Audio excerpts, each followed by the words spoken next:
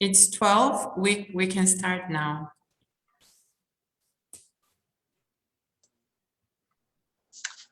Shall I begin, or is there an MC? No, begin, please. Okay, so good afternoon to everybody, or good morning, or good middle of the night, wherever you happen to be. I have the privilege and the honor on behalf of the CRRC Board of Trustees to welcome everybody to the 7th annual CRRC conference, taking stock of change, the South Caucasus after a turbulent year. The aim of the conference, as the previous CRRC conferences in previous years, is to emphasize the importance of evidence-based research and of knowledge sharing, and to encourage this. I think this past year in particular has demonstrated the importance of this, that we've seen the politicization, the manipulation of facts and science, the devaluation of truth in this time of plague and war. And this only emphasizes the importance of evidence-based research, of collaboration and cooperation, and especially in our already very complex region here in the South Caucasus. So that is the goal. I would quote the, as usual, muted words of CRRC-Georgia Director Koba Turmanidze, who said, "I'd be lying if I say that I see a lot of progress in this regard, but the goal is there stubbornly." I would also like to take this opportunity on behalf of the CRRC board to thank the organizers of this conference, and besides Koba in the Georgia office, also David Sichenava and Mariam Kopaladze, and also the work of Chinara Abbasova in the CRRC Azerbaijan office, and of Sona Balasanyan in the CRRC-Armenia office, for making all of this possible and for making all of this happen. I'd like to say as well, thanks to the Carnegie Corporation for providing funding for this conference, and also to take this opportunity to, again, on behalf of the CRRC board and on behalf of CRRC, I think as well, to mention and observe the passing of the longtime president of the Carnegie Corporation, Dr. Vartan Grigoryan, who passed away this April at the age of 87, and who had been the president of the Carnegie Corporation since 1997, 1997, I think, up until this year. And Dr. Grigoryan was instrumental in establishing the CRRC networks, and he actively supported the work of CRRC. And I think his life goals and accomplishments, both as a scholar and as a civil society activist, are reflected in the genuine contribution that the CRRC conferences make to social science and evidence-based research and knowledge in the South Caucasus, as well as to the spirit of cooperation in so doing.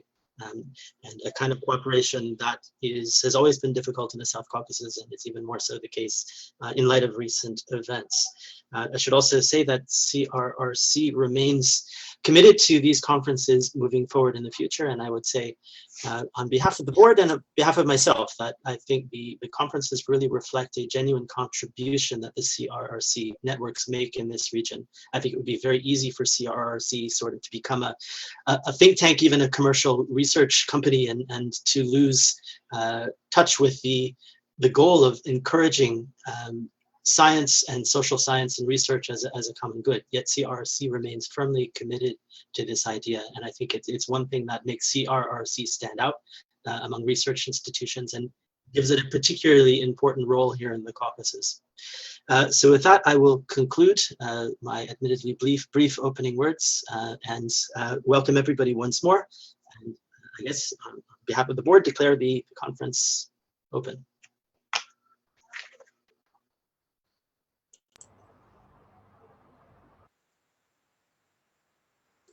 Koba, I think you're muted. Sorry. Thank you, team, for the introduction. I hope everyone hears me. We have to move right away to panel 1 because we have a lot of presentations and we don't have a lot of time. And as we know, we are doing too many of online meetings these days, and it becomes tiring if it is stretched too much. So right away to the panel 1, where we have 4 interesting presentations, and I'm especially delighted to mention that all of presenters, or at least most presenters, are my dear colleagues, and looking forward to their contributions. Just 2 words about procedures and timing. Because we have very little time, please observe the agenda timeline very precisely, and I will be timekeeper and I will remind you if you go over the time. Each presenter has 15 minutes, and let's agree on the rule that after every presentation is completed, then we will have question and answer session. So then you can address to any of the presenter or all presenters if you wish. But again, to save time, you can also post your questions to the chat function of Zoom, so that then I will read them out, and whoever the question is addressed to will go ahead and answer the question.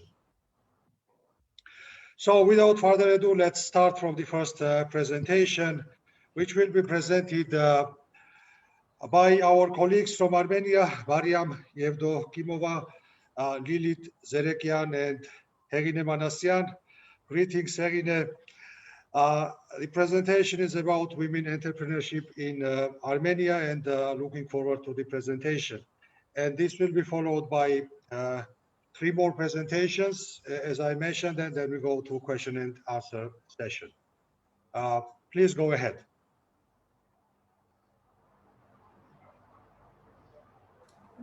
Hello, everyone. Thank you, Koba, for passing the microphone. I will share the presentation with you.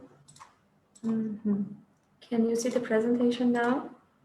Yes, I see it. So let's see if others also see. Okay, good morning, everyone. Thank you. I'm Mariam Yevdokimova from CRRC-Armenia, and today I will present the women entrepreneurship in Armenia. What challenges and opportunities do we have? We have on our team Heghine and Lilit from CRRC-Armenia. So let's start. As we can see, the women entrepreneurship, not only in Armenia, but all over the world, is one of the most important topics which affect on economic development of the country and helps to increase employment, create wealth and innovation. And now several steps conducted in different countries to boost entrepreneurship, and especially women entrepreneurship, to help them increase employment rate and engage in different economic activities.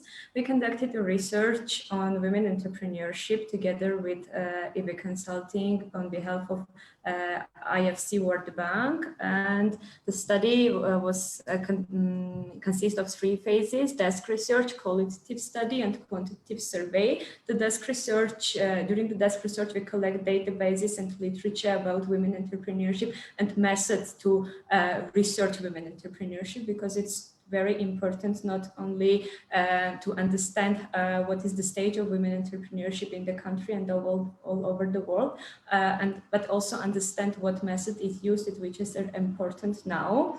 And also we created a network map of current opportunities of women entrepreneurship in Armenia and existing services. During the qualitative study, several focus groups and interviews were conducted with experts and also the women who run businesses to understand what is the motivation, challenges, and environment.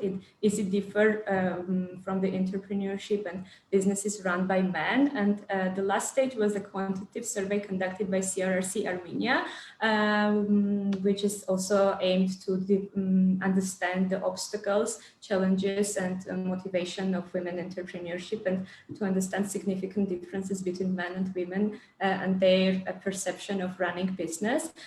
Totally 407 interviews with business representatives were conducted, but now I want to highlight what considered female-owned business. There are different approaches to female-owned business. However, we stick to following approach that the business is considered female-owned if it's managed by women, and if 50% or more owned by women, and top manager is female, as I mentioned. However, there are different approaches. You can consider if it's managed by women, so top manager is women, or it's owned by 50% and more by women. So regarding the quantitative study methodology, we did phone interviews due to COVID. It was conducted from June to August in 2020 by 11 individuals. The error margin of error is 3%, and we divided the enterprises by following categories of the size of the enterprise, from micro, small, medium, and large. At the end of the bottom of the presentation, you can see the thresholds. We used our own threshold. I will talk about that later, why we choose that one. We also took the sample from the taxpayers or from State Revenue Committee list. Starting from 2018, they have more than 0 tax, so they are acting now, not just listed in the taxpayers list. Also, we divided them by the area of running business, so it's Yerevan, so it's urban or rural. And the most important stage, how we consider it women-led or men-led.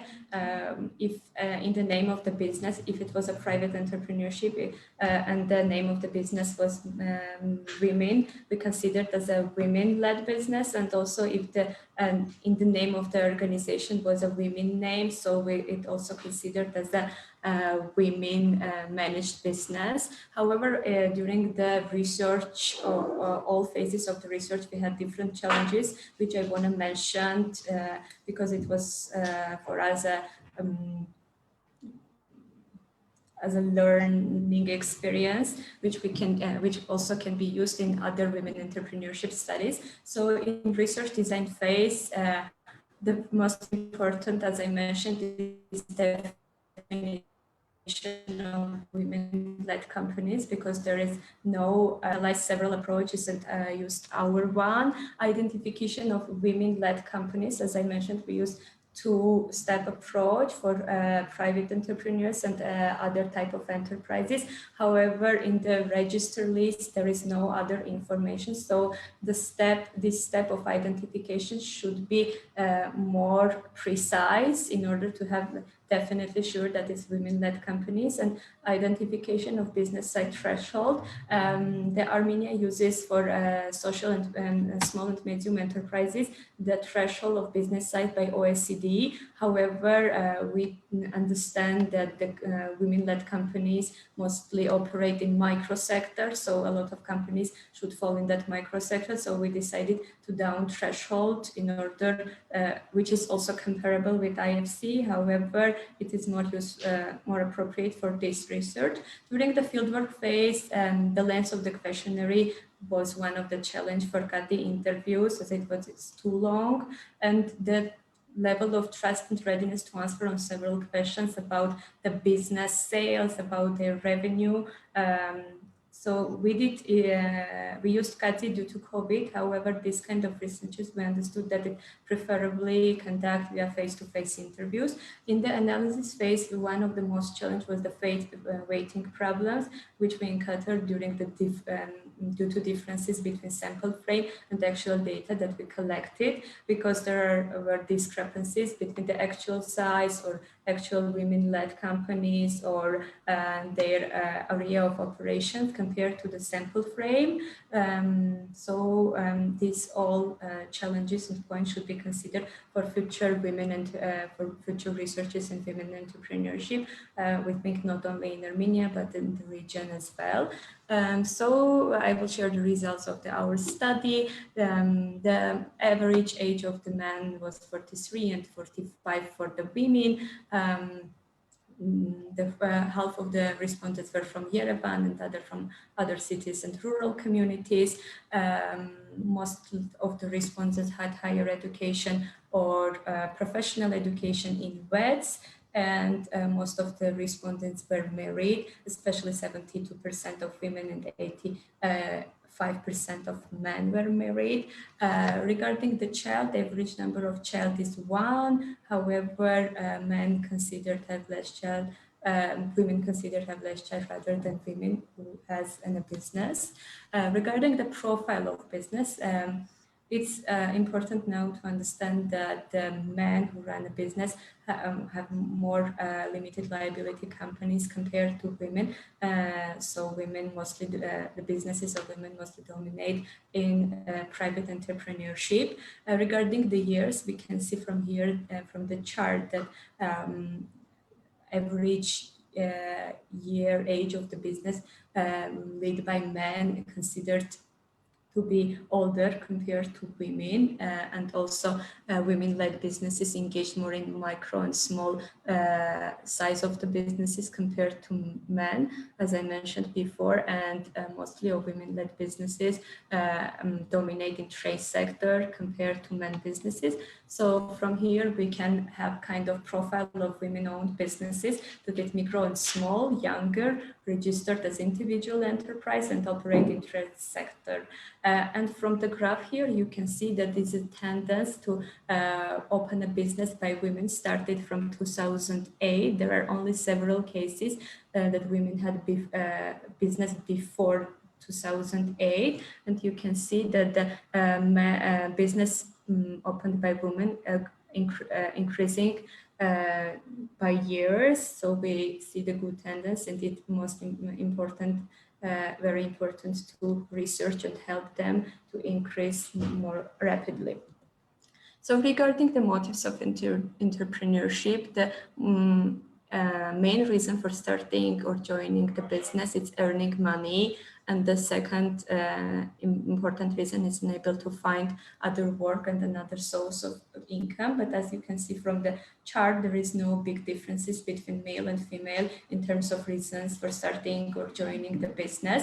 However, there are other motivations were identified from qualitative studies such as family-related motives. So they had businesses run by family and support both men and women to start business and continue their business.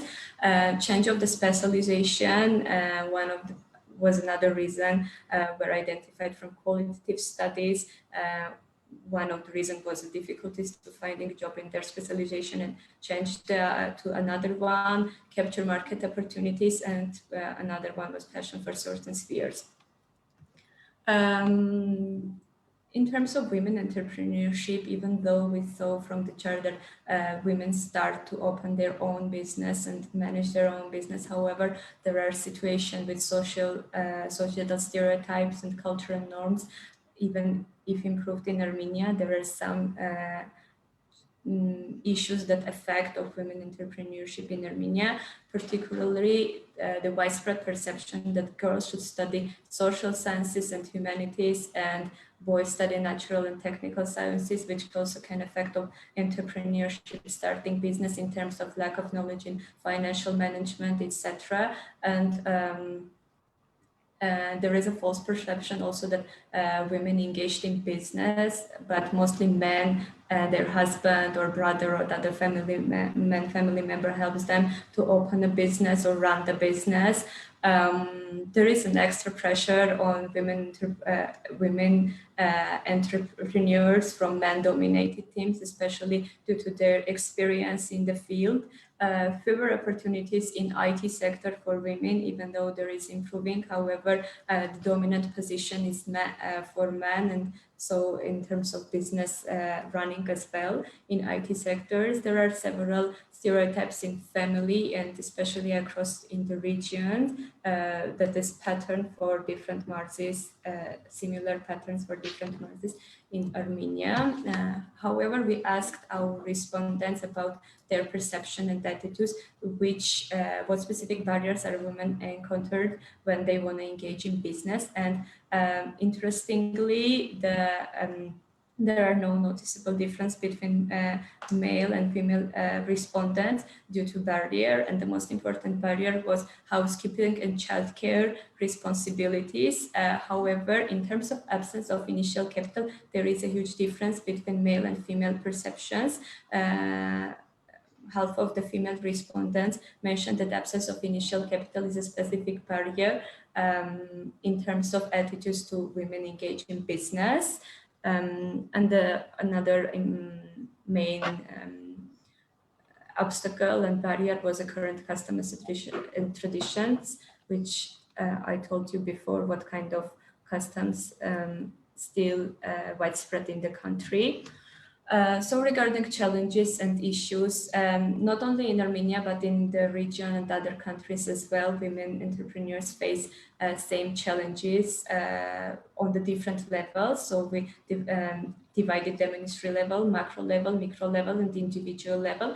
On macro level, the most important barriers are access to finance and access to market, also to country to be small. Some businesses can't go outside of the country and to sell and produce their services to the other market. On the micro level, it was a lack of marketing skills and qualified human resources to engage in the business. And individual level, it's lack of business knowledge and experience and the networks and mentors who can help them.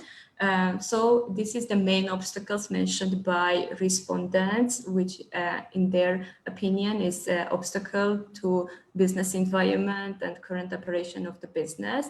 The most important obstacle is access to finance, then it's political instability and inadequately educated workforce, which we also saw on the different levels, how it goes into different levels. In terms of access to finance, we can see the problem of access to finance on different entrepreneurial, in different phases of entrepreneurial cycle, especially working capital for the launching the business and high interest rate from the bank for the loans and providing, ensuring operations of the business. In terms of gaps in access to market, it's the poor promotions and poor business skills, which is developing in Armenia due to different programs, which is helping not only women, but also men to develop the business skills and the entrepreneurial mindset. In terms of issues with marketing, it is sales channels, poor selling skills and marketing, and especially going regionally and not only regionally, but also going to the other markets such as US and Europe market. And as mentioned, the human resources, the quality human resources is a challenges, but especially in the several factors, in several spheres such as IT and in regions, in Marsis, especially Shirak, Lori, etc. As you can see from the chart here, there are several obstacles that have small differences by descriptive data mentioned by male and female, especially female mentioned less qualified workforce as a less obstacle compared to men, and the same with political instability. Political instability is considered as a much more important obstacle to male-owned business rather than female-owned businesses. In other obstacles, we can see it's kind of the same percentage by men and women. 1 minute, please, Mariam. Is it possible? Yes. Sure, thank you. Can I continue now?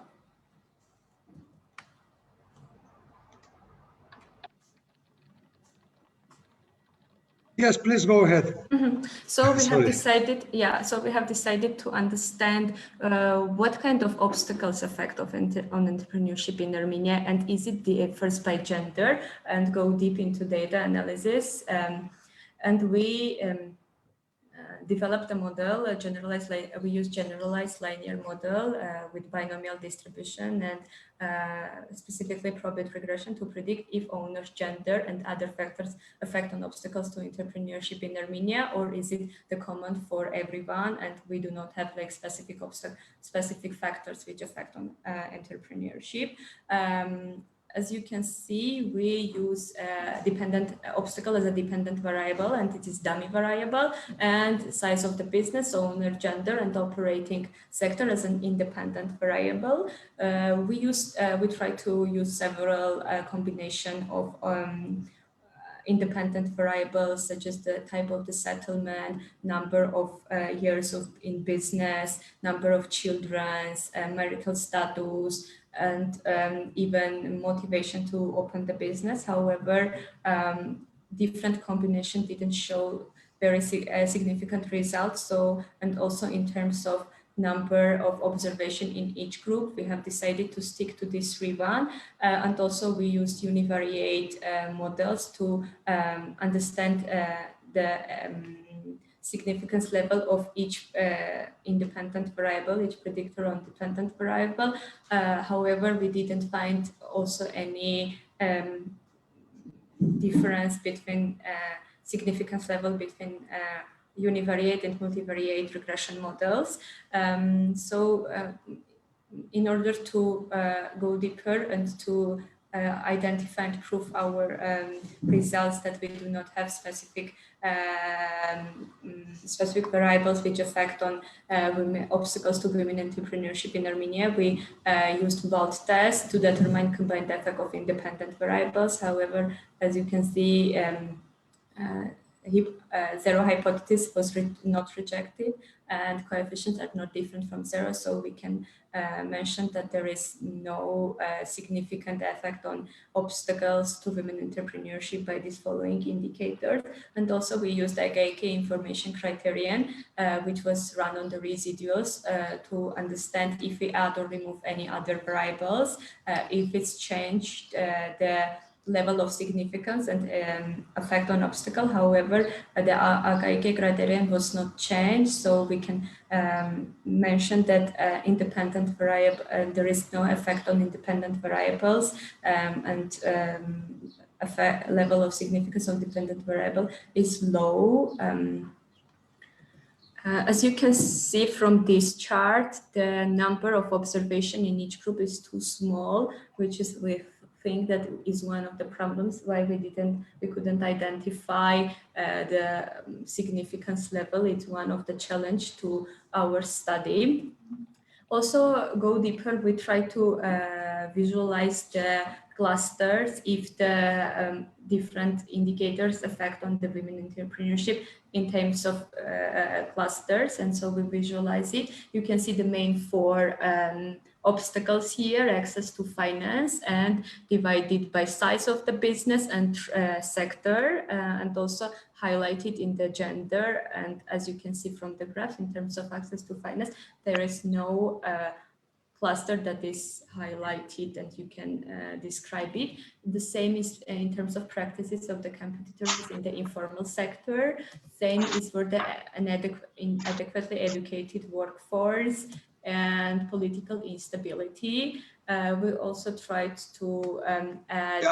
I apologize very much, Mariam. There's no more time, unfortunately. Could you wrap up in 30 minutes, 30 seconds? So yeah, okay. So our conclusion from our modeling, that is no evidence that owner gender effects on the obstacles is found. But however, according to the descriptive statistics, there are several main obstacles that affect on entrepreneurship in Armenia, despite being led by men and women. And we have following suggestions for further researches. So conduct research with men and women who have aspiration to start a business, because we have a hypothesis that there are more obstacles in phase of opening the business. It differs by gender, and to have bigger sample for the following researches, because we can have more observation in each group and it can help us to model the data. However, it is an assumption, and for the policy recommendation, we suggest to develop a filter and exact database where you can identify the women-owned businesses without guessing or calling back, and update information on the SME on businesses in Armenia, because sometimes you encounter a problem where the business is closed, however it is in the list and in the sample. So yes, thank you. Thank you. Thank you. Thank you. That was interesting, a little bit over the time, but we had a little bit time because of shorter introductory speeches. But please, for the next speakers, please stick to 15 minutes, because then we won't have time for question and answers and discussion, which is as important as presentations themselves.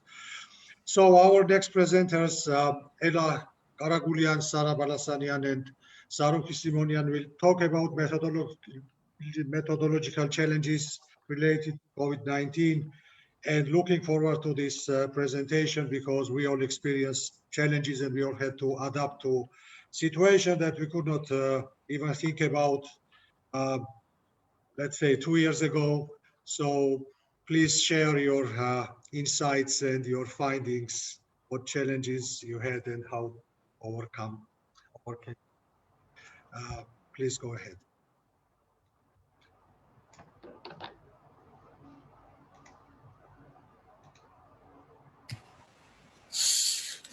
Hello. Hi, everyone. I'm welcoming all of the participants of the conference. It is such a pleasure to have the annual conference successfully implemented also this year. This is a great chance for CRRCs to share methodological challenges and thoughts that we had over the year, which we will be trying to briefly do with this presentation. Ella, will you be sharing the screen, please?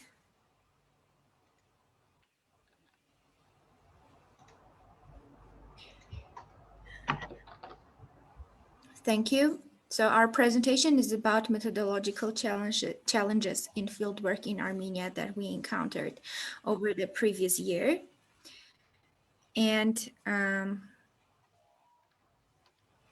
the outline of the presentation is as follows. I will be talking about the value for online research. Online focus group will be sharing our experience on online focus group discussion. And then we will be talking about computer-assisted telephone interviewing, computer-assisted web interviewing, the mixed mode that mixes these two, and computer-assisted personal interviewing that we still had the need for, and discussion on future research conduct in Armenia. So moving forward with the value for online research, I have to just state that discussions on online research have started in social sciences long before the pandemic and the COVID related issues. So after 2000s, the access to the internet and technologies of qualitative and technologies that populations had around the globe fostered provoked thought on online research. And the internet use and access to technologies has grown, allowing for conceptualization of online research methods. Just let's say if we refer to the stage publications on online research methods, it's not new. We came across various instances of online interviewing, online focus groups, and we knew that when doing online research, the ethics of research is changing. The challenges arise in terms of non-response and representativeness of the samples. So my message here with this slide is that after COVID, we definitely have to reevaluate what online research in social sciences entailed starting from 2000s. And clearly, of course, after the pandemic, there was an increase in the value of online research, and sometimes it is named as the value of a lower cost, faster to market data collection. But still, we all know that rigorous methodological studies investigating the diversity of findings versus traditional research methods is still limited. A new space for scholarly discussions arose after COVID-19. So our first reflection on the experience of ours in Armenia is that the pandemic, in line with pandemic, we also had safety issues. We had war and conflicts, and we had institutional and political instability. We had an economic crisis related to this political instability. And so basically it was a change which was complex. It wasn't only COVID problem, but it was complex: COVID, conflicts, instability. And this COVID clearly changed the research market. We had more shift from copy to Kati or web-based approaches, and this was because the donors requested this more. And donors requested more computer-assisted telephone interviews and focus group discussions online from us. Reflecting on our experience on online focus group discussions, main characteristics of using this method were that we used Zoom as an online platform. The recruitment of participants for focus group discussions became very, very complex. It is harder. We literally trained recruiters in Armenia who were not trained to recruit in this way, because it started from an online recruitment. We had to create Excel databases for the possible participants, and then identify who will be participating at the groups. We had to very carefully define selection criteria, whether people had internet skills, ability to connect from a more or less quiet place, whether they were willing to turn on their video cams, or whether they would be agreeing with the recording of and observation of the focus group discussions. Moderation of focus group discussions was clearly different. But it was manageable. It required a different type of moderator who would be more of an extrovert, who would try to cheer participants up as much as possible so that they do not slip in the discussions and that they are attentive to the focus group discussion rules. Observation of focus group discussions became easier with online focus groups because we could observe, many people could observe. The observer was not visible for the group, and basically if they had cameras off, this wouldn't affect the discussion process. Notes and exercises were different, taking notes and having exercises, but it was still important, and it was just a different exercise moving from offline to online mode. the tips that we identified for realizing online focus group discussions is that a well-designed recruitment form is one of the most important preconditions to use this method effectively. We need a well-maintained Excel database based on the recruitment form. Then we need to ask for people's preferences when recruiting. For example, what timing is most important would be most comfortable for them? Would they be willing to be recorded, to have their cams on, etc.? What days would be most preferable? And so when we ask their opinions and then sum up what they wanted and do the focus groups in accordance to their desires, we get a good group. And most important finding for us from our experience is that panels are working well. When you recruit a good group that is interested in the topic, you can re-invite them to discuss the same issue across time points. And this works very well because you achieve a very good group dynamics. People are willing to come to the discussions over time. And we had some lessons drawn in terms of incentives. Because we are saving transportation costs, we can somehow increase the incentive part for the participants. And this worked very well when we top up their telephone or made them pay or give a small amount, enabling them to pay for their utilities. This would increase the participation rate. This is basically it for the focus group discussions. We had a lot of more findings, but this is the major points from our experience. And Ella will move on with other methods implemented by us over the year. Thank you. Thank you, Sona. Now I'm going to talk about computer-assisted telephone interviewing. I'm sorry, Zaru, he is moving on. Sure. Just to remind you that you have 6, maximum 7 minutes. Thank you. Thank you. As Sona mentioned, now computer-assisted telephone interviewing method is one of the most demanded and popular research method among our donors.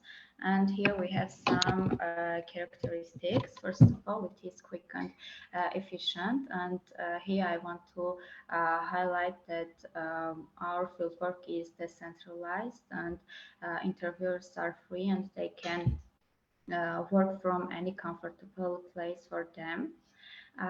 Next one is demographic distribution.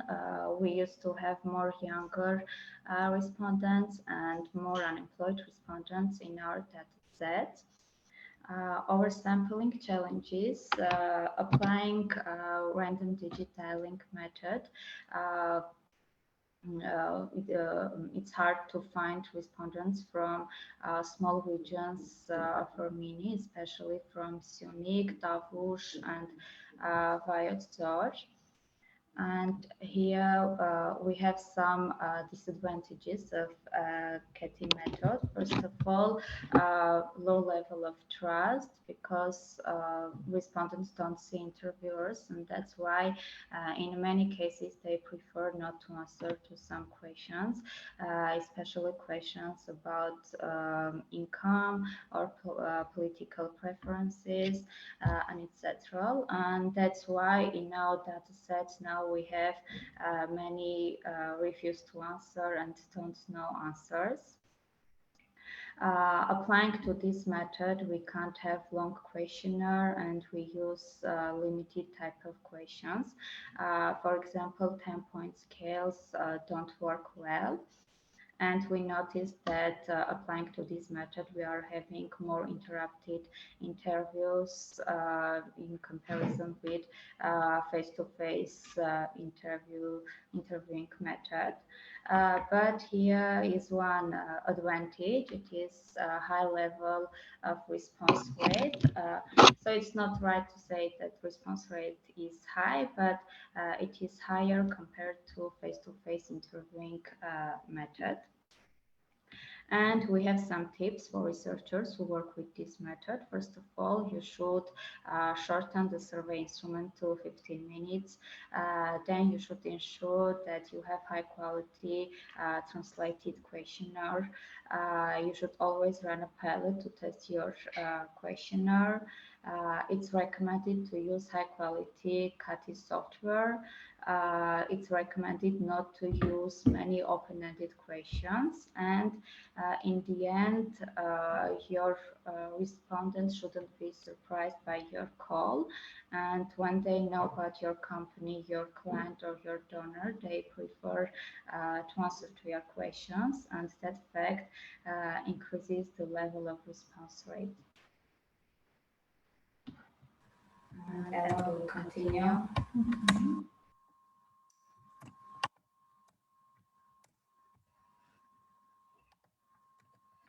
Thank you. I will take up from here. So in addition to the surveys we conduct using CATI, we also not introduced because we had also previous experience with web interviewing as well, but the usage enlarged a lot.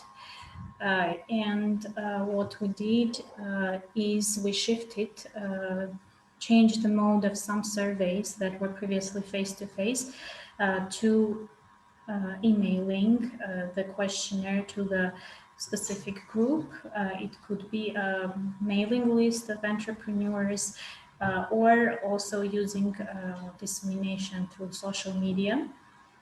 Here we have to take into account that the coverage is very limited. Those present in the social media are a very specific group of people that have access to internet, that have some digital basic skills. There can be a difference by education, and there is a great difference in age and gender when interviewing the general population. Through social media, we have more females and younger people, unlike with other methods.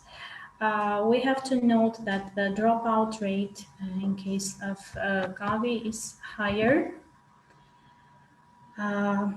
although the response rate can be high as well. But it also depends on various factors. So we have some outline some tips. So the survey topic is important. When the topic is very current, very actual, for instance, in the beginning of the pandemic, when we had a survey on COVID-19, it went very well.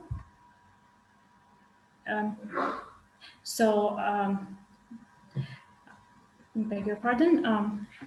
Okay, but with other surveys, we had some more trouble. So given the topic, with the same budget, with the same effort, we can have a very wide range of responses.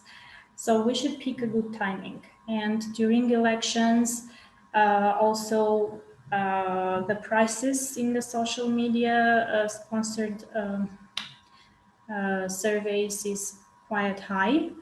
And when there is a political instability or security issue, the responses on any other topic than that of most interest are not accepted very well. So we have to have a very user-friendly software platform, because the one the research organizations can use from Gavi or Gati may not be very user-friendly to use for Gavi.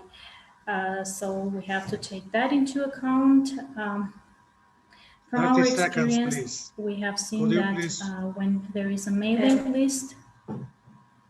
Could you please wrap up in 36 seconds or so? Because time is running faster than we think. Okay, thank you. So the general, we should, well, I lost track. From our experience, we saw that emailing works very well when we have personalized emails in case, unlike non-personalized general ones. And of course, in web interviewing, we have to avoid long questions, long grids, matrix questions, if there is a no to advance option, and panels again are working well, meaning that people, in case they filled your questionnaire previously, the odds of responding again are very high. We also use the combination of methods. So web interviewing combined with telephone interviewing, we did this for various purposes to increase the to decrease, first of all, the cost of the project, to reach specific target groups.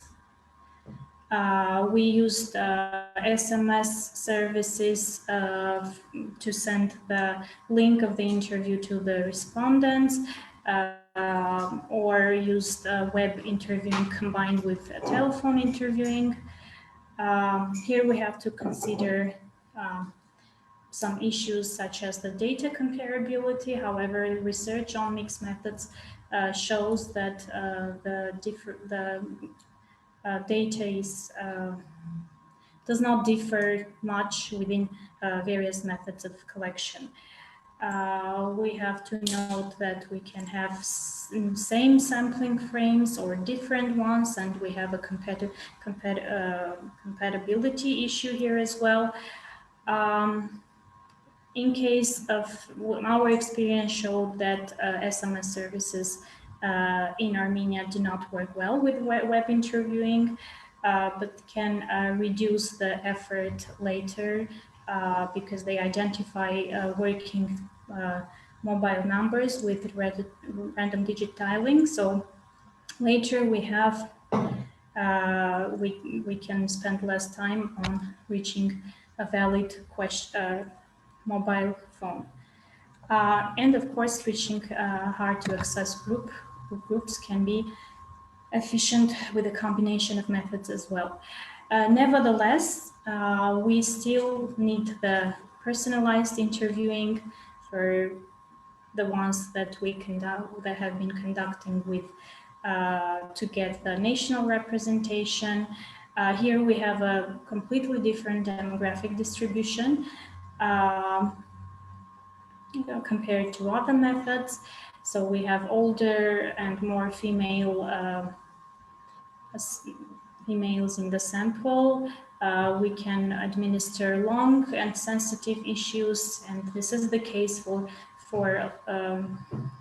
most of social research. We have been using to ease the process during the pandemic and other events that occurred during the last 1 year.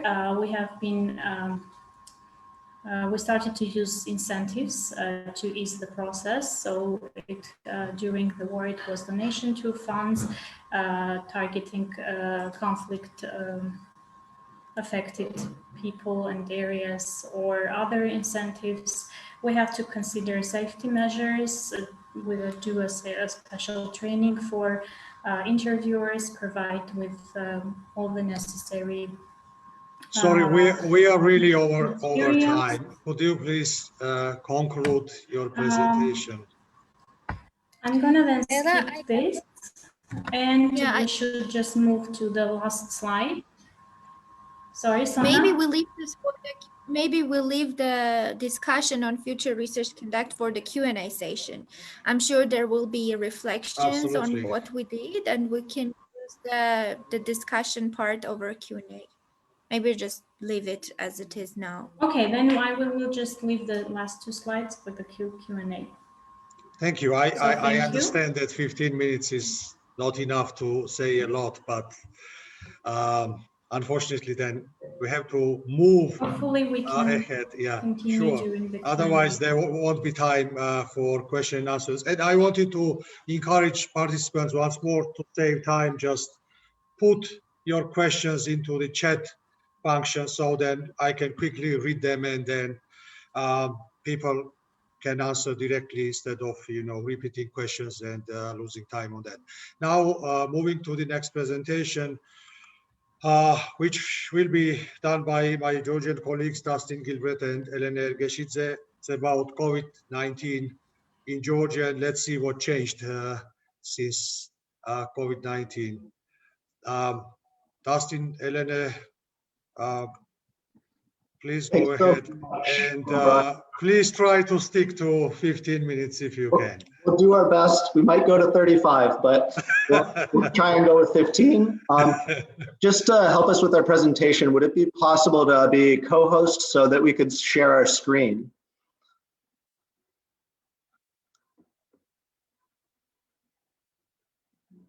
There we go. So again, thank you for that introduction, Koba. Today we're going to be talking about what getting COVID-19 actually changed for people. And so my name is Dustin, and I'm here with my colleague Elena to my right, who we did this research with. And so I'm just briefly going to go into a bit of background on the inspiration for the research questions which we had. From there, go into data and methods. Afterwards, we'll get into the findings. And after findings, we will just briefly sum up our conclusions. So when it comes to the question, what did COVID-19 change? It seems almost like a silly question because it's changed so much in all of our lives. And then when we look at surveys and attitudes and the economic situation, we also just see clear changes. So for example, in Georgia on the left-hand panel, what we have is change in trust between 2019 and 2020 on Caucasus barometer data in the institutions of the country. And we see there's a 20-point increase, for example, in the amount of trust in the executive government. Even banks and NGOs got rises in trust levels. There wasn't a single institution that didn't have a change in trust in Georgia. And so we see widespread societal attitudes change, and we also see widespread economic destruction throughout the world. There's no exception really here when it comes to Georgia. And so this chart on the right is also from Caucasus Barometer, the time series data for Georgia. And what it shows is that, so compared to 2019, only 9% of people reported someone in their household had lost a job. But then, so in 2020, 29% of people, nearly a third of the adult population reported that someone in their household had lost a job. So that's sort of, we know that the attitudes are changing. We know the economic situation is changing. But what we're asking more specifically is, does the experience of actually getting COVID or having someone close in the family get COVID-19 actually change your attitudes towards any of the major issues in the world? Similarly, what was the economic impact in Georgia of actually getting COVID-19 or having a family member get COVID-19? To explore these research questions, we're using two data sets. So the first is the World Bank High Frequency Phone Surveys, Georgia, Wave 1 and 2. For this, we're looking specifically research question-wise at the economic impacts. And this data set, the fieldwork was conducted in December 2020 and February 2021. The response rates were around 40%, and in total, we get a bit over 4,000 observations through pooling these two surveys together.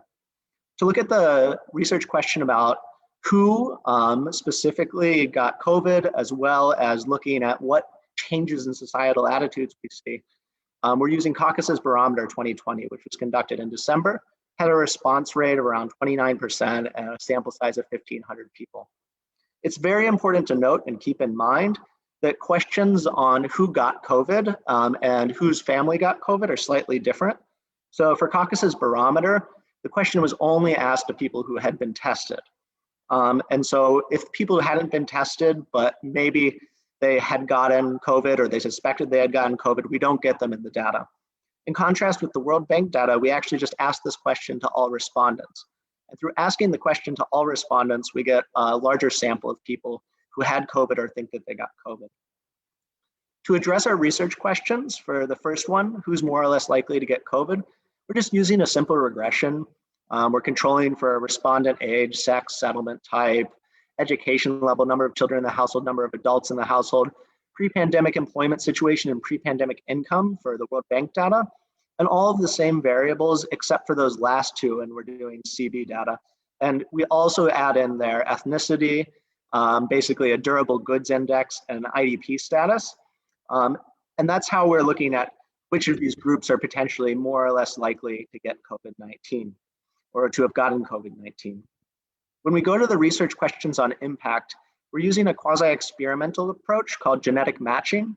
It's basically a form of multivariate matching with matching basically on all of the above noted regression variables, except for wealth in the case of Caucasus barometer. Estimation comes from regression. And in the case of the World Bank data, we actually have the possibility of looking at before and after and using a differences in differences estimator because we ask about income and we ask about employment before and after the pandemic. So without further ado on the methods, let's get into the findings. And the first response to that research question is who got COVID, or at least knew that they got COVID or had family that got COVID. So the data, it's pretty clear. People in basically urban areas in both data sets are significantly more likely to report that they had been tested and gotten COVID or had a family member who had. We also see in both data sets that people who are working were more likely to get COVID, which is quite intuitive in many respects. Working people more likely to be going out and about. We also saw this in wealthier households in the Caucasus barometer data, which coincides with that employment thing that I just mentioned. Aside from this, the Caucasus barometer data also suggests that ethnic Georgians were more likely to get COVID than ethnic minorities. And the World Bank data suggests that women were potentially more likely to get COVID-19. So that's the first research question. The next thing that we asked is, what changed in terms of attitudes? And to explore this, again, we're using matching, but the outcome variables that we're looking at are basically every single variable you can think of on Caucasus Barometer 2020. So we're looking at maybe 30 or 40 different outcome variables. And I've put this chart here because it's basically, it shows the kind of differences that we find.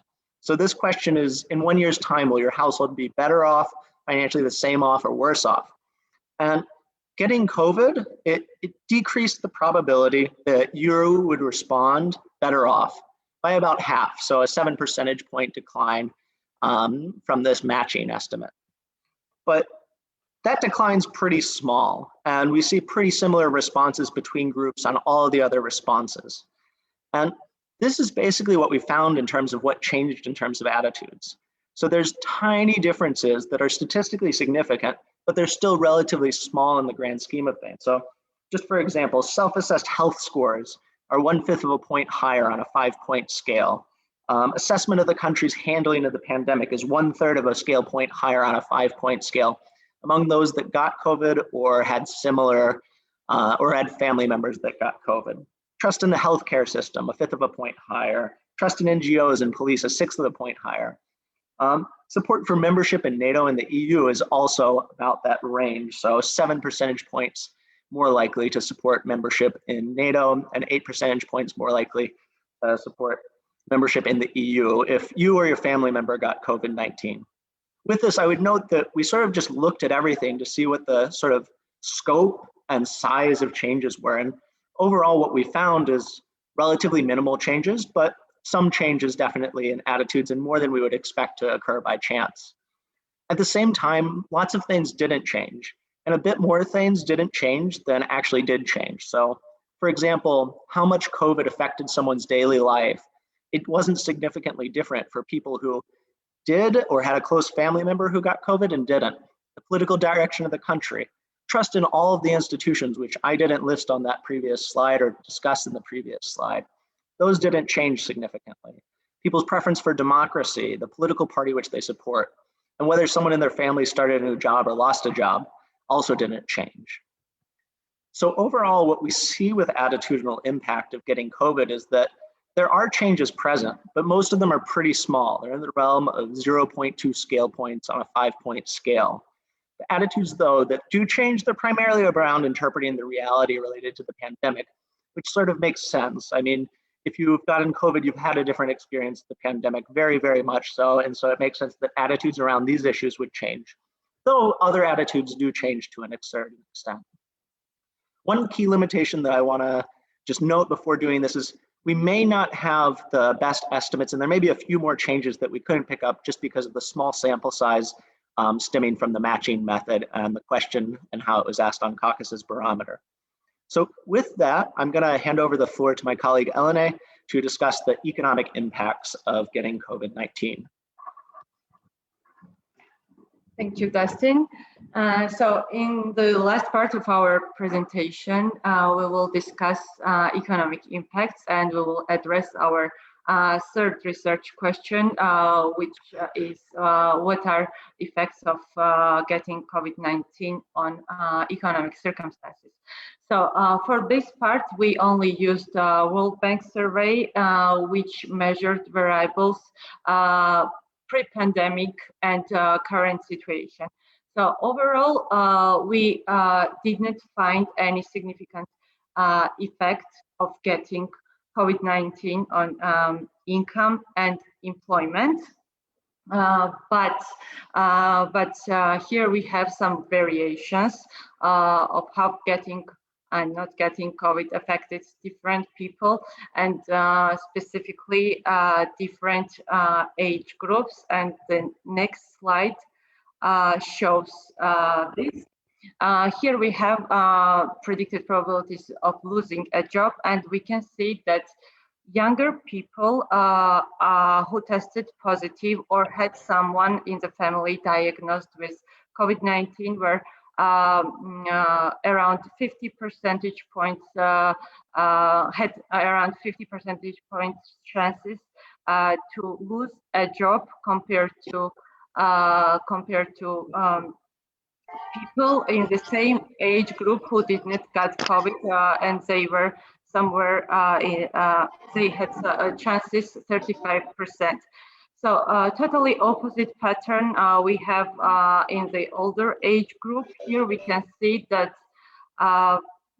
people who are older, who are 55 years or older and tested positive had 9 percentage points less chances to lose a job. One plausible explanation that we could think of is that younger people are much more likely to have to be temporarily employed than the older ones. And unsurprisingly, here we have also we looked at differences and changes in log income, and we can see here as well that people who are younger had larger decline in income, who got COVID or had someone in the family diagnosed with COVID. Their income changed much more than those who did not test positive on COVID. In other age groups, so in the middle age group, we do not have significant differences. And so for the older ones, people, so they lost less when they tested positive. I mean, overall, we can say that economic impact was little, but we can see some differences among age groups. And here we can see that basically this impact was harmed much more younger groups than older ones. So to sum up our presentation and move to the conclusions part, we can see that people who were employed and lived in urban areas and were relatively well off, they had more chances of getting COVID-19 than others, and changes in attitudes, as Dustin already discussed this part, were relatively small, but they were related more to the pandemic and to handling of pandemic. As for economic measures, we can see little overall effect, but we can see some variations in the by age groups. So we thought it was interesting to share these findings with you, but our work is still in progress, and probably we can find something more. So thank you for your time and attention. Thank you, Elena and Dustin. Great, thank you. You saved 4 minutes for question and answer session, and all this time will be spent to questions to you guys.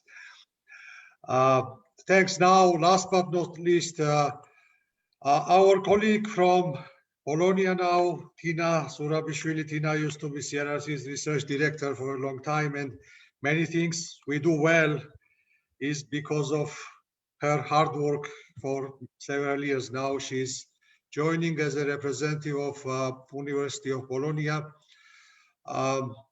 Great to see you, Tina, online so far, and over to you now.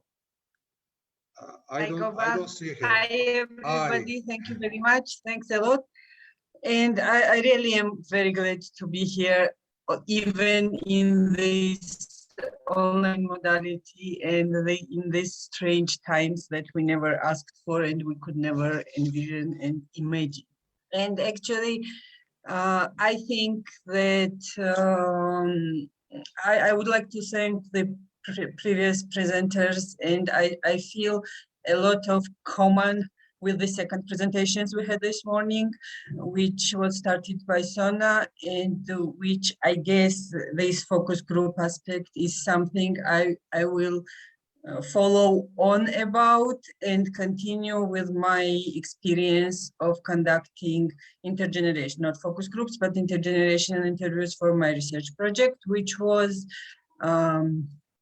is focused on experiences of transnational motherhood by labor migrants from Georgia to Italy and their children who were left behind in Georgia and who still live in Georgia. So the data in this case are intergenerational interviews with mothers who are in Italy and their children who are in Georgia, but a small trick here, but very important one, is that I refer to them as children and they were left behind as teenagers, but taking into account the fact that migration very often lasts much longer than hoped for and expected. By the time of the interviews, they were no longer children. None of them was under the age of 18.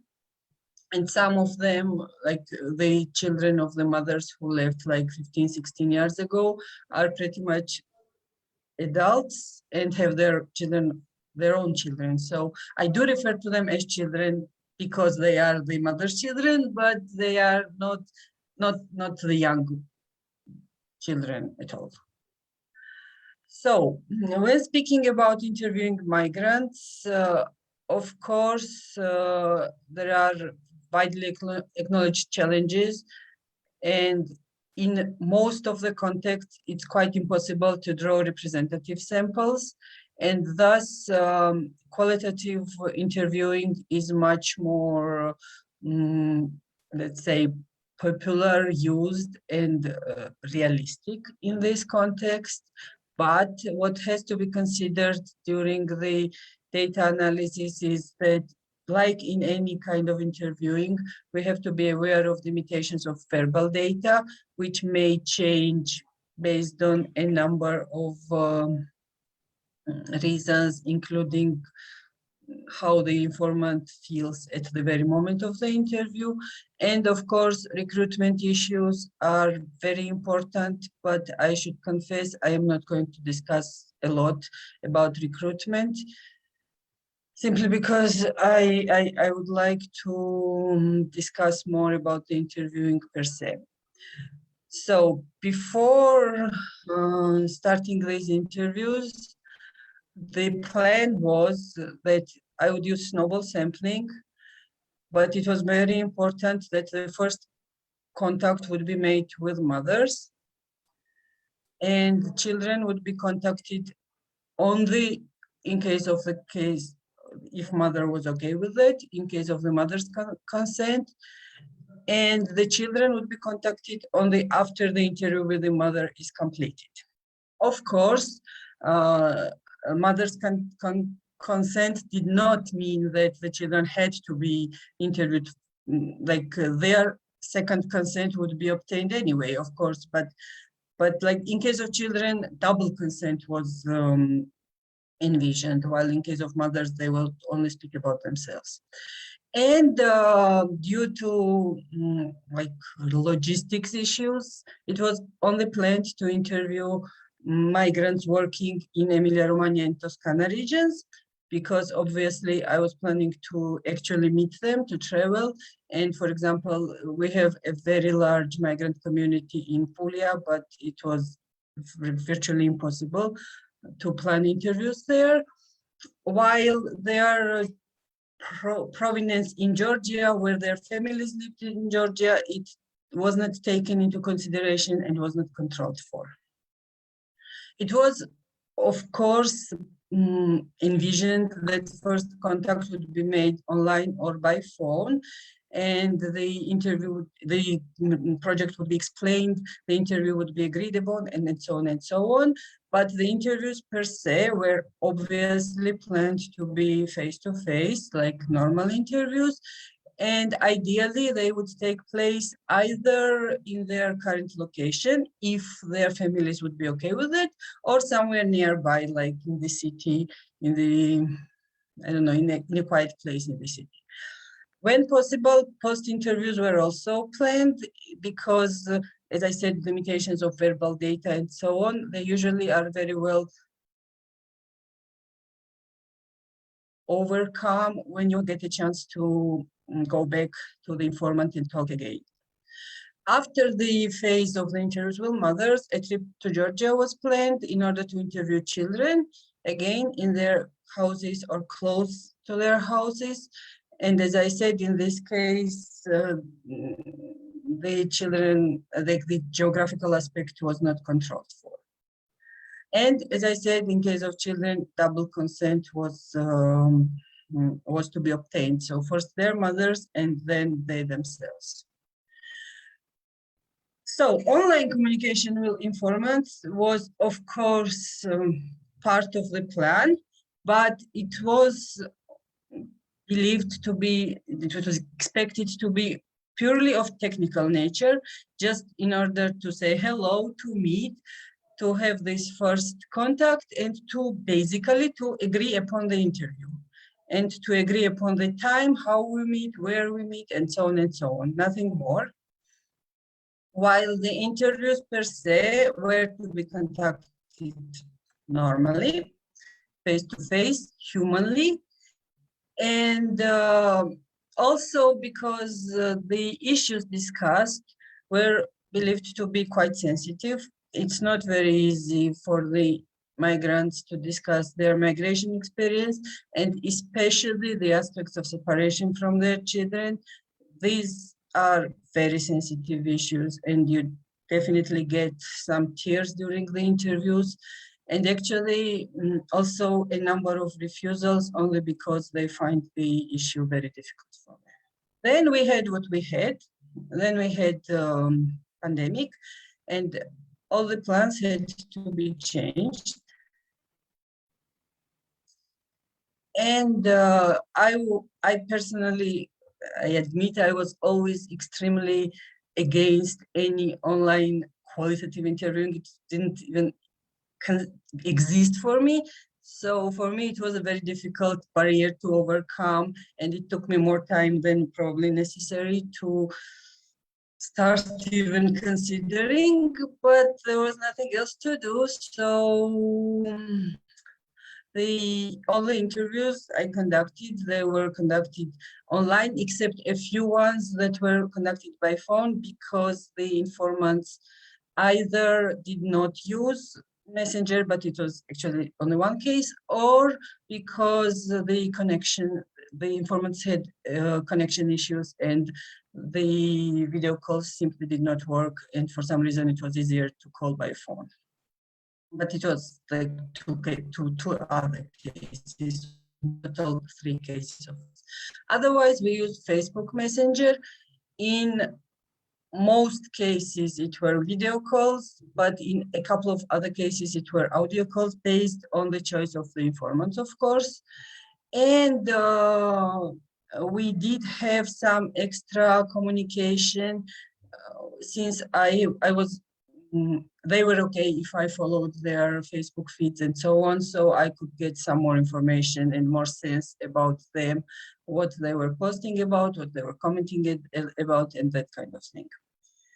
One thing that helped me a lot in this strange experience was that video calls are very often the most meaningful part of friends' lives, because this is what connects them with their families. This is what connects them with their children, and they are very much used to video calling. They have very good equipment. They even know how to pose, because this was a very important motive, that they are doing their best not to make their family members notice if they have any problems. So they are just very used to this type of communication. So they didn't feel any strangeness in this video interviewing. I guess I felt it more than they did. However, as I mentioned, in some cases, we did have some connectivity issues, because the internet connection in Italy is actually very bad. And we did have different kinds of distractions when we talk, but suddenly some messages arrive, suddenly some chats need some attention, and so on and so on. So we had some unexpected interruptions, which probably would have happened anyway during any kinds of interviews. We cannot exclude. So this happened, and it worked much better than I thought and I expected. And there are some interesting implications that I didn't think of before, but somehow even appreciated later, because from the point of view of logistics, it was actually easier to manage this process online, because the migrants have jobs which leave them very little freedom, actually. So it was much easier to wait for them online, because sometimes I would need to wait 3-4 evenings for them to go back to me and to actually conduct interview. And if I had to travel and arrive and wait for them, I don't know, it would end in a lost. I wouldn't be able to wait for 4 evenings in Reggio Emilia or somewhere else.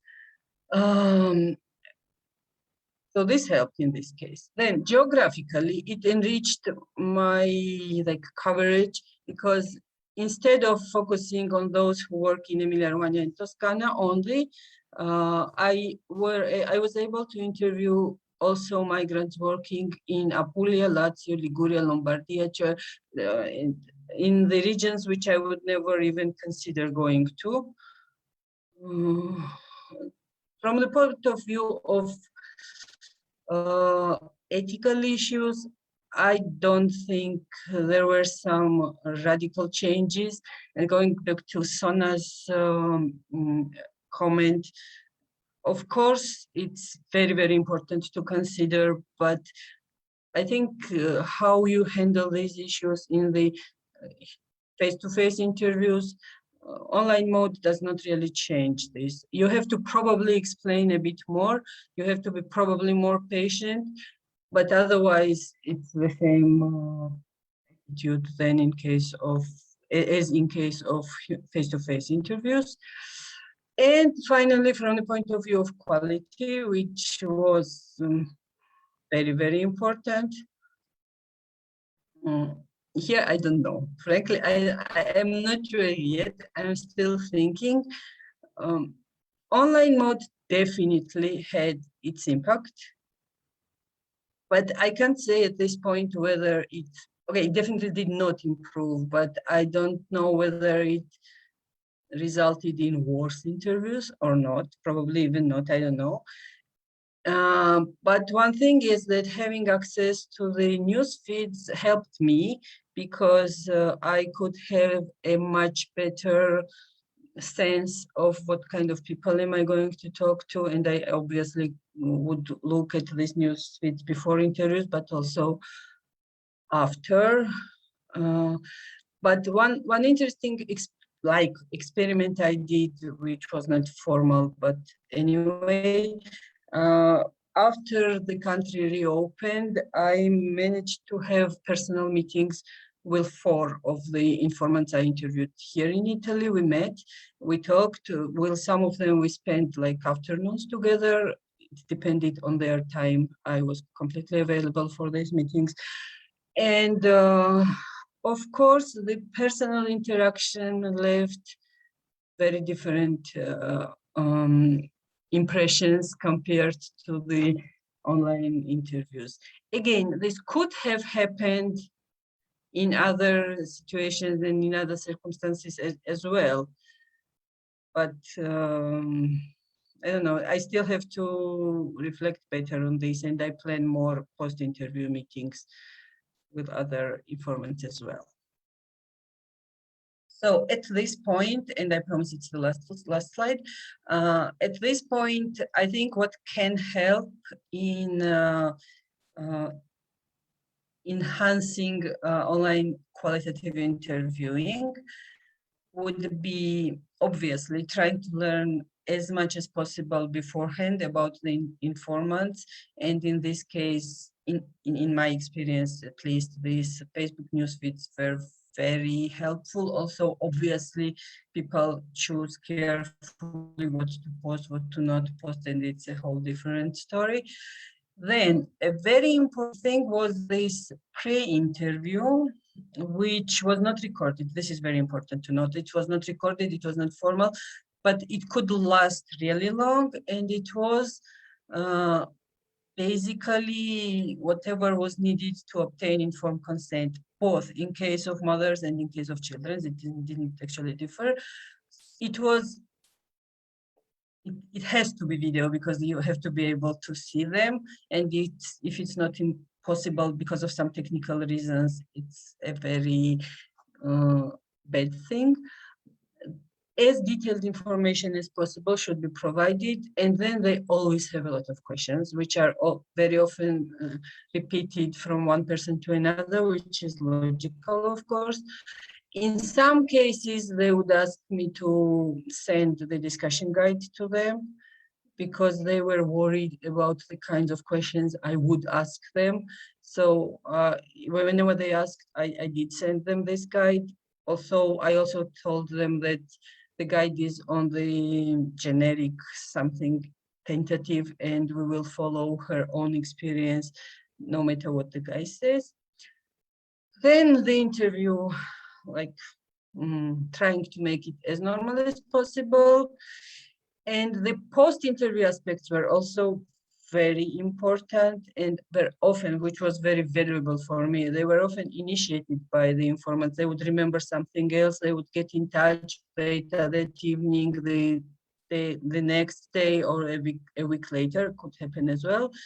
And this was either, again, another call or some chatting, but this information would be more, in a sense, more profound, more thought about, and very valuable, as I said. So this is so far my formula. Thank you very much. These are some things from the news feeds, anonymized, of course. This is what the migrants I interviewed, the kind of things they used to post, reflections on motherhood, reflections on their lives. And I guess I'm ready for questions if there are any. Thank you. Thank you, Tina. Thank you all presenters. We are done with presentations. We have about 7 to 10 minutes for question and answers. I don't see any question on the chat. Is there any question on the chat? I don't see. If there are questions, please go ahead and ask any of the presenters. Matso, how do I see if there are questions? There are a few comments that people made in the chat regarding the first presentation, and I can also read the question that comes from Facebook. We have a Facebook Live there. Oh, and sure. there was a comment by David Lee that EBA Youth was designed by interns provided by USAID-Georgia to the European Business Association based on an online survey conducted over Facebook. We would be happy to provide details to anyone interested. It's not a question, it's rather a comment. There were no questions per se, but maybe we can ask the audience to raise their hands and voice their questions if there are any questions. Dustin was also asked to put back the slide about who was more likely to get COVID. Dustin, you can do that before people ask their questions. Thank you.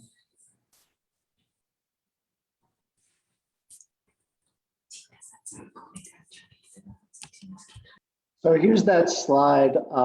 Basically, the key thing here, and I think the World Bank data is probably the better indicator for this one, is that people in urban areas are a bit more likely to get it. People who are working, people with higher education, which is a pretty good proxy for income levels in Georgia, and potentially women being slightly more likely to get it.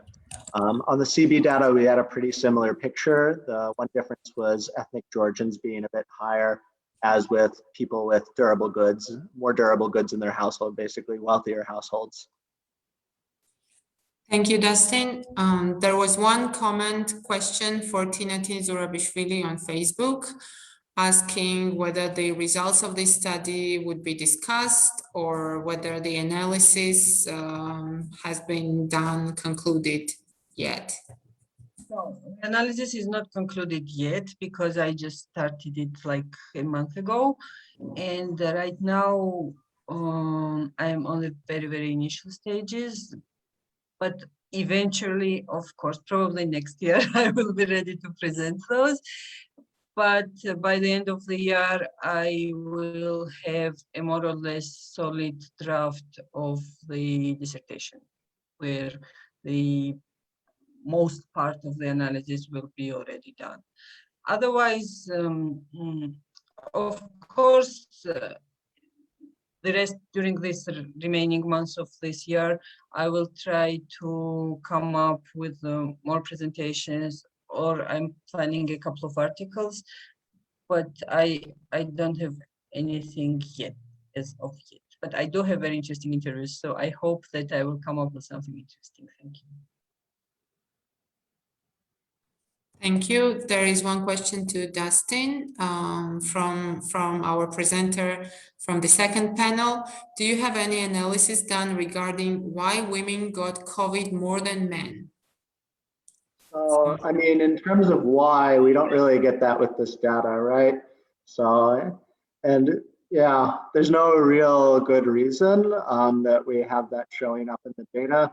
You can come up with a lot of different speculative responses, but I mean, it's a 4 percentage point difference. P-value is 0.09, and so it's a maybe even. So I wouldn't delve too much into that, but it's something that we're sort of more interested in actually with the economic outcomes, and that's part of sort of our future work there, because it seems like some things were a bit different for women and men in economic outcomes, but we want to do a bunch of robustness checks to actually make sure that we are seeing what we think we're seeing, which is sort of interesting. So future publications, future conferences, I guess. Thanks for the question, Yosef. Also, Tim, I just saw put a comment. So can you talk about why better off people were more likely to get COVID? So with that, the sort of key thing, oh, I'm not even turning on the camera, sorry. The key thing there is better off people here. So we're talking about durable goods, right? So whether someone owns a TV, a car, things like this. And to own a TV, a car, things like this, you have to be working basically or extremely wealthy. And so the reason why we sort of think that that's happening and why we get something similar with working and not working is basically that you end up with people who are moving around more likely to be exposed to it, more likely just to be out of the house if you're working.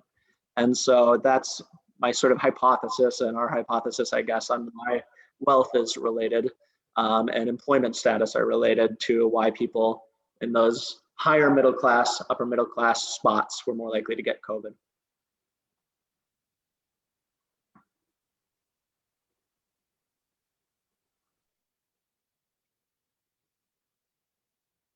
Any more questions? In writing or verbally?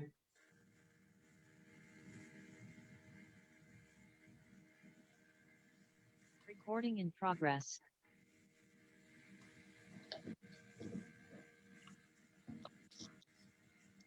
Okay, it looks like we finished this panel almost on time, only 3 minutes over the target. Now next moderator is already here, but we have about 15 minutes break. Hello, Levan. 15 minutes break. Hello, everyone. Hi. And we come back at 1:45, right? So when we come back, then Levan will moderate second panel, and we will have their 4 presentations again, followed by question and answer sessions. So thank you again. Thanks to all presenters. Thanks to all participants. Very sorry, Koba. Yes. There is a quick question in chat, again to Dustin. Dustin, do you have any research on attitudes towards vaccines? Yeah, we actually published a bit on this. And so I think the first important fact about Georgia that my colleague David Sichinava wrote about is Georgia basically has one of the lowest vaccine acceptance rates in the entire world.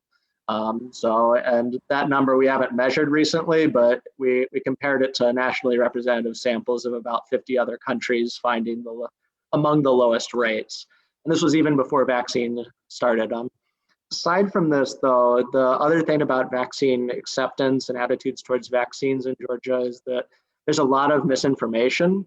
So, for instance, about 1 in 5 people in Georgia think that vaccines may cause autism. So between 1 in 6 and 1 in 5. And that's sort of our big sort of worry right now, where people are just really lots of disinformation about vaccines, and that disinformation doesn't necessarily cause problems inherently, right? There's always been disinformation, but this seems to be actually quite strongly associated with whether or not someone wants a vaccine. I can refer, so if you just shoot me an email, I can find an article that we wrote about a year ago on this specific issue that covers a lot of the misinformation aspects and vaccine acceptance, as well as some subsequent pieces that we've had. So I'll leave it at that. Sorry, I didn't want to leave the question unanswered, but don't want to ramble too much either. So, but. Well, if I may, for a comparison, we also measured the acceptance of vaccines by the population. So in Armenia, it was less than a little less than 70% not accepting the vaccine due to the lack of trust and not trusting and not thinking they need the vaccine. So, and only around 1 in 5 were definite that they will take the vaccine if it's available. Thank you. Anything else? Either questions or answers before we break for 10 minutes, I suppose.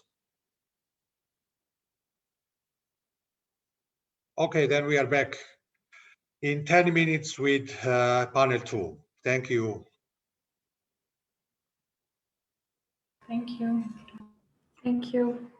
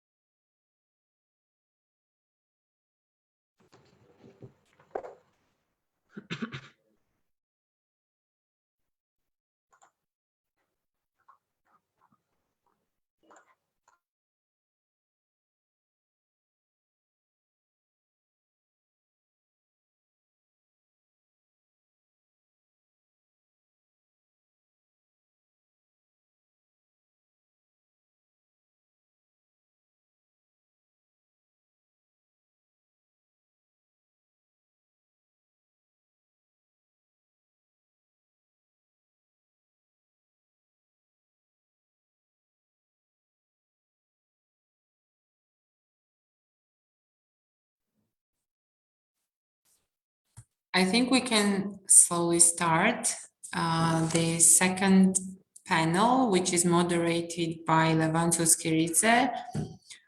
He has already joined the meeting, so Levan, please take the floor. The first several presenters are already have already joined us, so I think we can start.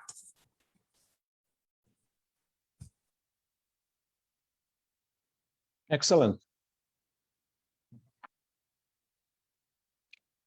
Well, hello, everybody. I'm very pleased to be here at this annual conference, and it's always a pleasure to be participating or moderating the sessions with a great audience and also really great speakers and very timely and relevant topics. And this one in particular, on the issues of politics in general and democratization in the South Caucasus. And the region was in a bit of a turmoil for quite a while for a number of factors. And different countries of the regions have been going in rather different directions now. In Georgia has been, in terms of democratization and political climate, we've seen a rather steep decline in the indicators for democracy and the political climate and political culture in general. And that decline has been continuing for a number of years already. A range of issues that have been perennially problematic for the country, including the judiciary, and very interesting that we'll be speaking about that as well, the courts, etc., but also the political crisis which ensued after the elections and the reform package, which is yet to be implemented. And there are many question marks already now about the willingness of Georgian leadership to stay true to the spirit of the agreement. In Armenia, we saw a rather different picture, an upside, an upsurge of democratic enthusiasm after the changes that brought new government power, but then, of course, a war over Nagorno-Karabakh and many issues and many questions as to the future direction of Armenia, its commitment to democracy. At least in Georgia, there have been many discussions whether Armenia would be able to keep true to its democratic choice and to carry on the very different reforms that is there. Then, of course, we have COVID in the entire region, and it created a set of new challenges and a set of new problems for democracy and politics as well. On the one hand, of course, there were objective limitations imposed by emergency laws and restrictions of public gatherings, etc., etc. But we also saw signs of abusing public considerations for the benefit of maintaining and strengthening a grip of power. And that was also evident in this region. So a very interesting factor politically speaking. Well, of course, the role of external players, Russia, who's been a traditional actor in the region, malign for the most part, but has been here traditionally, a security actor, an economic actor, a political actor, an increasingly active China, at least financially and economically, with its new interesting and rather ambitious infrastructure projects, and a very assertive Turkey as well, whose role has been very prominent in the recent war in Karabakh. And the EU, also the traditional actor in the region, which played a very important role in Georgia by mediating the conflict resolution process, again, as a result of opposition boycott, which started after their refusal to accept the outcome of parliamentary elections last year. So a complex picture in already complex region, and very timely to take stock of these developments here. So not to take too much time, then I will move on to our first speaker, Mr. Soso Zamukashvili from Council of Europe. And he'll be speaking about Georgia's democracy in decline and the role or the lack of the EU in its assertion of democratizing influence. Mr. Zamukashvili, pleasure to have you here. All the speakers have 15 minutes, and I will, with your permission, remind you if you pass that limit, but the floor is yours for now. Thank you. Thank you for giving me the floor. I will just share the slides.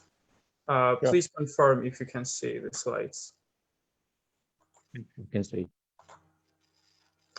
So, as you mentioned, my topic is related to Georgian democracy decline, and I'm looking at this topic from the lack of EU democratizing influence. And without further ado, I will move to the content. So, in the beginning of the presentation, I will definitely introduce the topic, I mean, a bit more in depth. Then I will move to theoretical framework and concepts which I apply to the research. Then I will move on to discussing the analytical framework and methodology. And in the end, I will sum up the research in concise manner. And then I will draw the conclusions. So as you see here, the main problem of my research is that since the 2012 democratic elections in Georgia, which was one of the first, let's say, parliamentary democratic elections in the country, Georgian Dream came to power, and they started to pursue some reform package in contrast of the previous Saakashvili government, which was deemed authoritarian. And at the same time, there were talks with the European Union on association agreement, which is one of the most important, let's say, asset or incentive from the European Union. And thus, during this period, Georgia concluded the association agreement. It also, which also included DCFTA and visa liberalization for Georgian citizens to travel to the Schengen area countries. For the Georgian Dream Party, association with the European Union was very important due to two main factors. There are other factors as well, always, but I will mention only two factors. The first of all would be the 2008 war, which made Georgian elites as well as the society look to the West, to Euro-Atlantic integration. And secondly, the high public support in society towards Euro-Atlantic integration would help the Georgian Dream Party to gain more legitimation, especially vis-a-vis the previous authoritarian government, which was highly criticized and is being criticized at the moment as well. As we see on the diagram, Georgia experienced a positive trajectory of democracy till 2017, but suddenly from 2017, it started to decline. So this is the main problem, what I'm looking at in my research, but I have a specific, very narrowed down perspective from this, which is Europeanization, yes.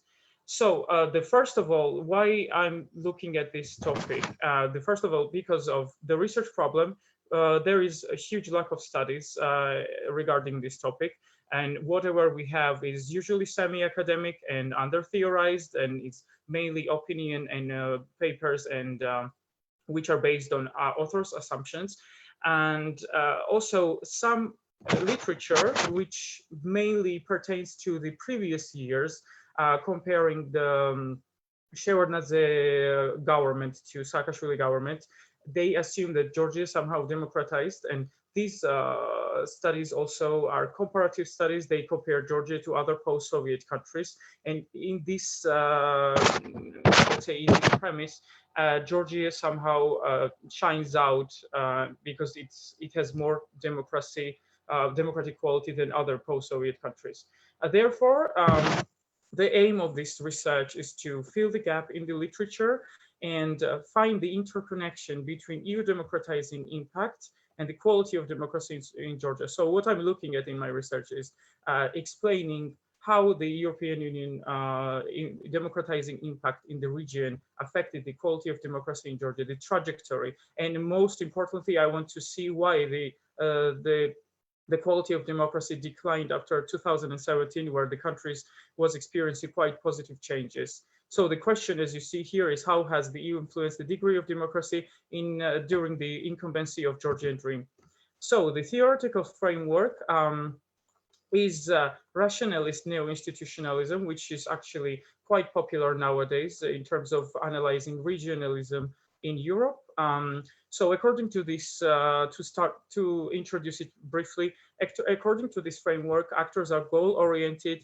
An external game form, which is institutions, and in this case, European Union, impacts domestic elite strategies to democratize or to remain authoritarian, basically to make institutional reforms in the country or not. These actors, such as Georgian Dream, have set of choices, and foreign influence, democratizing influence, or authoritarian influence as well, impacts these actors and their decisions. So therefore, democratic change is driven by external democracy reinforcing influences, which is the EU, and the EU is the major driving force of democratization in the Europeanization literature on Europeanization, and therefore I took this factor as the main factor to look at the topic from this perspective. And as you see, it's highlighted on my diagram. European Union has its own democratizing influence on certain countries, including Georgia and its incumbents. Yes. So as for the concepts I'm also employing in the research are competitive authoritarianism. This is to describe basically the regime in Georgia. Competitive authoritarianism is met usually in the countries which are economically and military, in terms of military, quite weak and very dependent on their big neighbors or regional actors. And in these countries, competition exists, but it's quite unfair. As you see on the diagram, and which is also evident in Georgia, in the case of Georgia, democratic institutions exist, but they are not systematically respected as in democracies. And the competition exists, but it's usually tilted towards the incumbent, as in the case of Georgia as well. So competitive authoritarianism is something like a hybrid regime, but it also explains why these regimes are quite fragile and why they moved from authoritarianism to democratic regime. So the second explaining concepts, let's say, are linkage and leverage. I'm employing these to analyze European Union's influence. So I'm dividing this into two concepts. I'm looking at leverage and linkage. In my research, leverage is something, a tangible influence which the institutions or organizations or regional actors impose on some countries to achieve institutional changes there. And linkage in this case is just ties between two actors, and both of these concepts are very important to analyze the influence, and they have to be present for democratizing influence to take place, let's say. And as you see on the diagram again, democratizing impact is linkage and leverage can be incentives and conditionality. Incentives are some positive opportunities for these countries, and conditionality is some rules or conditions which these governments have to follow to obtain some incentives. But also conditionality can be a coercive measure, but I'm not looking at that because European Union has never used coercion toward Georgia or any country, I guess. Then comes linkage, and which are political, economic, and two actors. And as you see, I have two hypotheses here. The first one is the stronger EU democratizing influence, the higher possibility of democratization in Georgia. The weaker EU democratizing influence, the higher possibility of democratic backsliding in Georgia. As for the analytical framework, I will try to be quite concise here. My case is definitely a single case study. It's factor oriented because it looks at contextual conditions that can be applicable to a phenomenon in question. And I'm looking at the interconnection between EU democratizing influence and democratization in Georgia. As you see, independent variable is EU democratizing influence, and dependent variable is the quality of democracy in Georgia. And the time frame is from 2012 to 2020, during the period when Georgian Dream came to power with a democratic agenda and pursued the path of European integration. And also when Georgia became the frontrunner of the EAP initiative. The methodology, for degree of democracy, I look at several indices. The one I'm using here is the Economist Intelligence Unit because it follows the same methodology, so it was quite easy for me to look at that. For linkages, I import the data from EAP index. It was also possible to do it, but from time problems, I prefer to bring it here because also this project research is undergoing at the moment because I'm conducting it for the OSCE or their summer school. And as for the leverage, I do process tracing here. I'm using secondary sources, mainly newspapers and some journals, as well as international reports of OSCE, as well as EAP Index and Freedom House. And to start the research, to start discussing the research results, first of all, we have to look at the EU linkage to Georgia, which is, let's say, a very important aspect for influencing democracies or any regimes around the world for the EU or other countries or institutions. We have to have some degree of linkage. It could be dense, and according to EAP index, the EU linkage toward Georgia was always quite high, and Georgia was front runner since 2012, along with Moldova and Ukraine. And as you see, it also showed a increasing trend. As for leverages, this is a small summary, a short summary of my process tracing. The first period I call it no return Europeanization between 2012 and 2017, where European Union had employed incentives towards Georgia as well as other EAP countries. So as you see here, since 2012 to 2017, Georgia had to make quite a lot of reforms to start with. To make parliament more pluralistic, to do reforms in labor code and justice sector, as well as to achieve DCFTA requirements. It had to pursue some market economy reforms. And we see that the general trend here, not to go into in depth here, the general trend is that Georgia democratized during this period, showed a democratic positive trend. But however, after obtaining the visa liberalization in 2017, Georgian reforms stalled somehow, and the country experienced a negative the regime trajectory, and as we see, it started to backslide. Institutional changes stalled, and we saw the abolishment of ministries, certain ministries, and there was no consultation with civil society. The informal influence changes in prime ministers every 1 or 2 years. We see that in 2019, when Gavrilov visited Georgia, there was crackdown on protests, and last year we had free elections, but with a lot of irregularities, and it was quite controversial, the results, and criticized from international arena as well as from domestic actors. And we have seen also the surging political prisoners, and then it turned into a political crisis and international critique. So as you see here shortly, when Georgia had access to EU incentives, it had to pursue democratic reforms. But when these incentives, so-called carrots, stopped, the reform stalled, and we have seen at the end of the day the political crisis as a consequence. So here are my conclusions to sum up the whole research.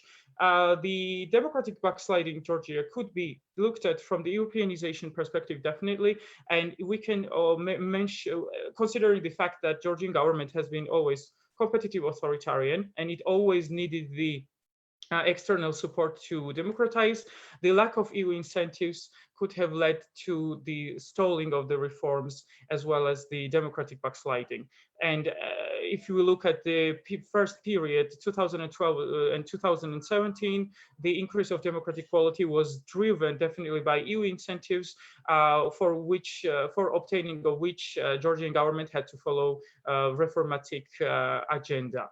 So my hypothesis could be said to be proven. So the stronger EU democratizing influence, the higher possibility of democratization in Georgia and vice versa. And there could be some study limitations and further research, definitely. The time frame could be extended. The Georgian government, Georgian Dream Party could be compared to the Saakashvili administration and also Shevardnadze administration, probably.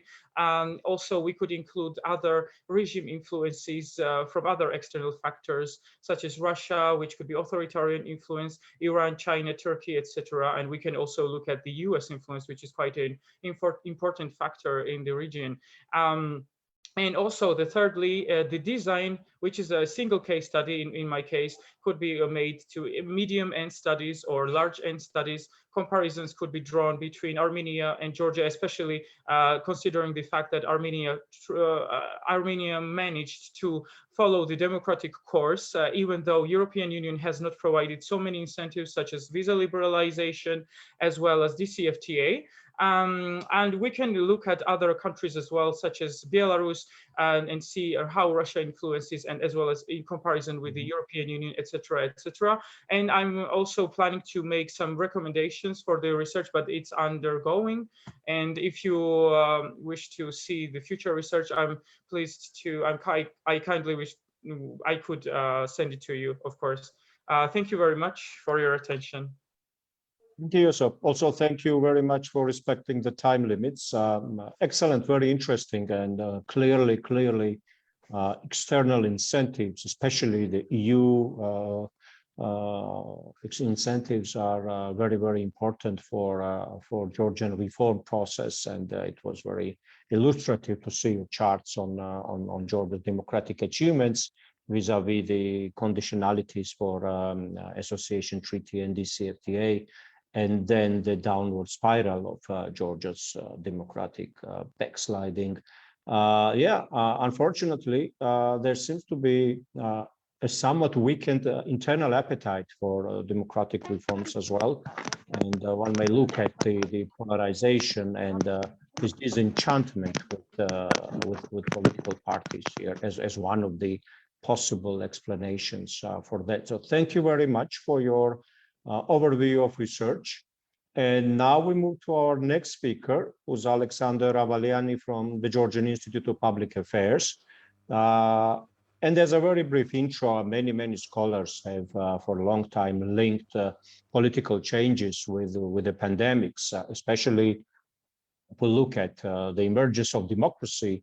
There has been some linkage explored between the outcomes of pandemics in Western Europe and the emergence of strong democratic institutions there compared to Eastern Europe, and non-emergence of democratic traditions in Russia and the Middle East. So clearly public health, pandemics, health conditions have relevance on how political systems evolve.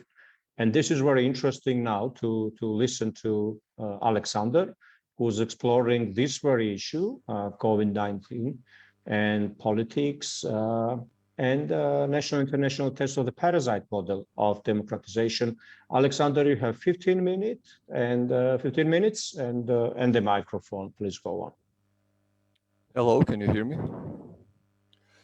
Thank you for inviting me. Well, I'll have to point out that I'm a social psychologist, so I'm more competent in psychology than politics. So as you said, I'll share my presentation. Can you see it? Yes. So my research is about interaction between the COVID-19 pandemic and democracy. So mainly I will be discussing this issue in terms of Parasite stress model of democratization. Now let's briefly overview some of these variables which are in play. First of all, the forms of government obviously can be characterized on the dimension of authoritarianism and democracy. And some of the main characteristics of authoritarian regimes in opposition to democratic are the vertical distribution of power, where the few have more power than most, intolerance towards dissent, stronger attitudes toward traditions, authorities, and some point out that authoritarian regimes may be better for coping crisis, and democracy, vice versa, in times of peaceful progress. There may be many causes influencing the form of government. Will it be more democratic or authoritarian? There are some economical factors, ecological variables, also a diffusion effect. And one of them is influence of pathogens. The microorganisms which cause diseases.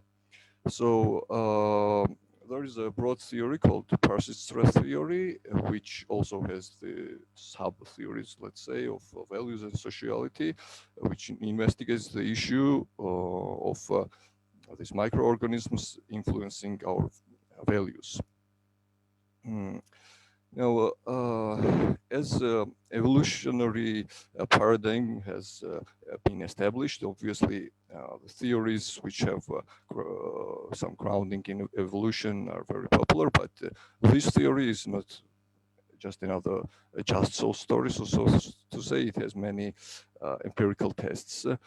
And so parasites obviously have been the number one cause of death, thus the most important variable in evolution. As it was the number one cause of death, we obviously had to defend against them. Thus, we evolved two types of immunity: a classic immune system, cell-based system, which is mostly popular, and behavioral immune system, which involves feelings, for example, disgust, mostly disgust, and cognitional aspects also. Those behavioral immune system mechanisms can cause things like philpatry, xenophobia, neophobia, and ethnocentrism, because they operate in terms of like defending us from infections, thus defending us in many cases from different groups. In this case, because of that, infectious diseases may cause authoritarianism.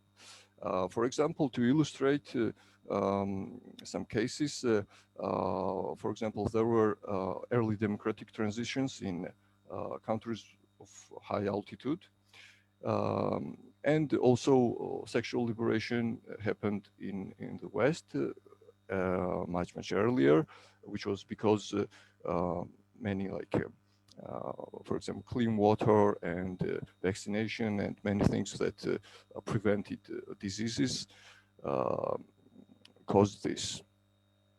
I will just briefly say a few words about some let's say, groundbreaking studies within this theory. So one was that linked parasite prevalence within countries to authoritarianism, and the correlation was between average to high. And this included also gender equality, individualism, and Gini coefficient. And the second study answered some of the critiques of the previous study, which were that it didn't include control for colonization, because some of the countries just acquired values from the countries which colonized them. So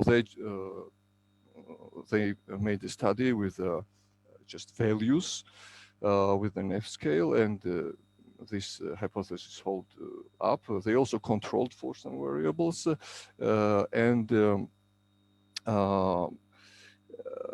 second critique they answered was that they controlled for some other, let's say, bad things happening, like famine, malnutrition, and warfare, which didn't affect this democracy. Well, mechanisms of this authoritarianism being caused by infectious diseases is mostly, as I said, discussed, which is a very broad and diffuse effect, which causes many things and encompasses many things. Also, we have to take into consideration that the things that the modules, the evolutionary modules, which were in place in the evolutionary past to do some things like get rid of infections, nowadays have expanded their triggers to be triggered on many things which are not related to the original cause. Nowadays, the triggers include ideas, for example, like different ideas about, as we said, gender roles or sexuality or things like that. There are many interesting researches about this, but I'll get back to this if we have time. So there's also a reverse reasoning, if I may say so, that, as I said, it may be said that authoritarian regimes should crisis more. So they may play a role in preventing diseases. Thus, democracy may suit spread of disease.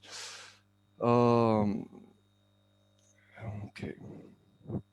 So the main hypothesis of my study was obviously to investigate whether pathogens cause authoritarianism or not. And in this case, we investigate the case of COVID-19.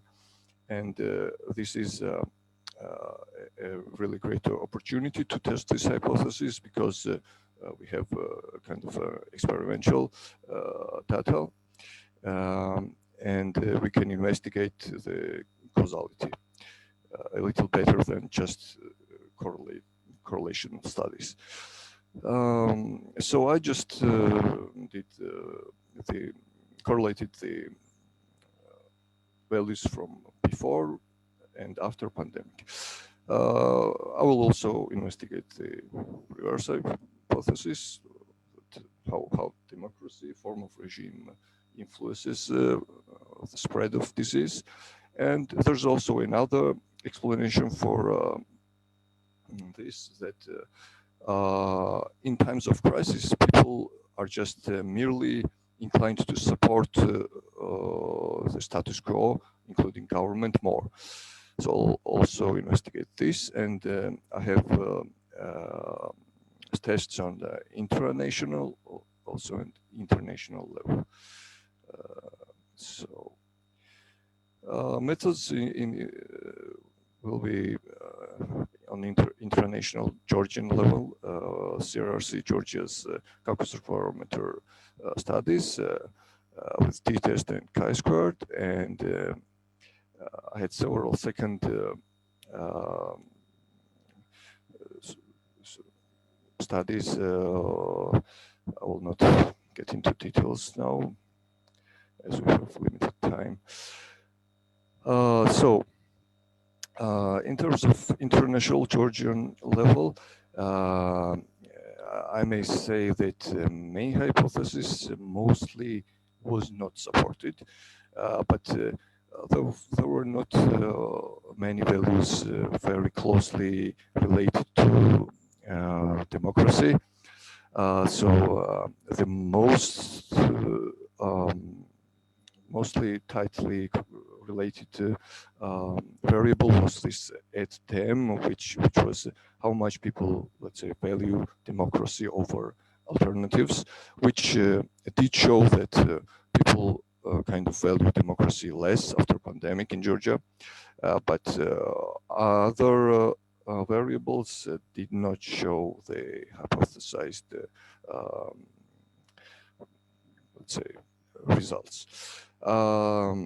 The status quo support, as I said, I investigated the possibility of whether people just increased their support towards status quo in the times of crisis, and mostly they did. So CRRC-Georgia's results indicates that people support Georgian healthcare, army, courts, NGOs, executive government, president, police, and local government more in 2020 compared to 2019. So on the international level, the main hypothesis was kind of proven with I correlated the prevalence and mortality of COVID-19 in countries to their democracy levels, and the prevalence was correlated, as you see, on a low level, but mortality was not. I have to point out that in this case, the data was censored. They had a 10-point scale measuring democracy, but then they, for some reason, censored it to just binary answers, democratic and non-democratic. So this obviously influenced the correlation. And also I have to point out that there was a very short time for a virus to influence the values. I also investigated this reverse hypothesis that whether democracy is suited to the spread of pathogens or not. And as you see, in many tests, in almost all tests, the correlation was low to average. And when I controlled some control variables, it got higher. So I have to say that there are some limitations to such studies that I think authoritarian regimes have more control and more inclination, I think, to fake their COVID-19 situation. Also, for the future research, it would be nice to study, to conduct study on values, like for example with World Value Survey or something like that, to control the bottom-up process, like people influencing a form of government rather other way around. we have to also take into consideration that values may change faster than government type. Also would be better to conduct research which not censored data. I'm planning to conduct on Freedom House and Heritage's indexes of democracy. Also on level of non-political regions, for example, the SCCS is a way to divide territories not by political borders, but by their cultural similarities and so on, and also to control for pre-COVID form of government to control this variable. Thank you very much. Thank you. Thank you, Alexander. Very interesting, and from the nature of the governments who now have the opportunity to talk about the conduct and the form of governments, with a very interesting topic of oligarchs and judges and the political economy of the court in post-Soviet unconsolidated democracies, and in those democracies, courts have at different times and in different states played obviously different roles, but it is difficult to assert, at least for me, that they have not played a positive role in democratic progress. We've seen some of the bold steps taken by anti-corruption courts or during electoral disputes in some of the countries recently. But in some countries, like in Georgia, the courts have remained very resilient and very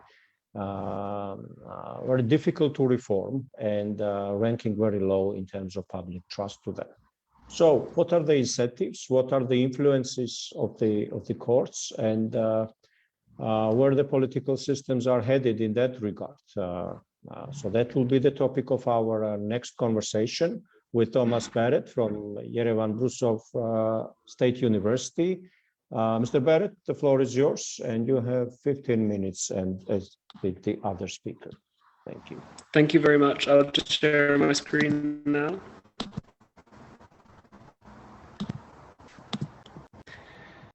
So indeed, I will be speaking about the courts.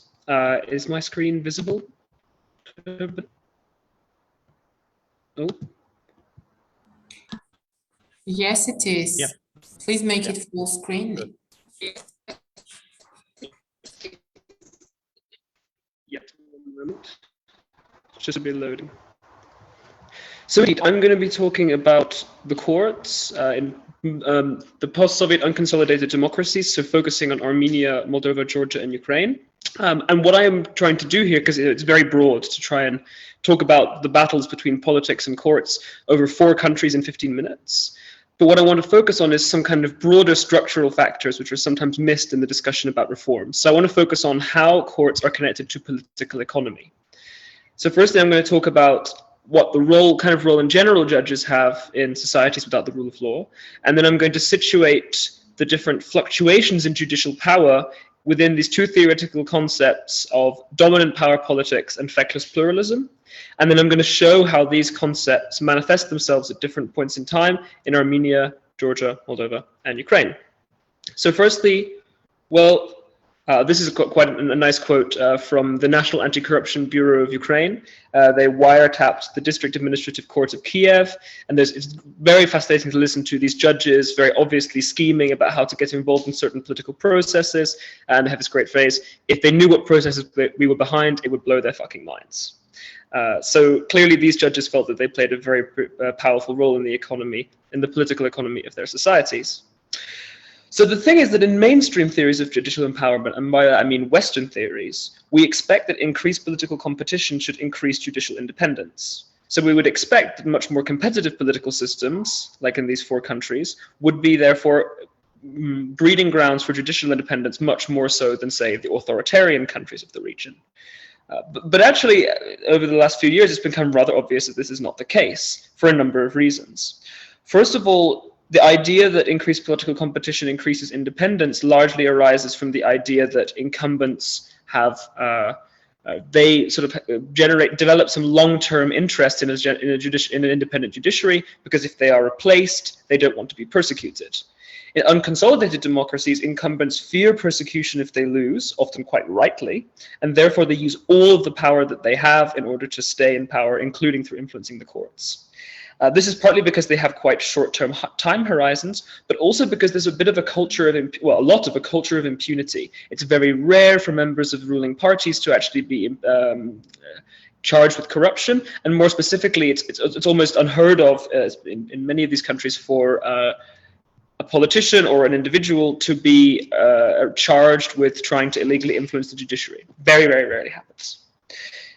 And as a result of this, we get into a situation where actually judicial pressure, because these regimes are often fighting to win the next election, because they are competitive regimes, they're actually putting substantial pressure on judges, perhaps even sometimes more so than in authoritarian regimes where pressure on judges just simply isn't necessary. It just is automatic part of how the system works.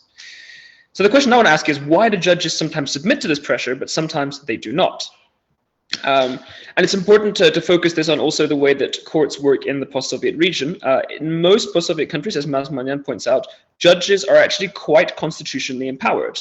They have more impunity than almost all of the public servants. They're hard to dismiss, discipline, etc. They normally have lots of mechanisms where judges can only discipline themselves with only minor political participation.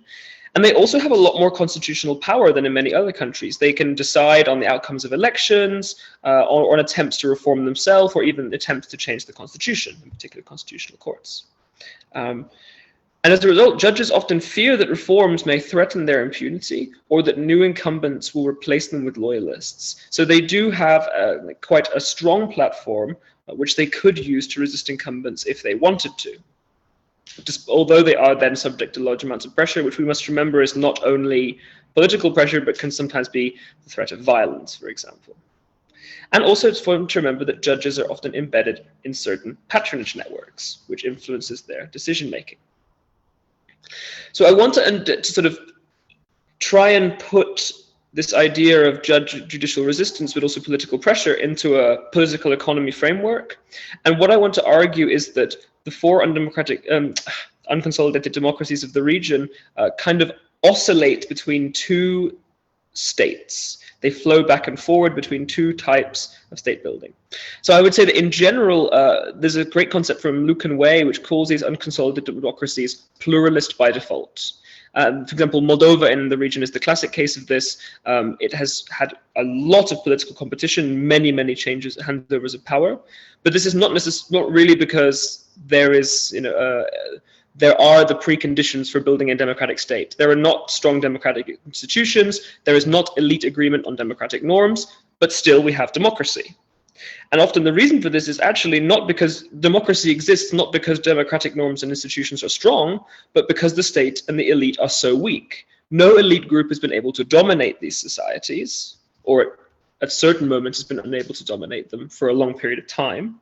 And therefore they remain democratic by default, because nobody has been able to turn them into an autocracy. And I argue that countries like this is not my concept, this is the concept, these phrases, feckless pluralism and dominant power politics, were developed by Christopher Bergland, but he used this to compare Georgia and Ukraine. He argued that Georgia was characterized by something called dominant power politics, where one patronage network incorporates almost the entire elite. And then feckless pluralism, which what he said that Ukraine was at that time when he wrote his article, that you have multiple patronage networks which are competing for power. So the incumbent has a weak grip on the state apparatus. Then there may be actually a group outside of the incumbent, which is not in power, which may actually be stronger than the incumbent. So how do I think that these two things are connected? How are these two stages, this feckless pluralism, when you have multiple patronage networks, and this dominant power politics with one patronage network, how are these related to the courts? So my hypothesis is this: during periods of dominant power politics, judicial resistance is rare. Judges are almost always subservient because they face massive political pressure from one source, and they essentially have nowhere to hide. So during these periods, the only way that judges can resist is through self-preservation strategies. As I said, judges are often insulated by constitutional mechanisms, so they can only resist by simply using these constitutional mechanisms to try and stop themselves from being removed. So their resistance is very limited. It's not entirely none, but it's limited. During periods of feckless pluralism, on the other hand, judges become semi-autonomous. They're not independent in the Western sense, but they have more strategic choice because they come under pressure from multiple patronage pyramids, for example, headed by different political party leaders, certain oligarchs or oligarch clans, but they can also choose their political patrons. So you often have the emergence of what I call vassal courts, where you might have different courts in one society that are loyal to one patron. So what does this mean? What kind of examples can I give for this kind of judicial resistance? So a great example happened after the Orange Revolution under President Yushchenko in Ukraine. And what Yushchenko tried to do on 2 separate occasions was to dissolve the parliament using a presidential decree. And in both cases, he was resisted. He was resisted by courts loyal to 2 political rivals, Viktor Yanukovych and Yulia Tymoshenko. And his response, so what these courts loyal to these 2 actors, they would the courts would rule against the decree and declare it void. What Yushchenko did in response is he dismissed judges of the court, in the Yanukovych's case, the constitutional courts, in Tymoshenko's case, a local administrative court, and he dissolved the courts. But then Yanukovych and Tymoshenko would then go to other courts and try to have those decisions overturned. So you get a kind of game of court football going on between different loyal courts. And what's interesting is in the first case, when Yushchenko tried to dissolve the parliament, he succeeded against Yanukovych, but he failed against Tymoshenko, and he was actually in the end unable to dissolve the parliament. The second example of judicial resistance, when I talked about self-preservation, like self-preservation but not real resistance, is what I characterize as what happened after the Georgian Dream came to power in 2012. So the Georgian Dream spoke a lot about judicial reform, and the Minister of Justice and also Ivanishvili threatened quite strongly to remove certain judges and even name them by name, and also introduced various mechanisms to sift out judges, like introducing a probation period, having a commission on judicial errors. And essentially what happened was the judiciary got spooked. So the main thrust of the Georgian Dream's reform was to try and appoint loyalists to the Higher Council of Justice, which is the body in Georgia which can appoint, dismiss, and discipline judges. But actually, they spooked judges so much that when the Conference of Judges, which appoints most of the members of the Higher Council of Justice, gathered to vote, they almost unanimously voted, not unanimously, but they overwhelmingly voted for enemies of the Georgian Dream Party, specifically because they knew that these enemies would not allow the Georgian Dream to purge the judiciary. So what happens is that actually, because the Georgian Dream was so ambitious, at least rhetorically, about judicial reform, you actually have quite a strong backlash. But then this judicial resistance was very short-lived in the case of the Georgian Dream. So the judges band together to prevent their own dismissal. But then after a few months, this new judicial clan in Georgia very quickly accommodates itself to the Georgian Dream. We don't see any substantial examples of judicial resistance after that. In fact, we see accommodation. We see the Georgian Dream colluding with the Higher Council of Justice to appoint controversial judges. We see controversial court decisions, but no real long-term resistance. So what I'm trying to distinguish between is this kind of judicial resistance which is very politicized and one which is more of a self-preservation strategy in the face of a dominant party. A quick point about methodology. I don't want to get into the whole discussion of how I characterize my regime types as dominant power politics versus feckless pluralism, because it goes so much into theory about state building, etc., that I think that it just wouldn't have time for it here. But I think it's important just to mention, how do we kind of select and measure politicized justice and judicial resistance? Because obviously you can't just read a court decision and say, this was politicized. Judges have a lot of interpretive freedom. There are different methods of making judgments. So what I use to measure these cases is, first I say that I look for high-profile cases where politicians or judges admit to pressure, either publicly or through leaks, for example, like from the National Anti-Corruption Bureau of Ukraine, which leaked certain judges and politicians colluding.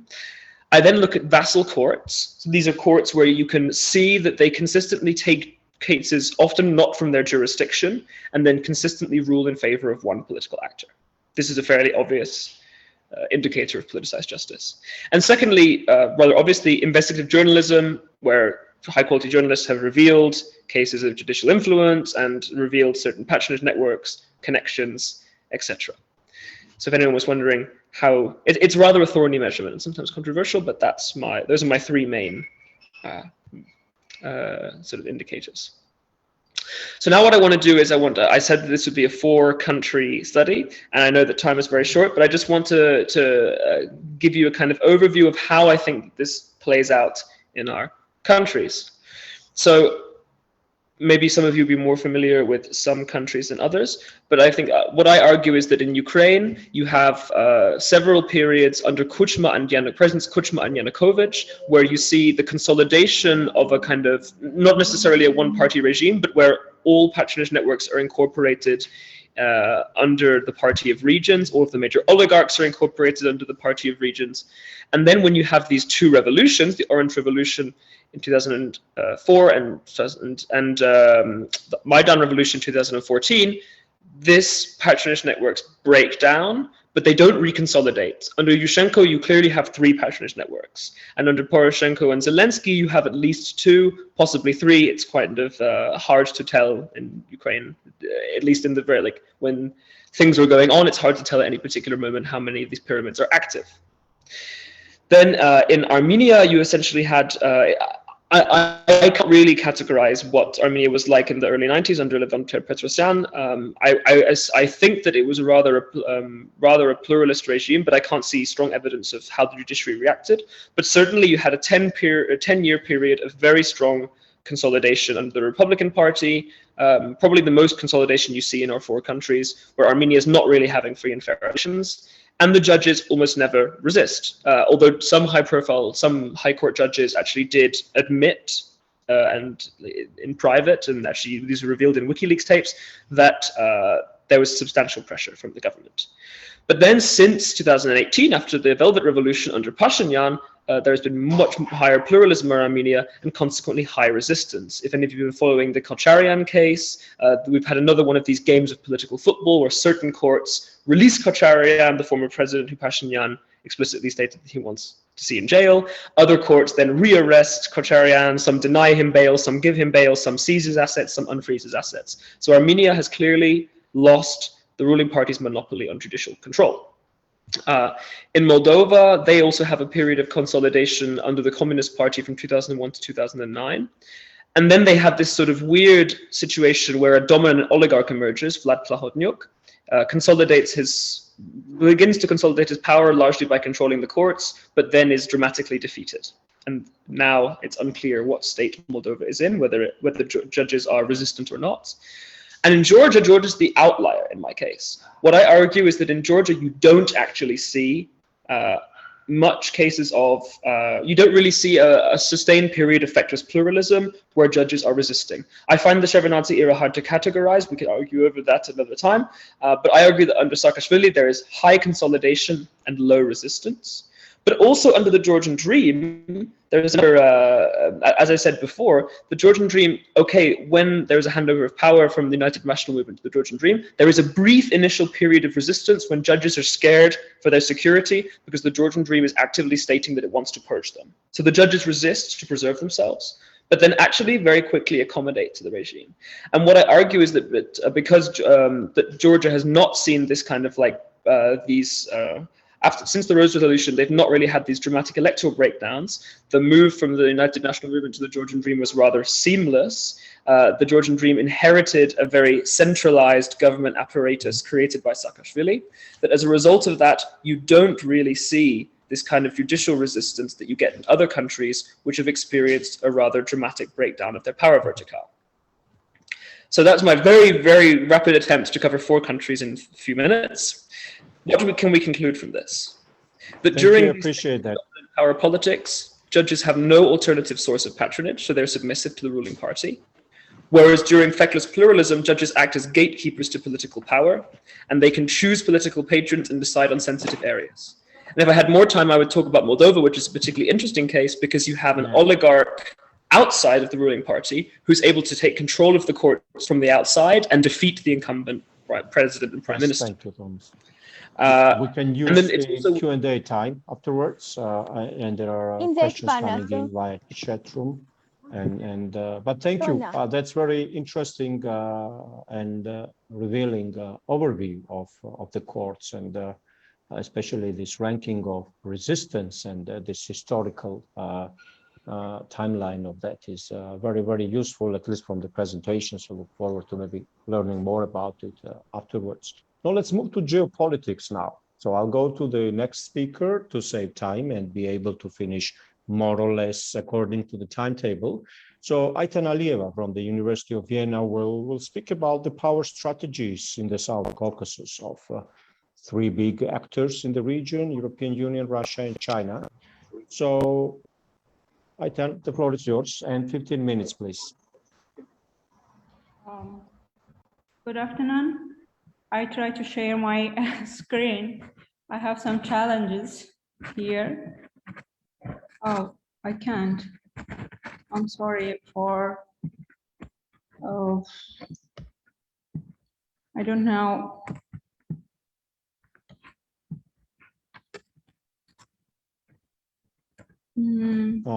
Okay.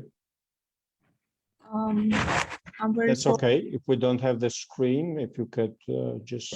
Ayten, you have the co-host permission, so you should be able to share the screen. Please try it again. Yeah, but I can't. I don't know why. What is the problem? Could you email me your presentation and I will put it up then, if that's possible? Oh, I just try again.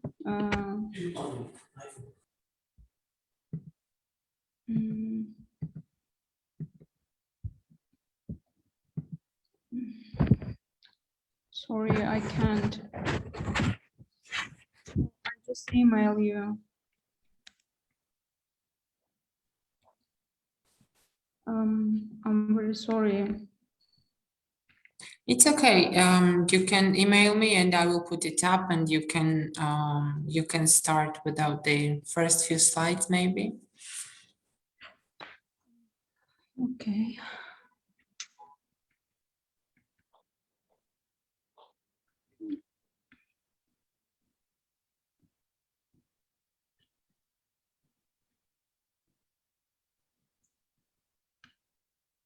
Yeah, you can get it. I already sent. Thank you. I will put it up as soon as it's in my inbox. It may take a few seconds. Okay. But... Let's wait then. Okay. I also try again to sharing my. One of you must succeed. There's no other way. I'm so sorry because of this. No worries. Happens to me all the time whenever I'm on Zoom. So. Yeah.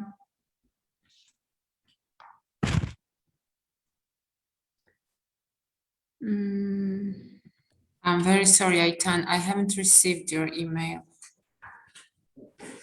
I already sent you. Okay, it may take a while then. Ayten, can we start without the slides? How is it structured? I know. I can, but it is better to with that screen. I will be putting it up in less than a minute, just a sec. Okay, so you received it already, right? Yes, yes, yes. Good. Again, sorry, because of technical issue.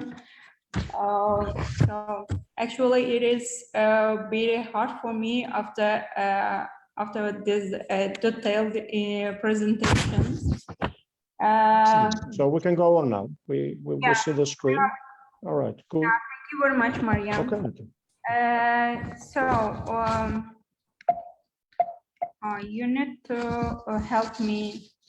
Can you just first presentation? I couldn't. Mariam? Yes. Can you help me? Just Yes, sure, sure. Yeah, it was the first slide, yeah. The second one. Sure. Just a sec. Yeah, the second slide, please, because I couldn't. Okay, thank you. The EU, EU, Russia and China power strategy. My presentation titles EU, Russia, China and China power strategy in the South Caucasus.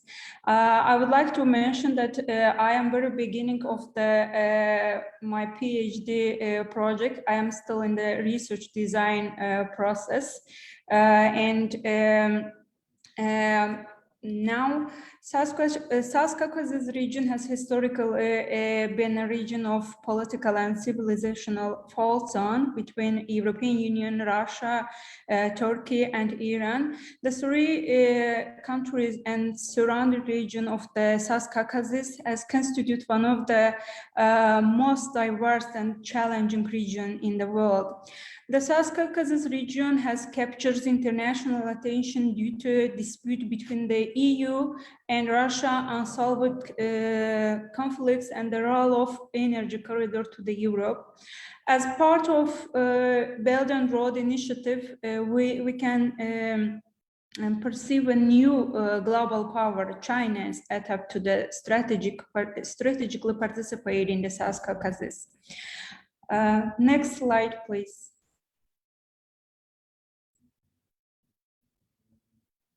Okay. The EU supports liberal democratic value and policy priority are linked to maintain stability by spreading democracy and around its neighborhood.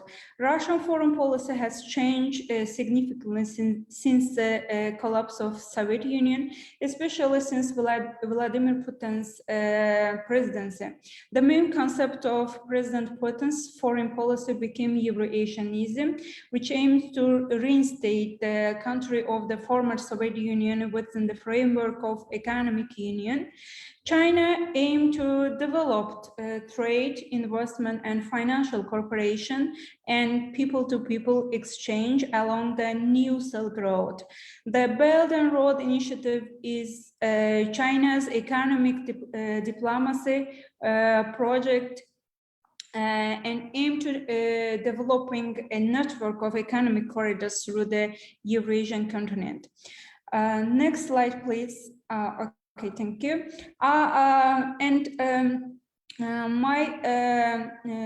My research, I will focus on mainly three integration project proposed by this global power: European neighborhood policy, and in the framework European neighborhood policy, partnership program, and a Eurasian Economic Union, and Belt and Road Initiative.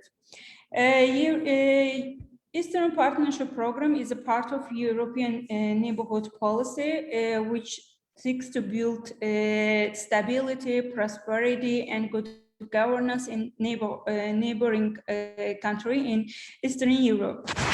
And Azerbaijan, Armenia, and Georgia have diverse foreign policy priority and are pursuing separate domestic reforms. Different priorities in the country lead to various expectations from the EU. So EU has been able to help foster regional cooperation, visa liberalization, people-to-people contact, educational exchange. But in general, European Union common policy with all its eastern neighborhood has failed to achieve this goal. So perspective as by demonstrating a country-by-country approach to the republics of the region, European Union can succeed in developing relation with the country of South Caucasus, and it is in strategy by engaging Russia in negotiation for integration. So next slide, please. So Russian lead the next integration project is Eurasian Economic Union. The Russian-led Eurasian Economic Union stemmed from former president of Kazakhstan, Nazarbayev's proposal to create the Eurasian Union in 1994, but the project started in progress in 2015. Eurasian Economic Union is aimed to reinstate former Soviet Union legacy within the framework of Economic Union. A drop in oil prices and effect of a Western sanction against Russia due to a Crimea crisis sent to Russian economy in the recession. Hard economic times largely account for the Eurasian Economic Union's disappointment progress after a year of rapidly increased mutual trade. Armenia is the first South Caucasus country to join a Eurasian Economic Union, and this is an important step that affects the other two countries, South Caucasus countries. Russia has increased pressure on Georgia and then Azerbaijan to join a Eurasian Economic Union. Russia still wants to weaken Georgia's role as a transit oil and gas route from Azerbaijan, Azerbaijan's neighbors to Turkey and then to an European Union. Thereby seeks to consolidate its energy monopoly in the Eurasian region and pressure Georgia and Azerbaijan to join Eurasian Economic Union. Russia aimed to keep the South Caucasus in its sphere of influence. So undoubtedly Russian influence in the target region is more powerful than the EU and China in terms of shared history as well. Perspective is that EU and Russia will clash in the South Caucasus, especially because of energy issue. And China, Russia views Chinese participation in the South Caucasus as a geopolitical threat for Russian interests in the region, but isolated Russia does not want to lose its key partner in the region due to involvement in the South Caucasus. Situation may change by Chinese growing participation in the region and access to European market without Russia. So next slide, please.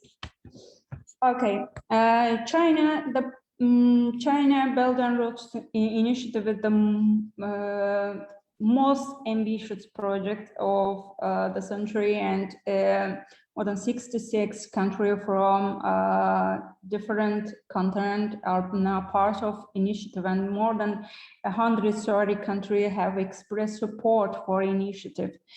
The major part of this initiative is the reconstruction of the land route from China to Europe and via Asia and the South Caucasus through several economic corridors. And the South Caucasus represents a chance for Beijing to expand its economic network into Europe. And also the region, South Caucasus region, represent a critical link in connection to European market with Chinese own New Silk Road initiative and related economic expansion into Eurasia. But we can see difference Chinese attitudes to the South Caucasus compared to China and Russia because Chinese officials repeatedly announced that big investment to the South Caucasus, and because of this investment, Georgia hope that Black Sea will be the one of the Black Sea ports will be one of the favorite area, and also Azerbaijan invests for Alat ports, but all countries still wait that big investment from China.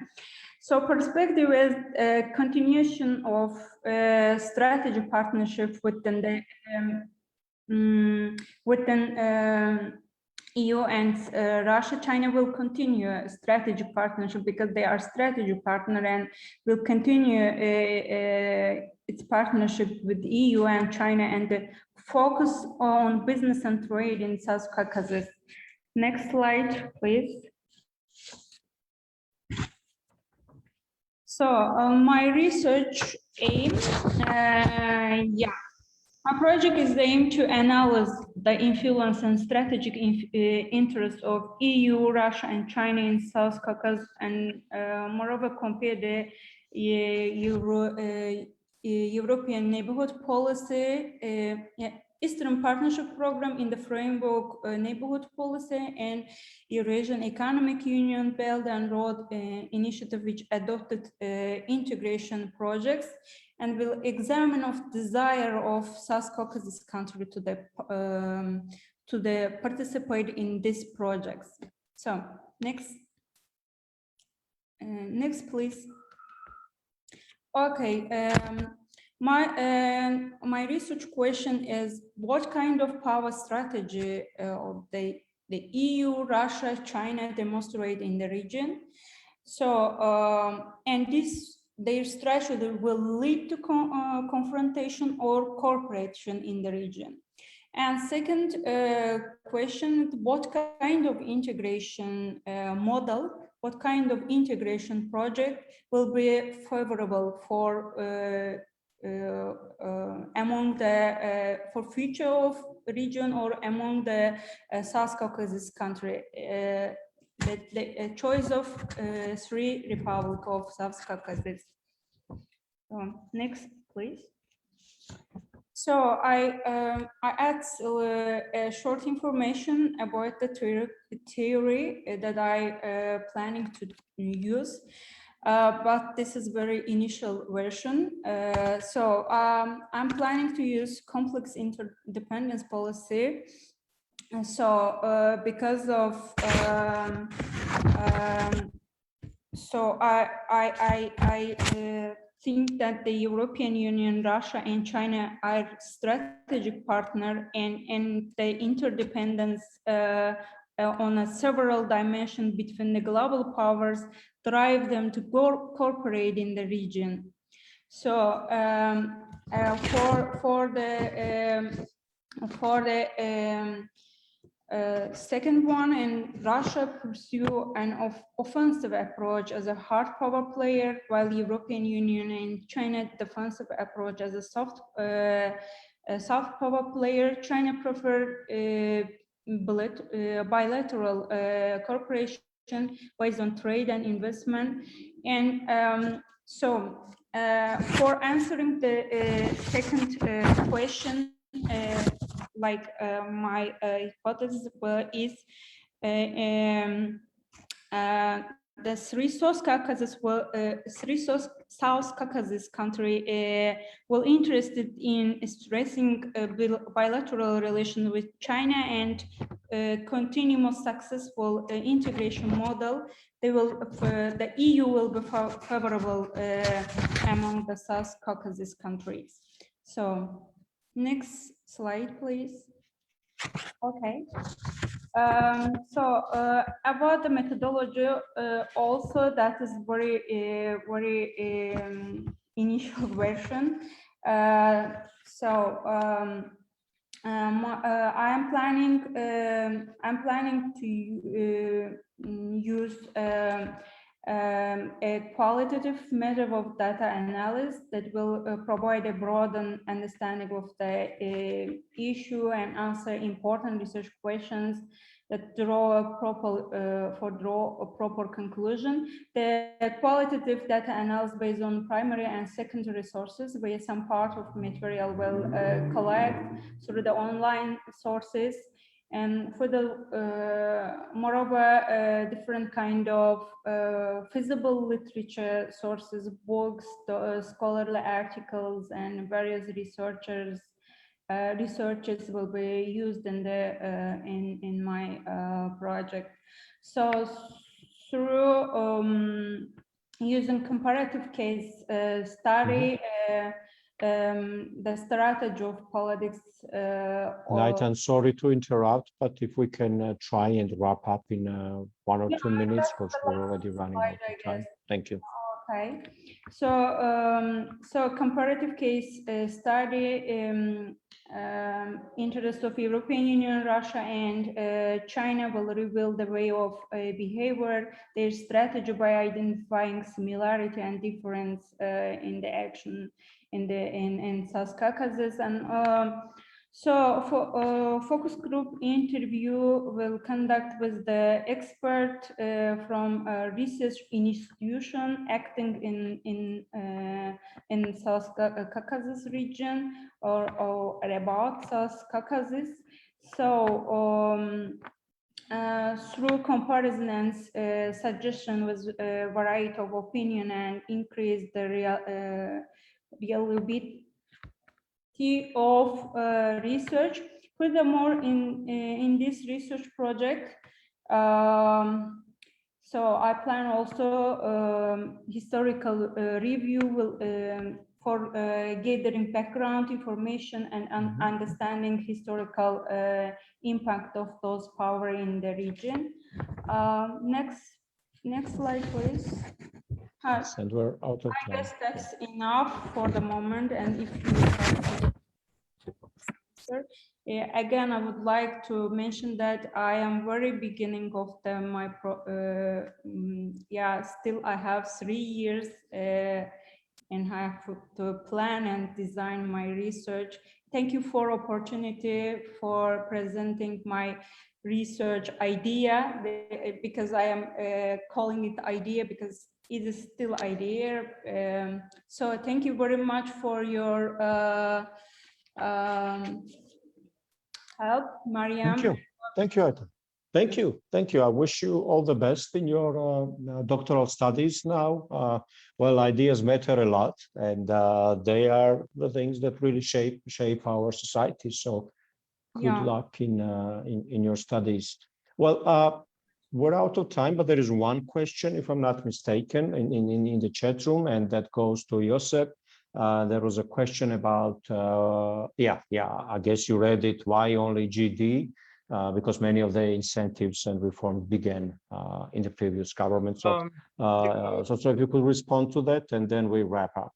Yeah, thank you for this interesting question. Actually, I thought about it in the beginning as well, but main goal of my research was to look at the Georgian Dream government, whose narrative was that it went against the authoritarian government of Mikhail Saakashvili. But what we have seen is that the democratic quality started to backslide in the end. So the major focus of my research was still to look at why it happened. But I also mentioned it in my limitations that this time frame could be expanded. And one of the most important factors why I decided not to include the previous years, because we know the talks about association agreement started back in 2010, 2011. The fact is that these were just talks and negotiations, and there was no clear conditionality during this time, because we see the conclusion of association agreement only in 2013, and then also DCFTA and visa liberalization in later years. Therefore, the Saakashvili government, we couldn't say that they really had this on the table already that they had to follow the reforms, specific reforms. This is what more or less happened during the Georgian Dream Party. As for the second question, we cannot say that the European Parliament parliamentarian statements were something like conditionality and incentives, because as I mentioned in my presentation, I look at conditionality as something which institutionally European Union declares to Georgia officially. And these talks in the European Parliament, I mean, they were some warnings, but there was no official letter from the European Union that sanctioned Georgian government or warned the Georgian government not to follow the path they took in the previous several years. Therefore, I didn't include this in my research. And secondly, I think you wrote that we will take away the money we are giving you. Yeah, it was just a warning. This, I would not call it a conditionality, because it was not something which had been declared officially. And if it was, I would definitely include. And as for the year 2021, I didn't really delve into the political crisis, because some of the researches have not been yet done, which I could use as data, for instance, EAP index, and I avoided to go into end of 2020 and 2021. But I think that further research could be done about it. So I guess this is my answer. Thank you for asking this question. Thank you. Thank you. Thank you very much. Thank you, everyone.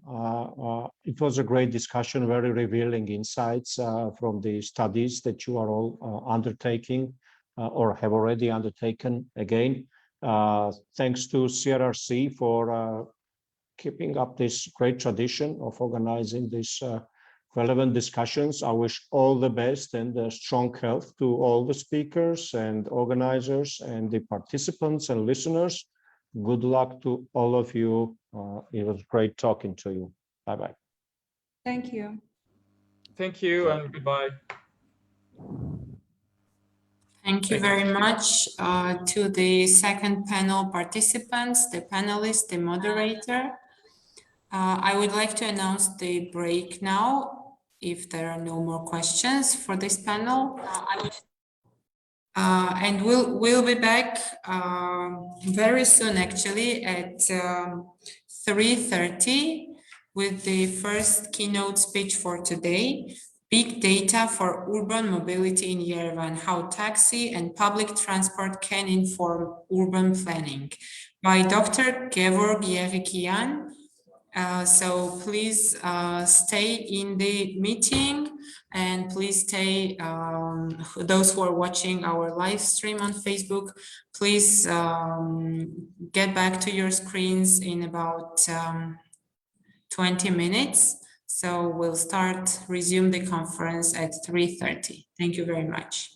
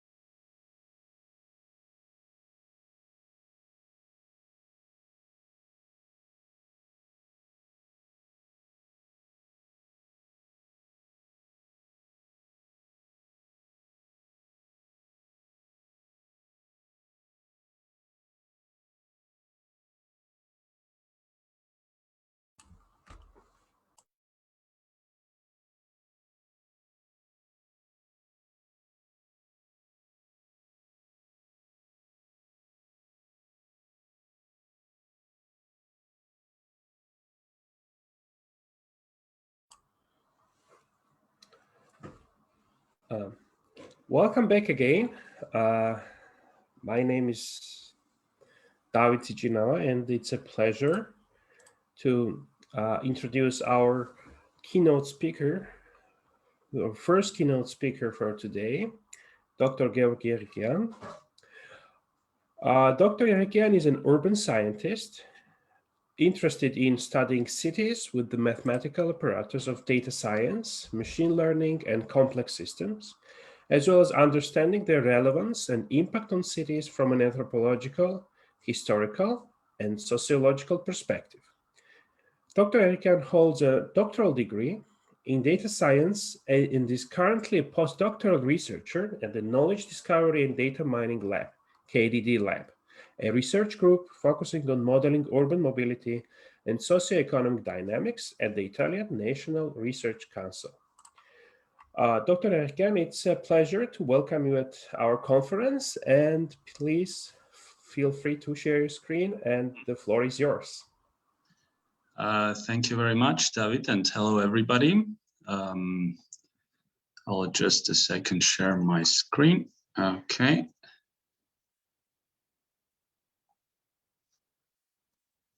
There you go. Can you see my screen?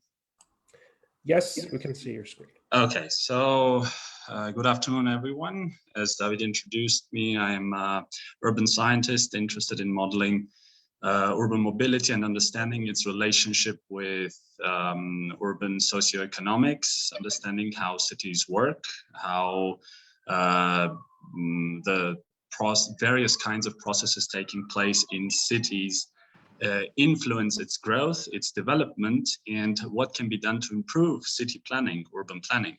So in this particular talk, I'll speak about a particular case study we recently did for the Yerevan municipality to understand the relationship between taxi and public transport on urban mobility in Yerevan city, and to give a sort of guidelines to the municipality to help them in devising strategies for the next coming urban master plan.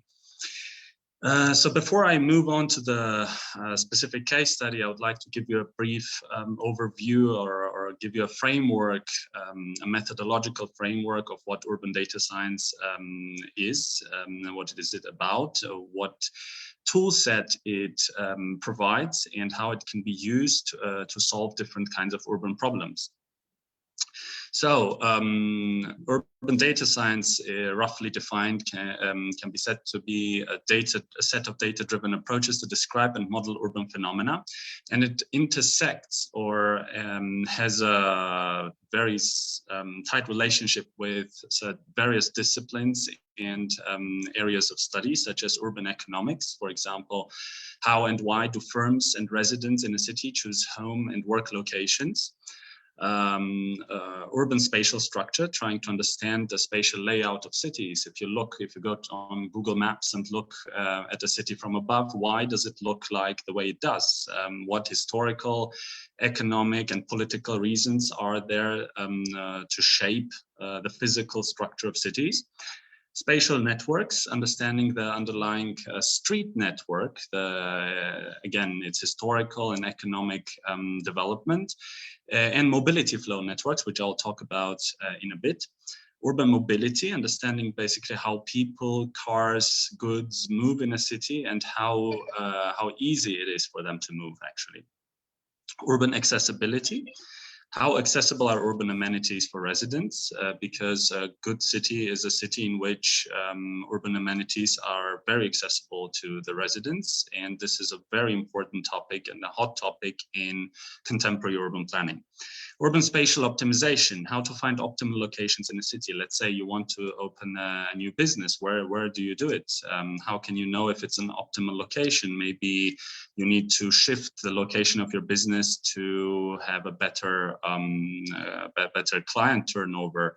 Or if we're speaking about the public sector, the city provides different urban services such as hospitals, and other public services, so schools, kindergartens, that need to be spatially optimally located to have a maximum coverage of the population.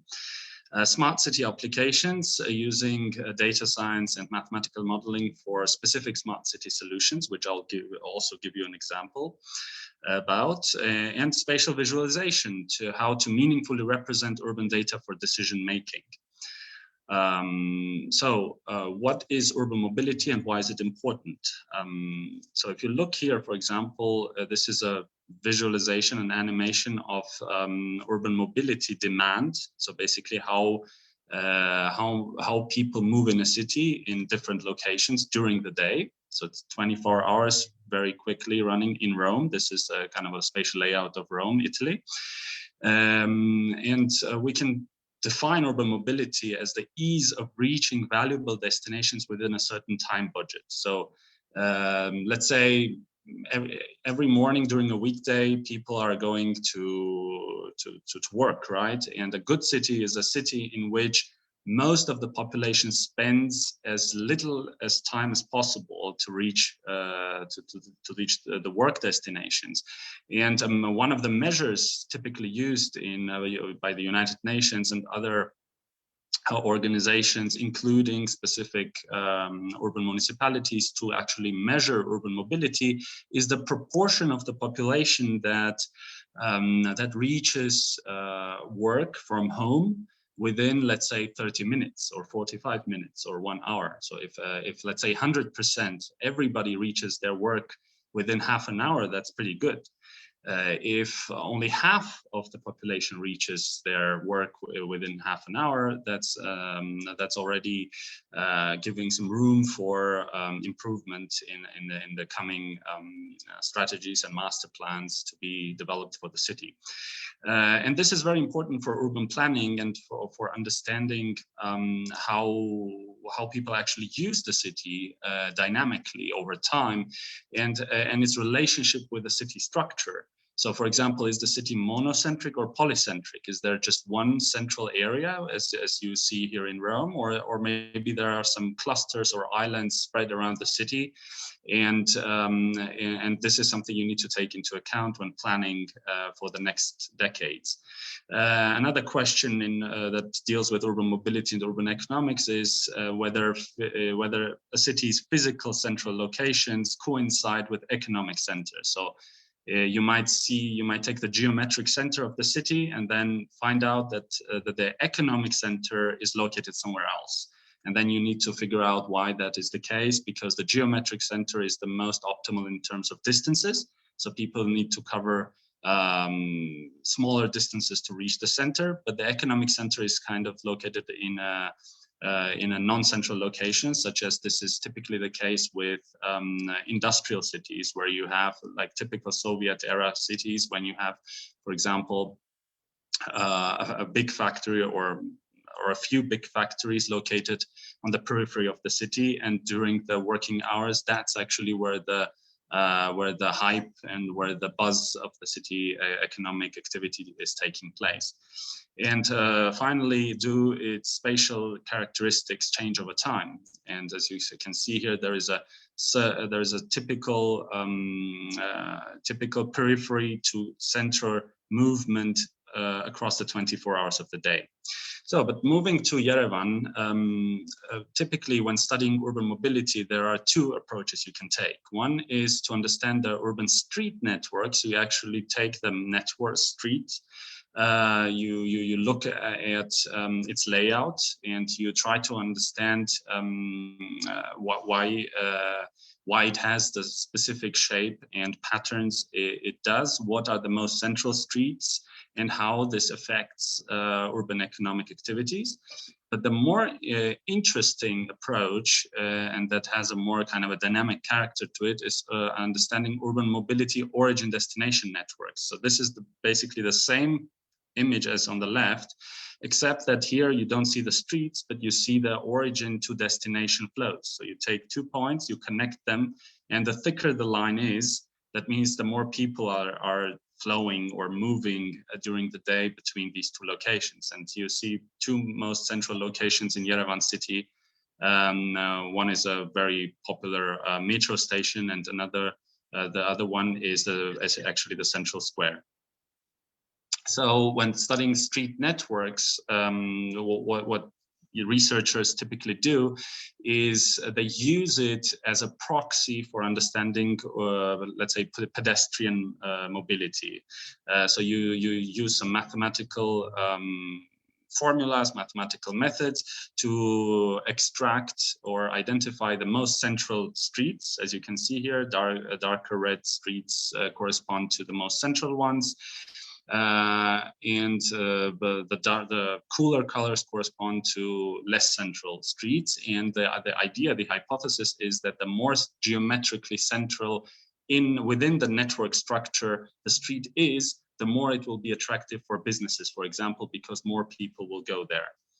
However, the urban mobility networks we are going to focus on in this talk are, as mentioned, the urban mobility flow networks. As you can see here, it's the same Yerevan city visualization, where again, with the orange color, you see the most popular location. And if you pay attention, you will notice that during the night hours, around 3 or 4 a.m., the center moves to the airport. This is the airport sign, and this is the airport. And you can see, for example, during the night hours, the airport suddenly becomes very active because everybody's sleeping except the airport, right?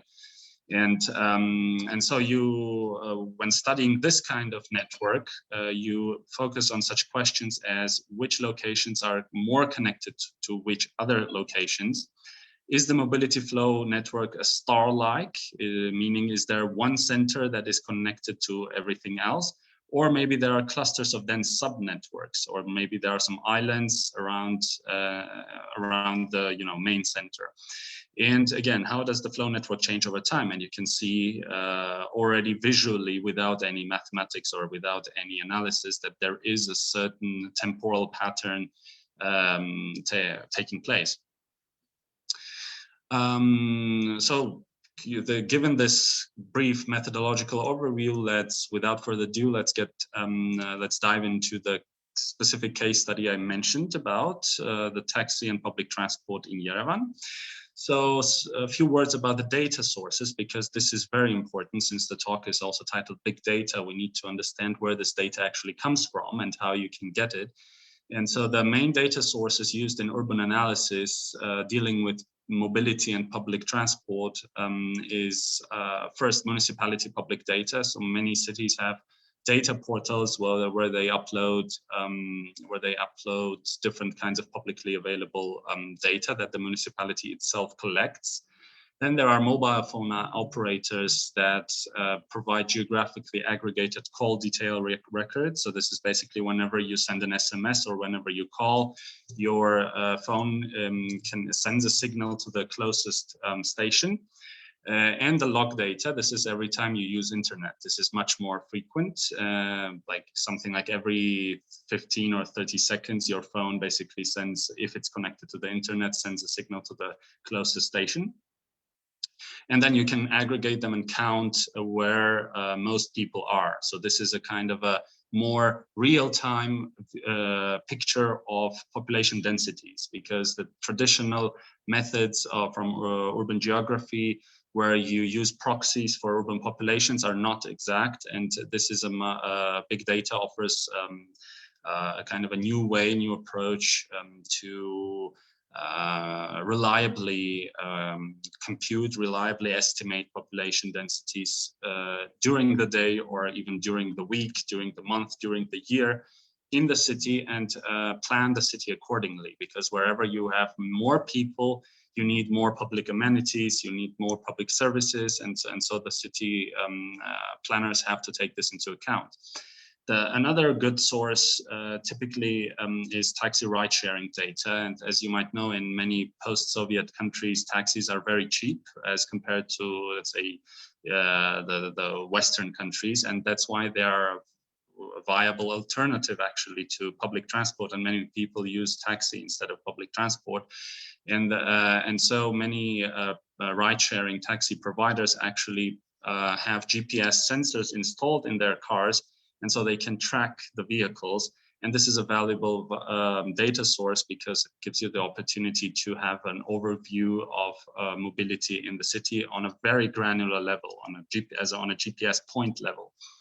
And finally, open source data that you can actually scrape from the internet or use public services such as OpenStreetMap to combine, I would say, not to use them by themselves, but to combine them with the other sources to gain a holistic picture.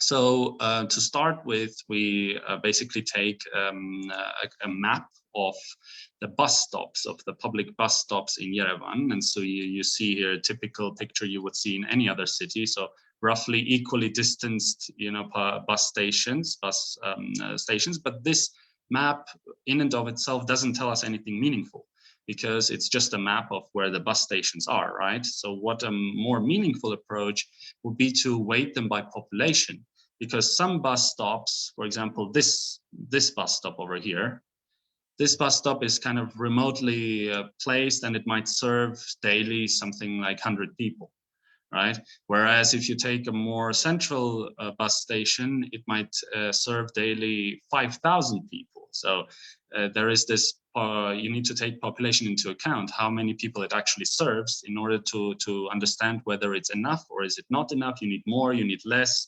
okay, and to plan accordingly. And so this is a population weighted accessibility to bus stops in Yerevan. Roughly speaking, in simple words, this means that how many bus stops per capita are there within a reach of 500 meters. So if you take a random place in a city, you draw a radius of 500 meters, and you compute per capita, taking into account the population, how many bus stops are there. And you can see that the accessibility to bus stops is highly unequal. There are areas in the city with very high accessibility, which means that if you would go out of your house or of your office, you would most likely find a bus station very close to your place, to your location, and it will be very likely that you will find good public transport connection, right? Whereas in other cities right next to it, very centrally located, the accessibility is very low. Okay, so this is a very important measure, population weighted accessibility, to understand the actual picture of public transport accessibility in a city. However, as I already mentioned, taxis are a viable alternative to public transport, and many people, at least in Yerevan city, are using taxis. And so the idea was to understand what role taxis actually play, okay, and how is it related with the public transport accessibility. And so what we did is we took the data from some taxi providers such as Yandex and Gigi in Yerevan city. And so here's a visualization of some random taxi trajectories that are moving around the city. And here's another visualization of the taxi demand in Yerevan across the 24 hours of the day. Okay, so you see mostly the center is where the most demand is. However, in the morning hours at 7, 8 o'clock, when people are waking up and going to work, the demand shifts to the periphery of the city, where the taxis collect the people and bring them to the center. And if we take a look at the cumulative taxi demand across the hours of the day, so if we sum up actually everything you see here on a simple graph, so on the x-axis you see the 24 hours of the day, and this is the demand, and you see the typical two peaks, the morning peak and the evening peak. And an interesting observation to make here is this enormous difference between the demand in the morning and in the evening. And this is actually an anomalous for typically taxis and also public transport in typical cities. However, this is a separate research question as to why this is the case. And one of the explanations, the hypothesis to explain this difference, for example, is the fact that many cities today are service-oriented. That means that many people actually go shopping or go for entertainment purposes and not to actually work, right? And that's why there's the difference between morning and evening peaks. And what we did is like we mapped also morning evening difference in space. So here you see this difference on a on a simple graph. And what if we map these peaks in geographic space? And you see here that the most of the demand, evening demand, is in blue, and obviously because that's the, what we see also here.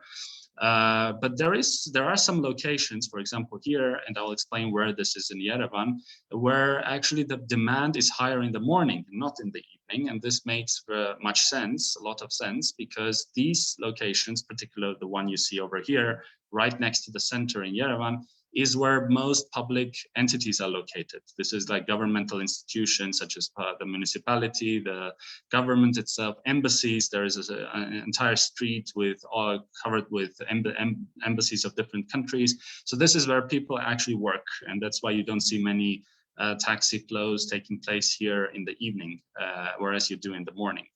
And another important analysis we did is to map the mismatch of taxi and public transport.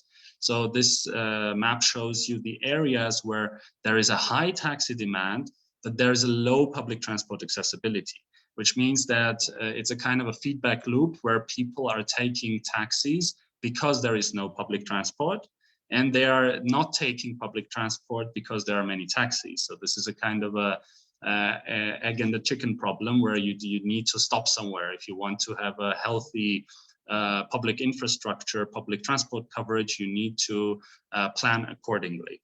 So this is so this was roughly the overview of the case study. However, just to give you a broader picture of what can be done using big data, I will briefly introduce you to some other applications. So one of these other applications had to do with the COVID-19 epidemic crisis. Right when it broke out in March 2020, we collaborated with the municipality of Yerevan and tried to mathematically model the spread of the virus. So the idea was, what happens if the first virus carrier arrives in Yerevan? How will it spread in the city? And this is a visualization of it, of how it actually starts and moves in the city, right? And because the idea is the virus moves the same way people move, right? Because people are carrying the virus. And since we're dealing with urban mobility, that is trying to understand how people move around the city, the hypothesis is that the more people interact, the faster the virus will spread. And the key idea is that you can actually mathematically model this. And we had some promising results, and the Armenian government actually took action on behalf and based on this analysis. Another application is a kind of a futuristic scenario, but which we will need to tackle or confront sooner or later within the coming decade, is urban drones. So actually, few people realize that right now a technological revolution is taking place, and these are drones actually, but not only for military purposes, but for delivery and transport purposes, right? So very soon we will have swarms of drones flying around the city, carrying such thing like food deliveries, or as something like Amazon, right? If you deliver something, it will be delivered by a drone. And this, in order to have infrastructure for this, the operators will need docking stations, right? They need to land somewhere, load the whatever they are going to deliver, and fly again to their destination. And let's say you have some potential docking stations that you need to rent out, right? You need to go to either the owners or the municipality and rent this area where you need to put the docking station. Most probably it will be on the roof of some building. But the problem is that you need to choose it optimally. You need to find out which are the most optimal locations. And so, again, data science, the mathematical apparatus of data science, particularly spatial optimization, allows you to solve this problem and actually come up with service areas, right? And for example, here you see the larger the circle is, it means the more the more of the demand it will cover within the area colored accordingly, and using different methodologies. So this is just a quick overview of what can be done using big data. And the one final application I would like to present that we're also collaborating with the municipality is something called urban sensing. So many smart city projects around the world today are dealing with installing different kinds of sensors in the city, which will measure different things such as temperature, humidity, air pollution, which is very important in contemporary cities trying to reach sustainability goals, for example. And the problem with this is that it's very, very expensive. So in order to have a good coverage of the city, you need many of them, many of these sensors, and this infrastructure is very expensive. So the idea was that since there are many taxis in the city and they're moving around, instead of using many static sensors, why not pick a few taxis and put the sensors on the taxis, and since they move around the city, they cover the city. And so the idea was, the hypothesis was that maybe with just a few number of taxis, we can cover most of the city, right? And so we had to mathematically actually model this, and this is what we actually did, and we were right. And so in this visualization, what you see is, if you look at this graph here, on the x-axis is the number of randomly chosen taxis. So you just go and pick a random number of taxis, 10, 100, 1,000. And on the y-axis, you see the proportion of the city covered during the day, right? And what you see is that with just a few number of taxis, such as something like 20, 30 taxis, you cover most of the city. And this was the idea, right? That you can use just 20 or 30 randomly chosen taxis, put the sensors on them, and there you go. You have most of the city covered. Okay, and so this is to show the potential that data science, mathematical modeling can offer to have a direct impact on smart city applications. And our research group and many other research groups, such as ours, are dealing with these kinds of problems. And the field of urban planning is becoming heavily technological. And the various kinds of data sources that are being generated on a daily and even an hourly or real-time basis need to be taken advantage of. And this was it. Thank you very much. And if you have any questions, I'm happy to answer.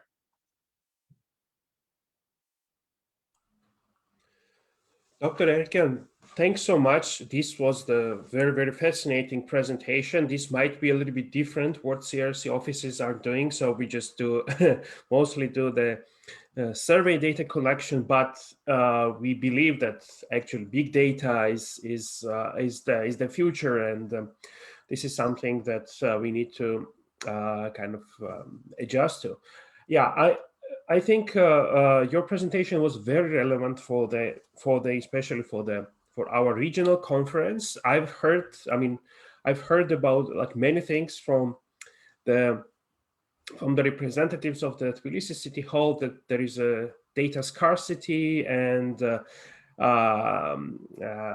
it is like really challenging for them to basically use data for informed policy decisions. But I mean, both Tbilisi and Yerevan are quite similar in a way that we sort of, well, I mean, we come from the common past, and the trajectories of development are quite shared. So this is a good example it's a great example how basically city governments can deploy such dearth of data, I would say, right? So these are the cell phone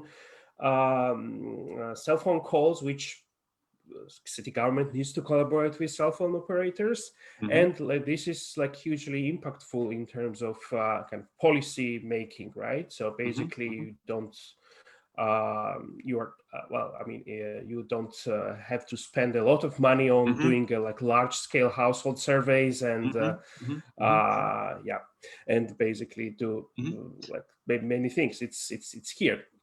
Yes. So I Yeah, please go ahead. No, I just wanted to add that you mentioned that there's data scarcity in Tbilisi and most probably in many other cities, especially in the post-Soviet space.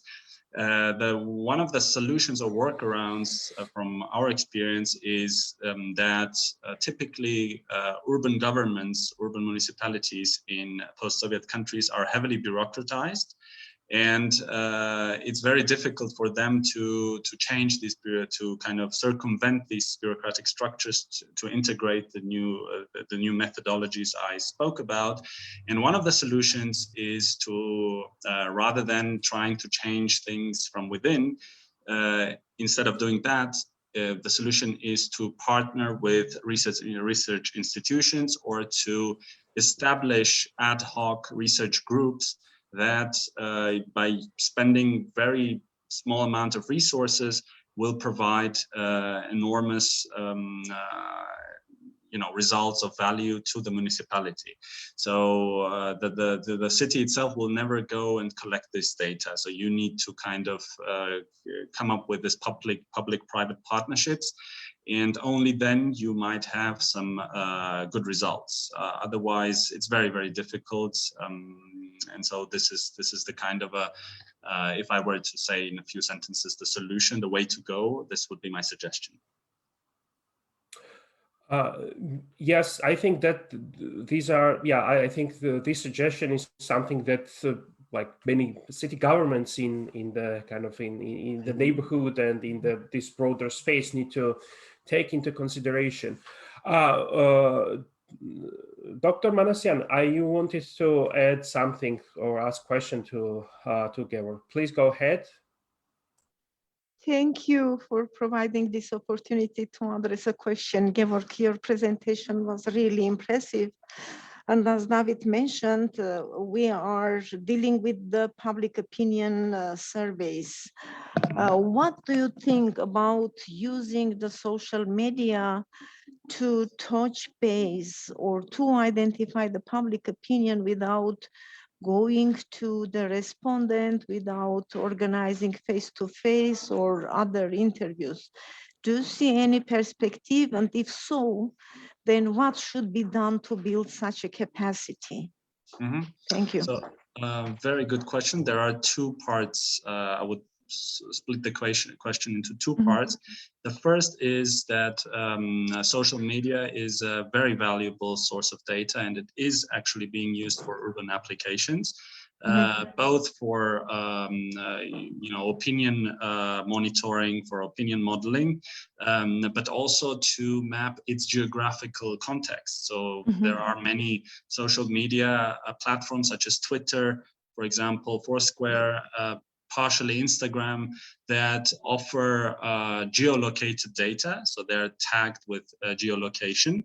And you can actually not only see what people write, think about different things, but you can also see where that takes place. And this is very important for specifically for urban planning, especially if the urban government is planning to, let's say, open a new park or let's say trying to do an urban intervention, like a new highway or a new project, and this would be a very valuable source for urban resident opinion.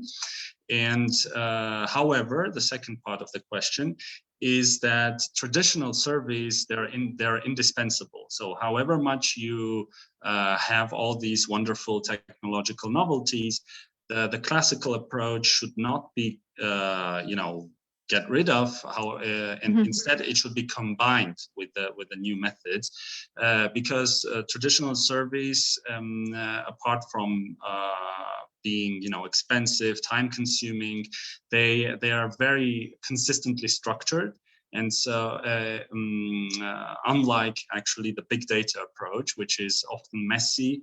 By definition, it's a very messy source of data and often very biased, because you cannot guarantee to have a good sample, and there might be some factors, underlying factors that make all of your data very biased, and you might analyze it without ever knowing it.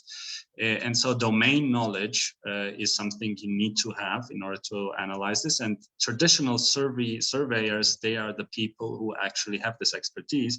So regarding the final question you asked about building capacity, I think that again, this traditional approach, this new approach should be integrated within the, let's say, the statistical committee of the country that is doing public surveys, right, for census or the other kinds of surveys. And the solution is either to do public-private partnerships, as I already mentioned, or to build small groups ad hoc for solving these kinds of problems, for doing trainings, workshops within the public entities. Okay, so these are the main two approaches that have proven to work in different countries, not only in the West, but also in Latin America, for example, or Southeast Asia. And so, this how exactly it works is more of a question of urban governance, which I'm not a specialist in, but this is also something very important to be actually studied if we want to create effective and efficient urban governments and urban planning. Thanks so much. We have one question from Facebook. How does the access to these different data sources, except open source, work exactly? And actually, that was my question too. How do you gain access to such data? Because there are like different issues of privacy. Yeah. It's a proprietary data, I think. So yeah, a few words please, on this. Thanks. Okay, so this is a very important question and a very relevant one everywhere. Wherever you go in the world, you will face this issue.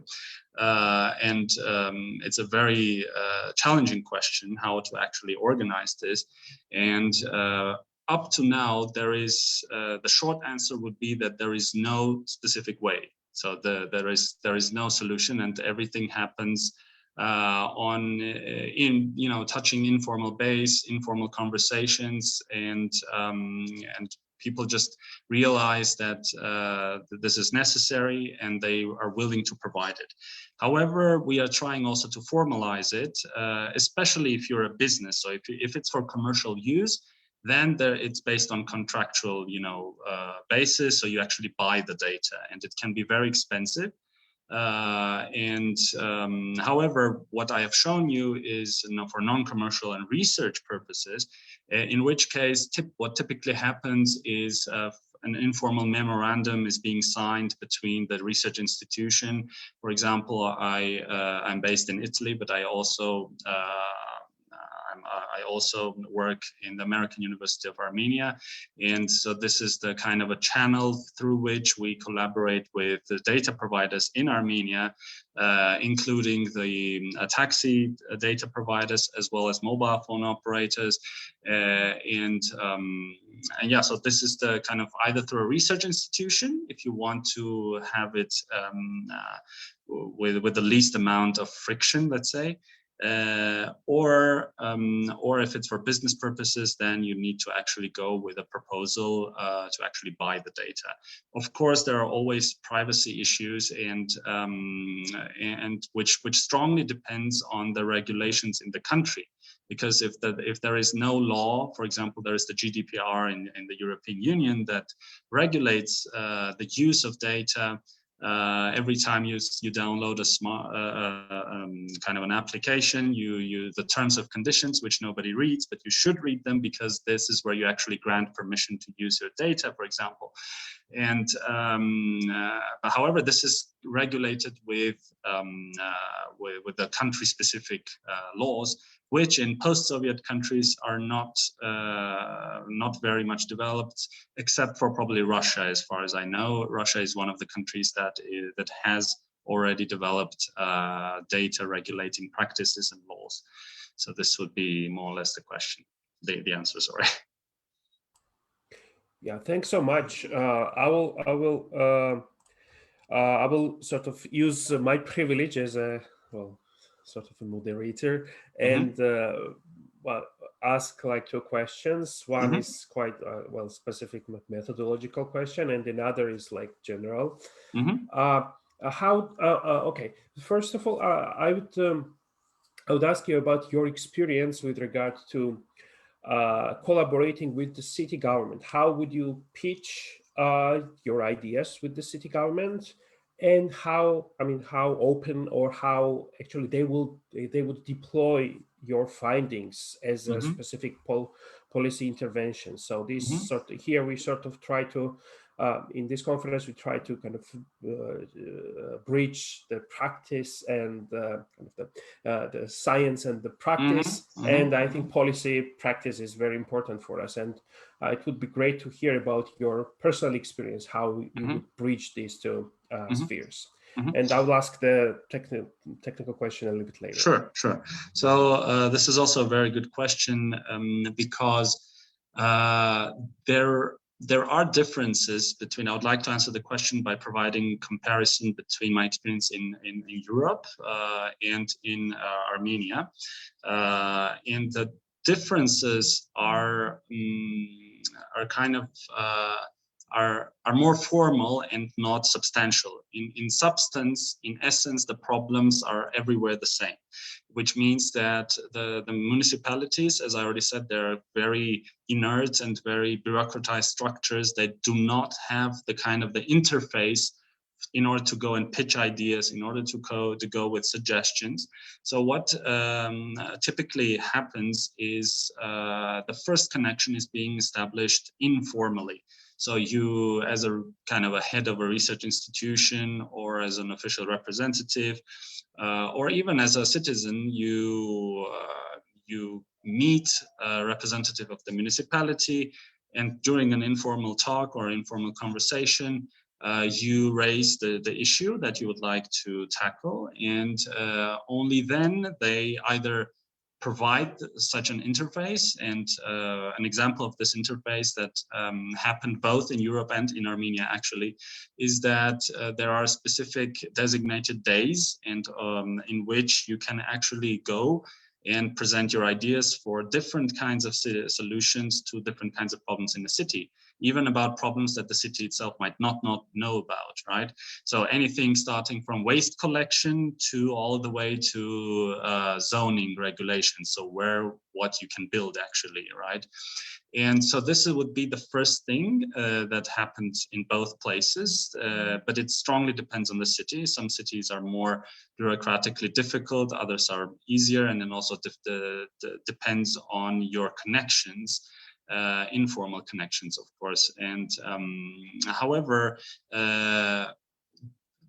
depending on the agenda of the particular urban government sitting in power, they, following international experience, very often have the culture of competitions, of ideas, of open ideas, organizing urban expos, for example, and this is a very common approach to collect kind of a crowdsource ideas about the city. And so one of the things that I immediately, for example, suggested to the Yerevan municipality was to organize an urban expo in which specialists from all over the world can come and participate in small competitions and offer the kind of their fresh ideas to the problems of the city. Yeah, so these are the main things. The European experience has been bureaucratically difficult, but more flexible in terms of organizing these competitions, expos, and pitches. However, the advantage of the post-Soviet space is that despite the existing bureaucracy, there is always room for negotiation. There's always room for, if you find the right people, if you find the right enthusiastic, for example, representatives of the municipality, things can be done much faster and much easier than in Europe, because in Europe there is a long tradition of urban governance, of urban bureaucracy. And this can be seen, for example, one of the best examples is Moscow. Roughly 30 years ago, just after the collapse of the Soviet Union, up to the 2000s, the digital enhancement, the digital capacity of the city was extremely low, one of the worst in the, let's say, second world. However, now Moscow is, I would say, one of the best in Europe with its digital capacities, right? Smart city applications, public services, how digital they are, right? And this was possible because the Russians didn't have anything. They had to start from scratch. Whereas if you go to, let's say, Germany or France, what you see is that there is a, a heavy bureaucracy in place from after the Second World War, and which is extremely difficult to change, right? And so the disadvantage of, technologically lagging behind can actually be an advantage for us, for both, for all post-Soviet countries. And yeah, so this would be roughly the answer to your question. Yeah, thanks so much. Reminds me, Georgia's like land registry and land cadastre system. There was nothing, and they because the reason was that there was nothing, so they really managed to do kind of something quite impressive. So we have some questions from our audience too. I will just read out. These are a little bit more technical questions, so to say. So our colleague Georgi Babunashvili, who is also an activist, urban activist, he asks, how do you measure the origin destination matrices? So in Tbilisi, they only do it with with surveys, and if there are another way of doing this. So he also had two more questions. So in Tbilisi, the taxi usage is about 3%, and how big is in Yerevan, and why is it kind of bigger if it is? And if the third question refers to to whether you were managed whether you tried to model the metro usage, specifically if if establishing a new station in Achapnyak would increase the number of people who use metro. So these were three questions from Georgi. Okay, so the first question about the origin destination matrices. Typically they, again, it's the same around the world. The typical way to do it is with traditional surveys, right, which are expensive, time-consuming. However, new data sources such as mobile phone operators offer the possibility to do it on a much more granular level and covering different hours of the day, different days of the week, and different week of the month and different month of the year, right? So what happens, how technically it works, is that, for example, right now I'm sitting here and my smartphone sends a signal to the closest cell tower. And if in half an hour I go somewhere else in the city, my phone will send a new signal to another cell tower. And so in the data, you actually see this. Wherever you see a change in the cell towers, you know that this person went from this area to another area. And so you can do a +1 in that origin destination direction, right? So you know that there is one person that went from A to B. Okay, so this is typically how it is being measured. And since you have all this registered, you have the entire history, you can collect it on as a granular temporal granularity as you like. The other approach which is spatially problematic, is using, as I said, taxi flows, because they are much more exact. because you have the exact points, origin and destination. However, that you don't actually know the spatial bias. Maybe there are areas where there are many taxis, but there are not many public transport flows there, and you don't know actually the right proportion. So coming to the second question about the proportion of taxi versus public transport usage, in Armenia, it's in Yerevan particularly, it's roughly about 9 to 10%. So it's I didn't know the percentage in Tbilisi, which was interesting to find out. And again, this is a separate research question in and of itself, why this is the case. And this requires a separate research. I do not have the answer. As I said, one of the hypotheses is the economic structure of Armenia, where it's a very specific economic structure where you have disproportionately huge amount of entertainment and services as compared also to other post-Soviet countries. So this might be one of the reasons that there are much more taxi usage. However, this is just a hypothesis. You need a separate study. However, the problem with this, as I said, is that even if you know the percentage, the rough percentage, you don't know how exactly it is located in space. Maybe there will be areas where it will be 100% taxis, right? There is no public connection at all. So all transport you have is taxis, right? Or you can have zero taxis and only public transport. So for urban planning purposes, it's very important not only to know the overall percentage, but also know how it is broken up in space, okay? So this is why geography matters.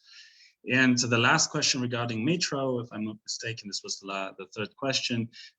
During the pandemic, we actually tried to take that into account as well, to see how it dropped. And there was a significant drop in metro usage in Yerevan city, and we tried to connect it with economic activity. So basically how supermarkets and other, public services that sell something, basically, how their activity dropped. But the question was about opening a new metro question, I think, and this is a question of transportation planning, and this is yet another field of expertise. And what people usually do, there are simulation models. So you take the city, you have the network, the street network, you kind of load all how many lanes each street has, and you input the demand, the origin destination demand. So from where to where, how many people want to go at which hour. And since you also have the capacity of each street, you can roughly predict if there will be traffic jams or not. And people do, the transportation planners, what they do is they change something in the network. For example, they add a new metro station, or they add a new street, or they remove a street, and then they simulated it again and to see what will happen, right? And I'm not sure if anything of that sort has been carried out in Yerevan for the specific Chapnyak station I was asked about, but it is something certainly that should be done. I don't know if it has been done though, yeah. Thanks so much. I had one small technical question. I noticed that you also modeled the COVID spread in Yerevan. Right. Did you use agent-based modeling for that, or some other approach? That's a very good question. Actually, we did both, but I showed you only the macros. Kind of agent-based is micro, where you take into account every single citizen and you parameterize or model how they behave during the day. So they kind of sleep during the night, they wake up, they go to work, and you kind of have the distribution of working places, and you can probabilistically kind of model where is it most likely that this particular person works, and then you run the simulation, right? However, if it is being done correctly, the agent-based simulation in the long run should converge to the same results as the macro simulation is. So you don't actually focus on each specific individual, but you kind of do aggregated analysis. So instead of considering one person, you consider a geographic area where there might be thousands of people, right? And then you use probabilistic measures. So what's the probability of infection? So if there is, let's say, a 0.1 probability of me infecting you when we meet, then you roughly know that of these 1,000 people that spend time with another person during the day, roughly 100 will be infected during that day. Okay, and so you don't need actually to follow each specific individual. Mm-hmm. Yeah, thanks so much for this exhaustive answer to these questions. I would ask the audience if they have any questions to ask to Dr. Yezekyan. Yeah, I think they can also copy the question in the chat and I can read out, but otherwise, yeah. So I'll also check whether there are questions on Facebook. I think we don't have one yet. Yes, that's it. Mm-hmm. And I think we can wrap up our first keynote speech.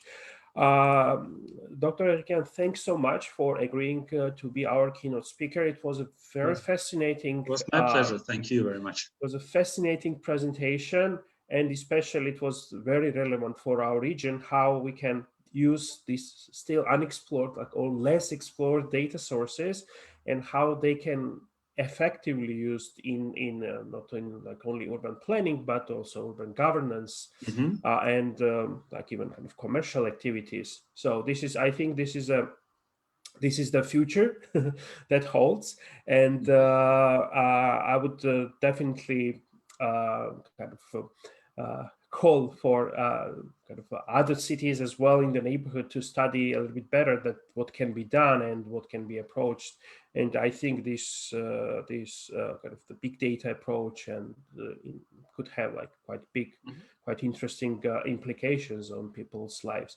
And thanks so much for delivering this presentation and for answering questions of our audience. And we are looking forward to your further work and see kind of how it can also improve the lives of people in Yerevan and elsewhere. Mm-hmm. Thanks so much again. Thank you very much for the opportunity. It was a real pleasure. Very nice questions, and hope to see you again. Thanks so much. I guess we can wrap up the first our first keynote speech. If I'm not mistaken, we will have about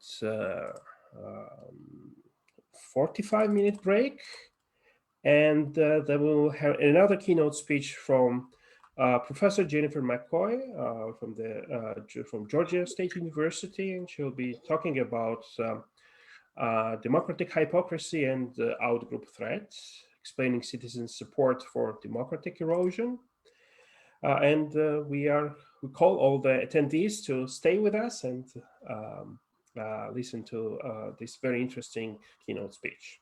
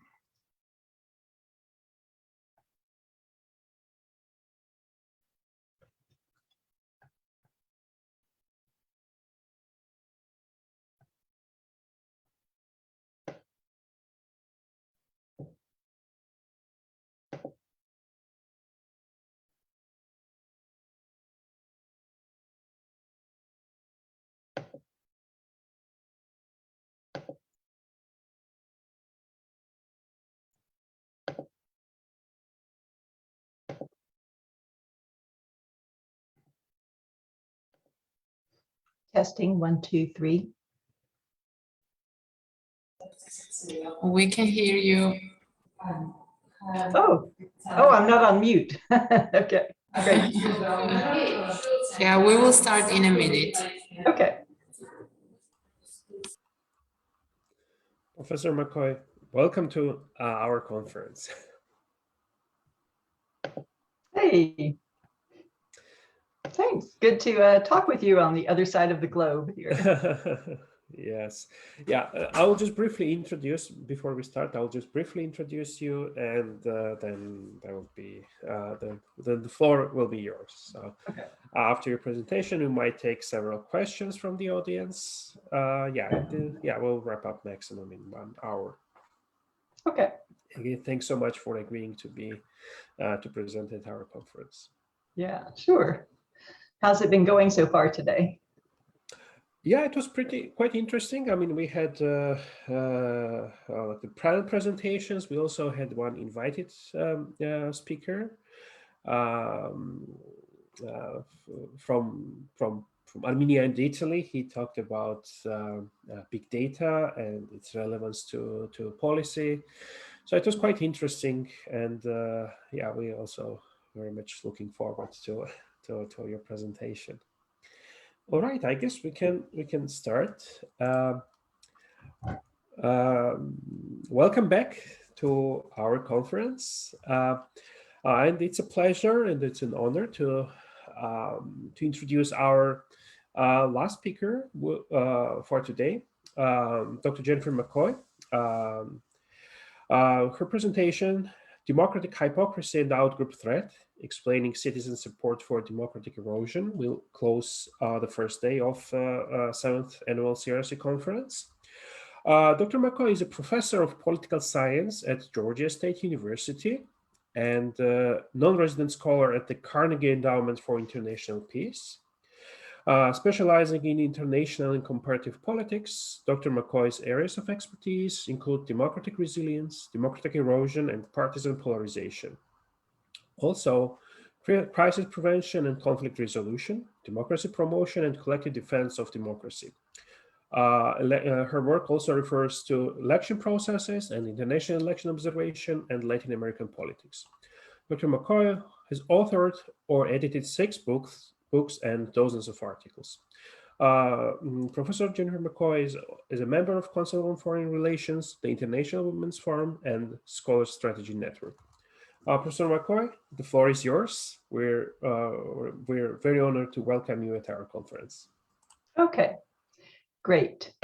I'm happy to be here. I'm going to share my screen here. Let me just move it back, get it large. Okay. Okay, so yeah, happy to be with you all. I am going to present on this topic a specific piece of work that I am doing with 2 colleagues in Budapest at Central European University, Democratic Hypocrisy and Outgroup Threat, Citizen Support for Democratic Erosion. This was a survey experiment that I will go through, but I wanted to kind of give you a little background because I have been working for the last 5 or 6 years on a larger research program on the effect of polarizing politics on democracy, and particularly how pernicious polarization, as I call it, poses a threat to democracy.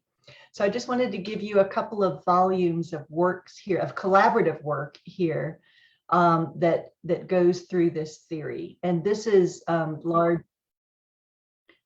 largely macro comparative work, some empirical micro work, but mostly macro comparative work, where we developed a theory through comparative case studies. And in this, we came up with this chain reaction of how polarization can lead to harm to democracy. And in a simplified form, it goes like this. Political actors, political leaders, parties use polarizing strategies, intentionally use them in their seeking to gain or to retain power. But as they use these polarizing strategies, they can create an us versus them tribal logic by intentionally dividing people into intergroup conflict of us versus them. As they do this, they're creating mutual distrust, dislike, and bias. And from there, when it becomes extreme, it poses an existential threat, so that both sides in this polarized society, it's a binary polarization generally, see the other as an existential threat. If the other side is in power, they see it as a threat to their way of life or to the nation as they know it. And therefore, the citizens and the politicians alike are more inclined to support the violation of democratic norms because they see it as so important to keep the other side out of power, even if they have to sacrifice democratic principles. So the piece of research I'm going to present today really focuses on this last piece, the threat to the support for democratic norm violations at the citizen level. So the motivation for this effort was really this puzzle of why citizens who say that they are supportive of democracy in general, in survey questions, generally it's 80%, 80 to 90% in the United States and in many countries, why they would tolerate or even encourage the erosion of existing democratic norms by their elected leaders, rather than serving as a check on undemocratic political behavior. So Graham and Shvolik published in the American Political Science Review last year a major piece about this with their theory. And we're sort of building on that as well as our own prior research to test it further. So in our prior research that I have done with other colleagues here, particularly with Murat Somer from Koç University in Istanbul, that we have this macro comparative research finding showing that intense partisan polarization harms democracy, that chain that I just showed you. There is survey research as well that indicates that conservatives support more authoritarian leadership and policies than liberals. So there may be an ideological explanation. But then there's experimental research showing that polarized voters will trade off democratic norms to retain their preferred policies. And this may happen on the left or the right. So we have unanswered questions. The survey research indicating that ideology or perhaps elite cues are determining this variation in democratic attitudes. But experimental research is indicating that polarization may lead citizens of either side of the ideological scale to support anti-democratic parties. And what we wanted to ask was, does the political context of who is in power influence the research findings at any given time? So for example, in the United States, many of these surveys showing that Republicans seem to be more authoritarian were taken under the Trump administration. And so was it just the cues coming from Donald Trump that led Republicans to appear to be more erosive of democratic norms than Democrats? Or was it something about their ideology? Or would Democrats do the same thing in this hyper-polarized context if they were in power? So our theoretical proposition was that there exists democratic hypocrisy. This is the concept that we're proposing with this research. And that concept is that support for democratic norms are conditioned on one's preferences for the office holder. That is, if your own party, your co-partisans are in power, then you're more likely to support the erosion of democratic norms to stay in power. If you're in the opposition, you would not be. We also theorize that this effect of democratic hypocrisy is going to be exacerbated and intensified by affective partisan polarization. And we're using the affective partisan polarization is what leads to the stereotyping, the bias, the distrust, the dislike, and eventually the threat, the existential threat. So we're using two measures as proxies for this. Partisan social identity, which is a battery of questions, of 4 research questions developed by Leonie Huddy, Liliana Mason, and Cynthia Arrow in an APSR article in 2015, which is when partisan identity becomes, the attachment is so strong, it becomes a social identity for an individual. And then as well, the second measure is distrust and perceptions of threat of the out party.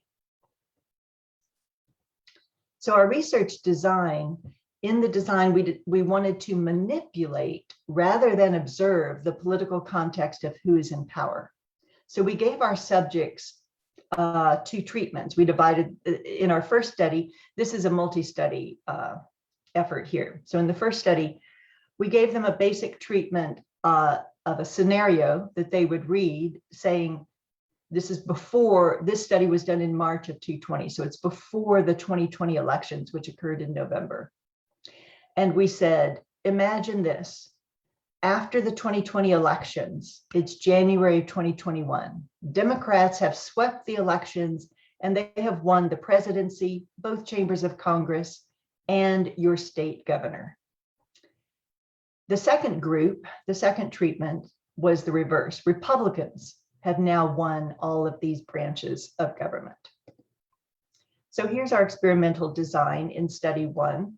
After some attention checks, we gave pre-treatment questions to measure this partisan ID intensity. Another term for that is expressive partisanship. This is the one where I said partisanship becomes a social identity. And then some questions to measure out-party threat. So those were pre-treatment questions. Then we divided the group into the 2 groups. Either the Democrats are in power or the Republicans are in power. And then we gave them a battery of 16 questions, which were policy choices, which they preferred on democratic policies. And these ranged from a gradual aspect of democratic norm violation, and that is simply things that are constitutional. They're not illegal, but they do change the norms.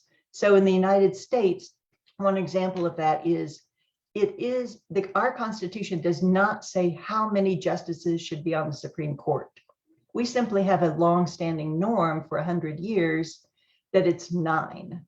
And there are now proposals, particularly from the Democrats, to change that because the Republicans had, the Democrats view that the Republicans had stacked the courts. So changing that would be a norm change, though not unconstitutional. And they range then to more extreme unconstitutional behavior, such as banning protests.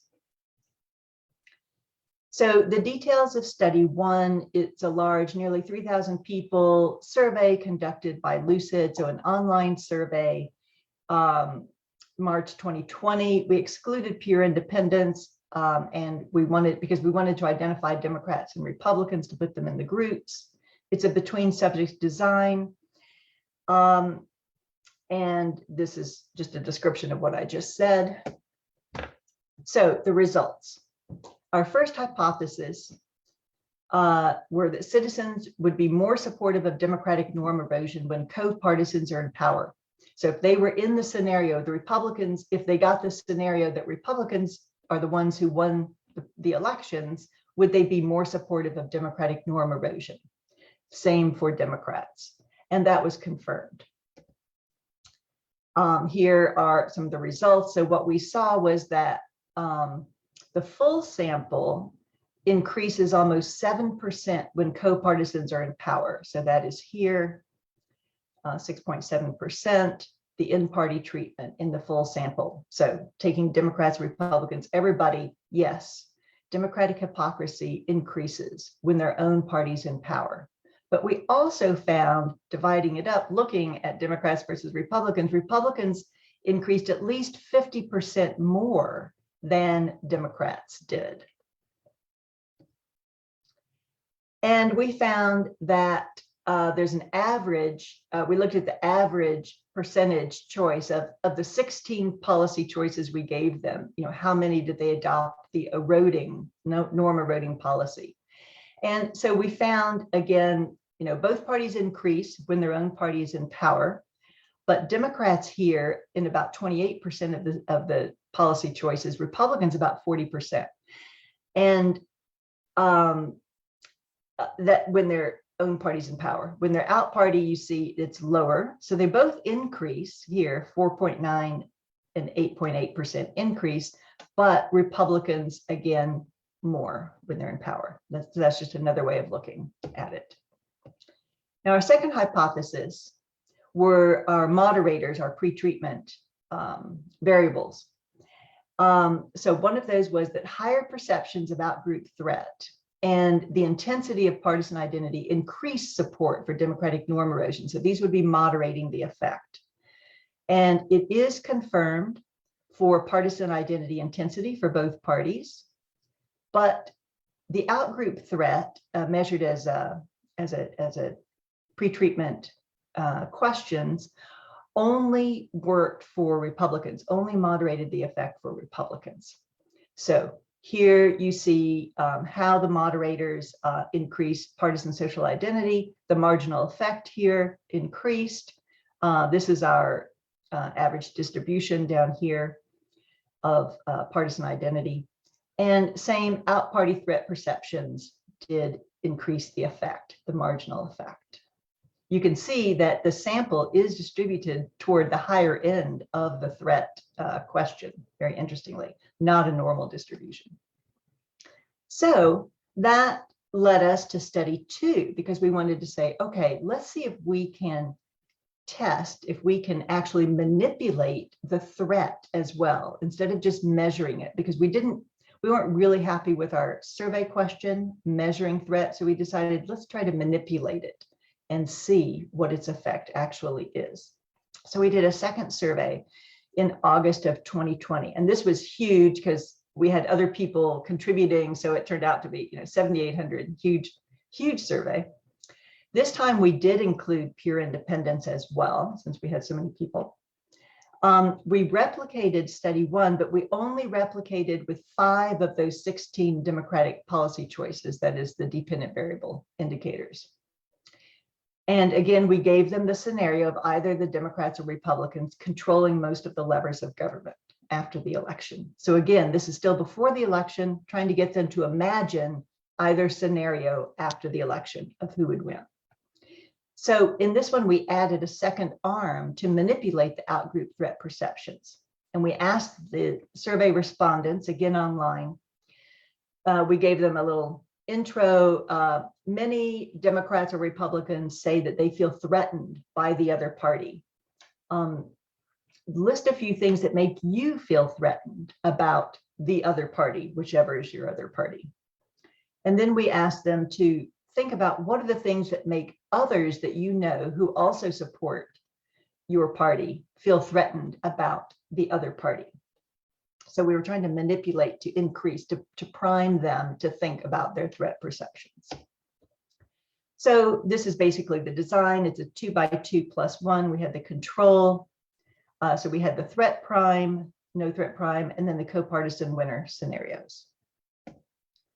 So here, our baseline, this is basically the control group, the baseline where they have no treatments. You can see the difference between the GOP or the Republicans here, the independents are the gray, and the Democrats are the dark gray. So the light one, you see that these are the 5 questions. Should the governor be able to ban protest? Should the president be able to disqualify candidates that the president believes are disloyal to the country? Should the president disregard court decisions that they view are biased? Should the majority party be able to pack the Supreme Court? And should a governor be able to prosecute journalists who are publishing negative stories about them with anonymous sources? So you can see here, banning protests.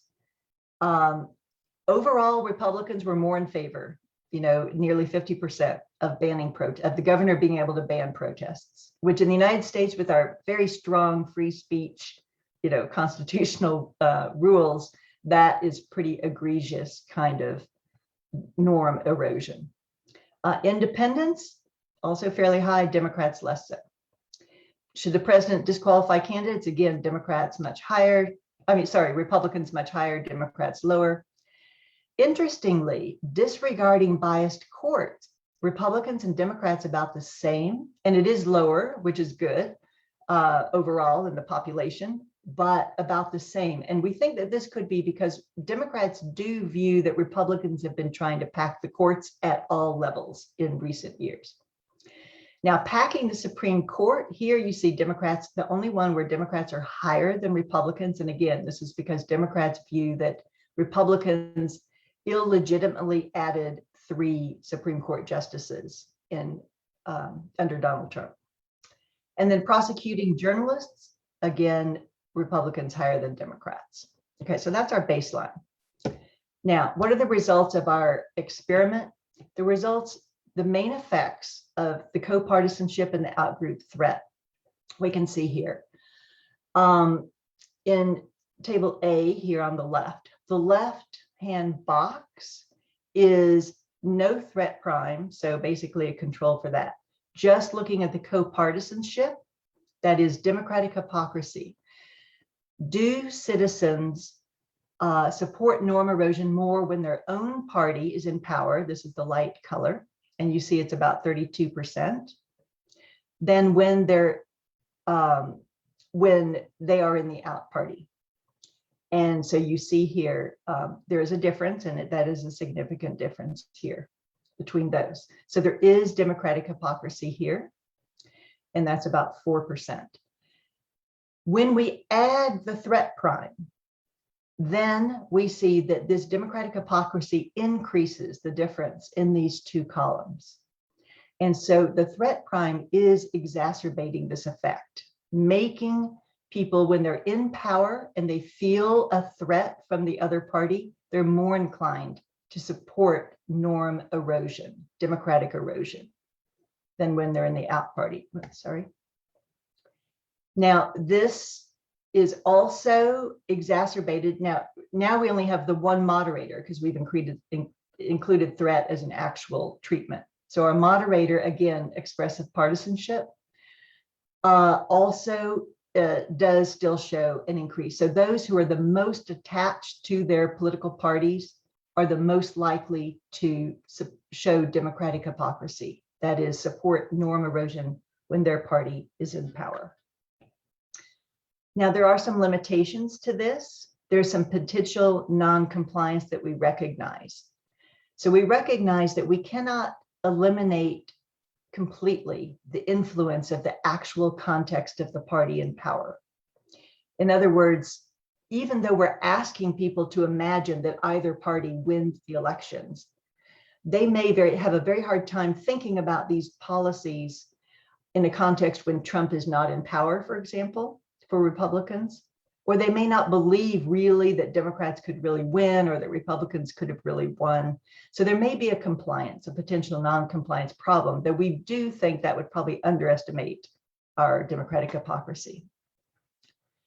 And this could explain why Republicans are more showing more democratic hypocrisy than Democrats, because of the actual context at the time of the survey, even though we tried to manipulate the context of who would be in power. So to examine this potential, we looked at some more observational data. Within our survey, we could look at the variation among states within the United States. In other words, some of them were controlled by Democrats, some of them were controlled by Republicans at the time of the survey.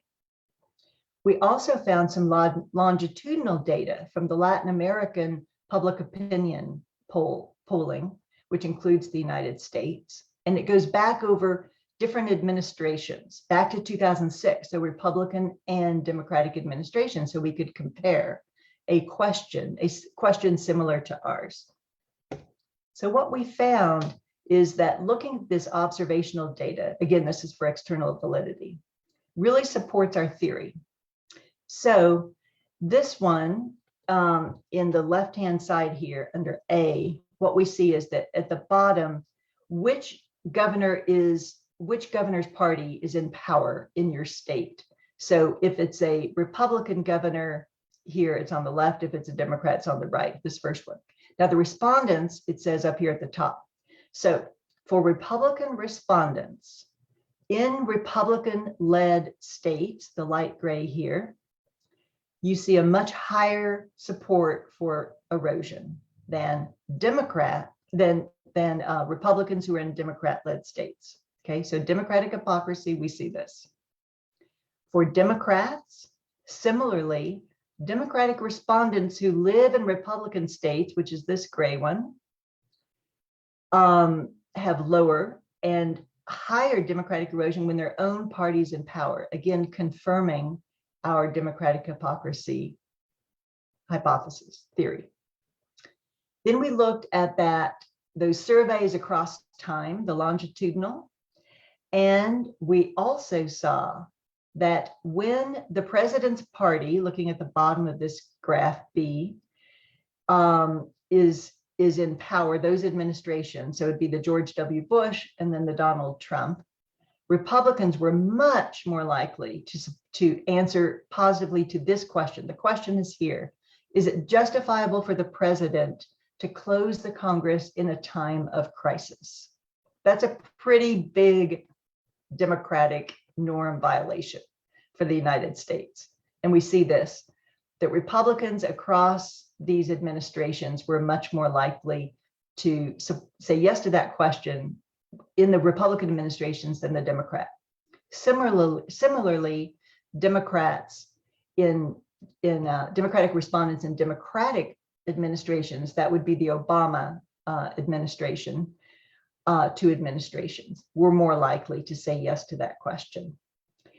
Overall, again, you can see that Democrats were lower overall than Republicans.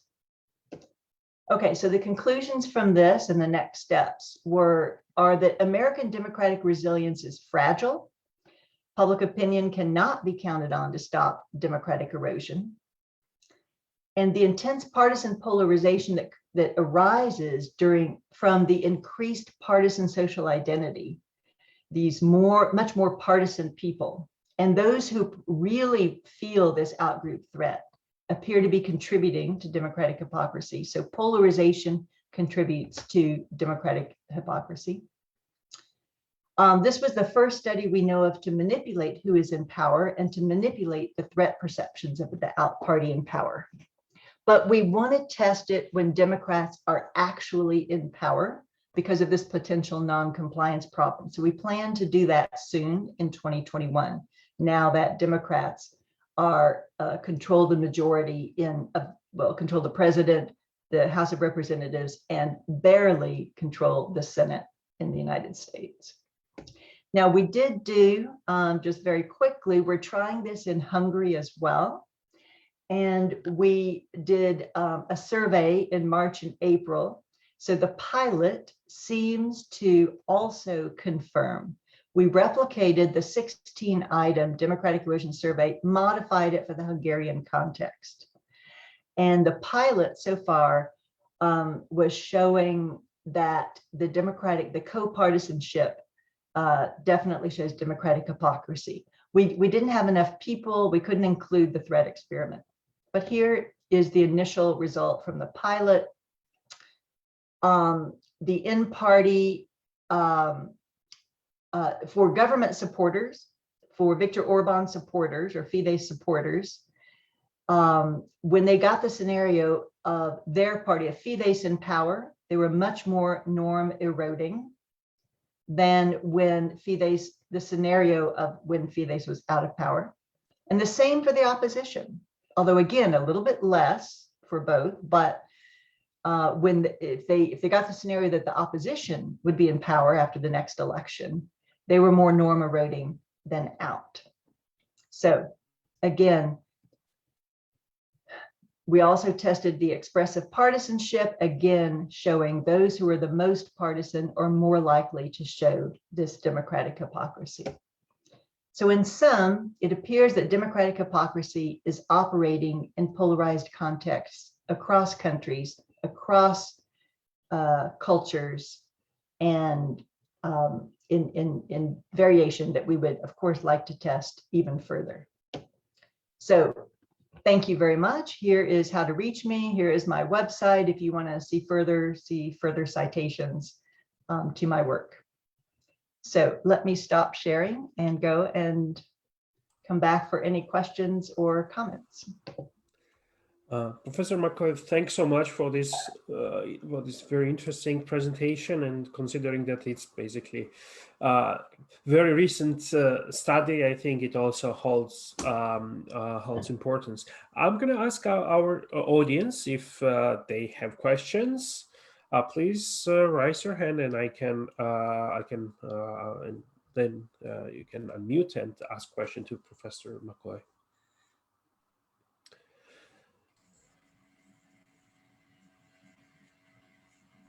It was either all so unclear that it's hard to pose a question, or so clear you don't have questions. But no, I guess or comment. yes. Oh, there's one. There's a question. Yeah, dear Heghine, please go ahead. There was another Georgian lady having a question. Anyway, thank you very much. This is really very interesting and very actual for current Armenia. Recently, we had a snap parliamentarian elections. And I wonder if you do follow the Armenia's case, and if you are intended to extend your survey to Armenia as well. The findings seem quite relevant to Armenia. If you are aware on the developments, that's fine. If you are not, let me to brief. I am broadly aware of the changes that have been going on in Armenia in the last few years, and of the conflict also with Azerbaijan, but I'm not aware of the last parliamentary election. So yes, please do tell me what happened. The last parliamentary elections, the former authorities, let's say that they are Republicans. I'm sorry.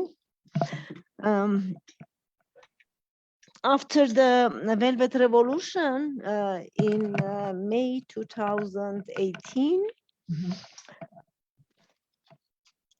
it was, let's assume that democratic developments were speed up, were more intensive, but because of COVID, because of loss of war, there were very many, let's say, so dissatisfaction within the society of current government. However, as far as the former Republicans, let's say Republicans, though they were not, but let's name them Republicans, the former authorities decided to become a player, activated, and they ran a very effective pre-election campaign. And many inside and outside of Armenia were expecting that the formers will be winning. It didn't happen. Oh. The general population got consolidated around the existing government because of fears of the previous government coming back. Mm-hmm. So this when were these elections? Analysts and others are, the elections happen on 20th of June. If you want later on, I'll be informing you more. Oh, no wonder I didn't know about it. Okay, they just happened. Oh, wow, this is amazing. Okay. Just happened, and the analysts and political leaders are trying to get explanation why and how it happened. So your findings are quite in line, and to some extent do explain the behavior of voters. But still, Armenia is becoming a very unique and exceptional case, because the government that is brought unhappiness, and the results of governance are considered to be negative, still gain majority. They had 53% of recognized votes. Yeah. Thank you. Thank you. Well, what I would say is, first, I would love to be able to do the survey there. If there are, if you or any of your colleagues, are running a survey where we might be able to add it or something like that, if you'd like to collaborate, that would be really wonderful. I would love to do that. And second, I say this is a very interesting case, because if you consider, to the extent that you consider the 2018 revolution a democratization, a move toward greater democracy, then this would be perhaps a different context of showing the strength of democratic attitudes among the citizens. So the fear, depending on how polarized, and I don't know the answers to this, but depending on how polarized they are, how strong the support, which apparently was less than expected, but how polarized the citizens are. To high extent. Yeah. To very okay. And then high so how extent. close? So if indeed, so the formers, lost, but if it was very close, or if it's, it's showing that people, the fear of them, that existential threat, obviously was weighing out. So it would certainly be fascinating to test this in the survey. So I think we can see this in this case. Then you might, again, and I'm just saying this without having deep knowledge, if people feared more erosion, not so much a threat to their personal status, but if it's more, they feared more democratic erosion if formers came back, then that would be more of a sign that citizens can check undemocratic behavior, that citizens can play an important role in protecting democracy. So that's what I would want to explore with you further, because I don't know enough to say whether that is the case or not. Thank you. Thank you. Koba has question. Yes, I guess our CRRC-Georgia's director, Koba Turmanidze, will have a question. Koba, please go ahead. Hi, thank you. Thank you for this very interesting and intriguing presentation. When I saw the topic, when you suggested that, I immediately thought that was even more relevant for us, like Heghine described, than it is relevant for democracies. Now, my question is that it's fascinating how people become Hippocratic about democratic norms when they really expect their parties to be in power, which is pretty realistic scenario in the US. But let's say, speaking of Hungary, Fidesz being in power for so long, The question whether Fidesz's power is pretty realistic for Fidesz supporters, but how about the opposition supporters? This is less realistic and purely imaginative, unfortunately, as far as I understand Hungarian politics. The same goes with countries like Georgia, less so for Armenia, fortunately now. My question is if you expect some differences between different partisan groups, whether they realistically expect their parties to be in power, or it's just, you know, a good wish that their parties one day will be in power. Thank you. Yeah, that's exactly that compliance problem. How much do they expect? And we are asking a question now, to what extent, you know, do you predict the possibility of an opposition victory? In Hungary, I think that one thing that could be making the difference is if the opposition did win in Budapest, they won the mayoralship, and that's a really important change that I think would give them more hope of a possibility of change for the first time unifying, you know, effectively. So I think that that can increase the compliance with the treatment, which is to imagine this scenario. But you know, the thing is, I mean, the theory is basically saying that the problem is in this polarization, when we see threats, even people who may be in the opposition now in a more authoritarian context of a more authoritarian government in power, view that when they get in power, it's so important that, yeah, they may have to also erode democracy to, you know, to fix things and even protect democracy for the future, that they may have to violate some norms in order to do that.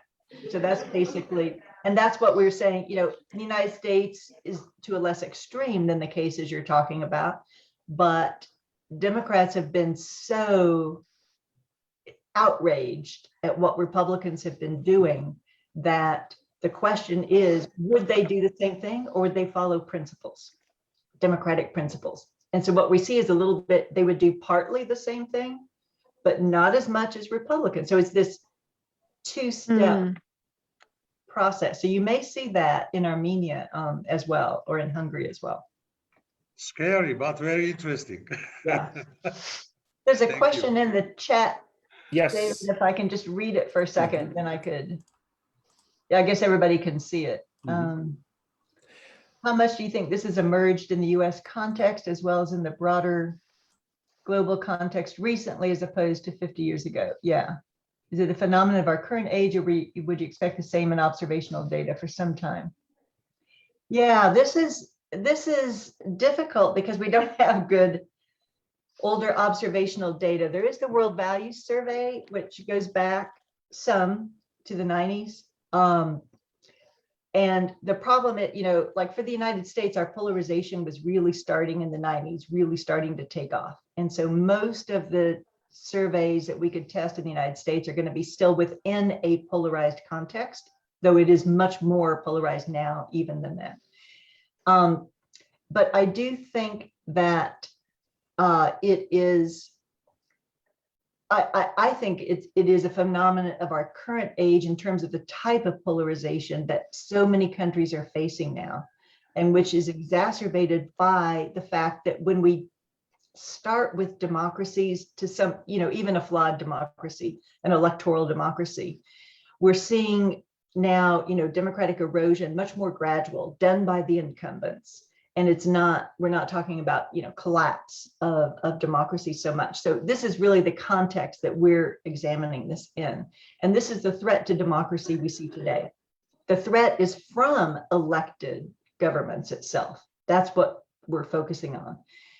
And so in our hyperpolarized context, which are exacerbated by some technological change, by social media and stuff, but that, you know, that we could have had polarization in the past as well, even without the social media, but it's exacerbated today because of that and the distrust, the lack of consensus on basic facts and information that we expect within this larger context, that it probably is a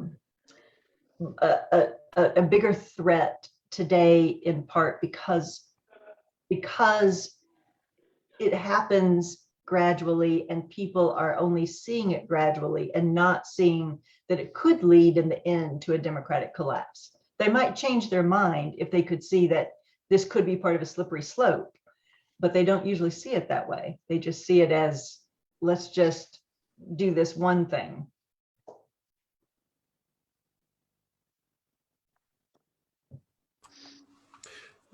Thanks so much, Professor McCoy.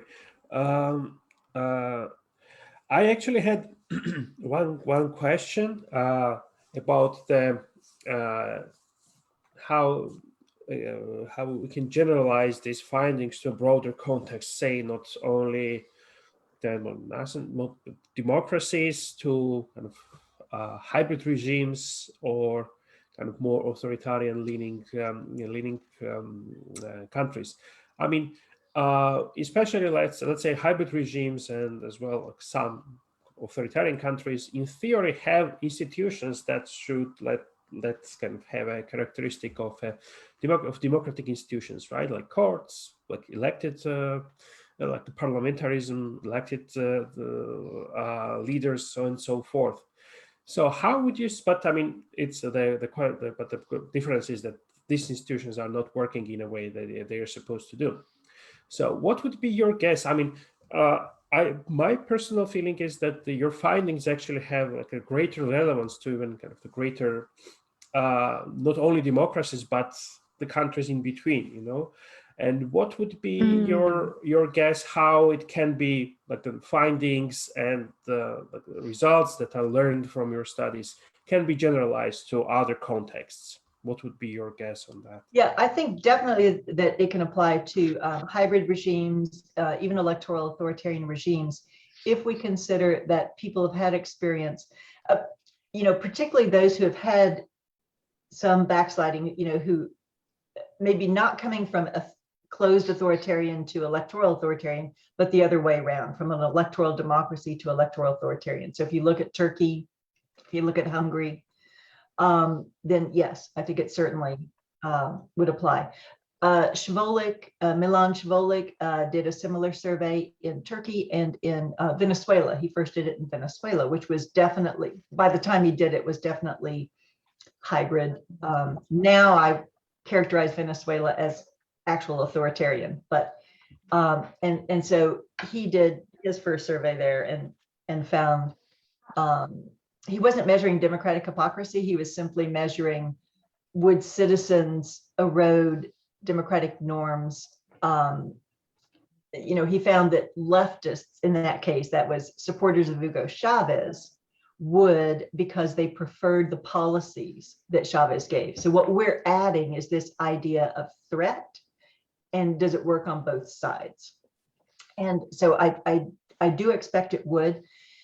In fact, I think what the difference would be is that the more authoritarian the country, the more even those in opposition, that is when the out party is in power, so when the authoritarian opponent is in power, then the opposition would be more likely to also want to erode democracy, use democratic means to remove that. And we've seen that in Venezuela. I study Venezuela a lot. That's why I'm using that example. Currently in Venezuela, in the last few years, when it's gotten more and more authoritarian, and the opposition hasn't viewed elections as even a possibility to remove the power. If you can't use democratic means or courts or elections to curb the authoritarian government, then you're more likely to want to use undemocratic means to do so. And so the opposition in Venezuela, for example, wanted a foreign military invasion from the United States. Okay, kind of the most undemocratic means to remove the government. So that's what I think the difference would be from those contexts where you still trust that you can use some democratic means, like in the United States, protest, you want to protect protest, you want to protect elections, you want to protect courts to curb any authoritarian impulse. then you're more protective of democracy in the opposition. If you're in an authoritarian context where you don't trust those, then you may also resort to undemocratic means. Yes, I think that's very relevant. I mean, I'm kind of thinking about the Georgian context and perhaps to a certain extent Armenian and even Russian context, right? Where the trust towards institutions is very partisan. I mean, if you trust the government, you also trust courts, and you trust, well, to a lesser extent, perhaps not. These things are really correlated. So, and unfortunately, the scenario of Venezuela kind of could be very, very salient to these countries too, where kind of when the idea that the main thing is to change the government, and how you change that doesn't really matter, unfortunately, kind of could definitely hold in such contexts. Thanks so much. I would ask again our audience if they have any question or comment to, and please feel free to just raise your hand and ask it. I would also ask whether there are any cases that when there are any questions on our social media feeds. No, David, currently there are no additional comments or questions in our Facebook post. So, yeah. Well, I do think that, your region poses really interesting cases and variation, in cases from Georgia and Armenia to, Belarus and Russia. So I think it's fascinating. And I personally hope to learn more about your region. So I think this is fascinating. And in fact, I plan to tune in very early tomorrow morning for me to the keynote tomorrow that's giving an overview of the region, I think. So I appreciate your interest. And if any of you all, as I said, if you are interested in pursuing a similar experiment, I would love to collaborate with you, in your countries, because I think this is really important to see what's happening in the Caucasus. Yes, we will be thinking about that too. As soon as there will be opportunity for that, we'll be in touch, and let's see if we can do something along these lines here. Wonderful. Thank you. That was great. Thank you very much. Thanks so much, Professor McCoy. I think if there are no more questions, we can wrap up, I think, today's to the first day of our 7th annual conference, CRRC conference. Professor McCoy, thanks so much again for tuning in. And it's fairly early on the East Coast, and we are very grateful that you agreed to deliver this keynote speech. It was you presented some very fascinating findings, and I think our audience really enjoyed the presentation. Personally, I very much did it. So thanks again, and for the members of the audience and our viewers, I would just say that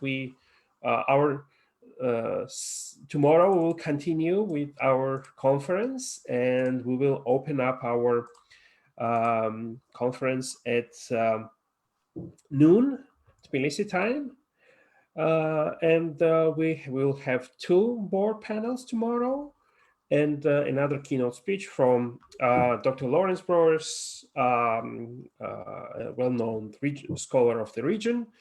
And yes, we are looking forward to our participants and our audience members. Thanks so much, and see you tomorrow. Thank you so much, Professor McCoy. Thanks so much. And have a great day, and see some of you tomorrow. See you. By the way, I do believe that Browers will be talking about the recent elections in Armenia, and maybe it is worth for Jennifer to join. Well, yeah, if time allows and she has time, that would be great. Okay. She has actually expressed her interest in that talk Yeah. in the email conversation. So I hope that she manages to join. Perfect. Okay then, until tomorrow. See you tomorrow. Bye.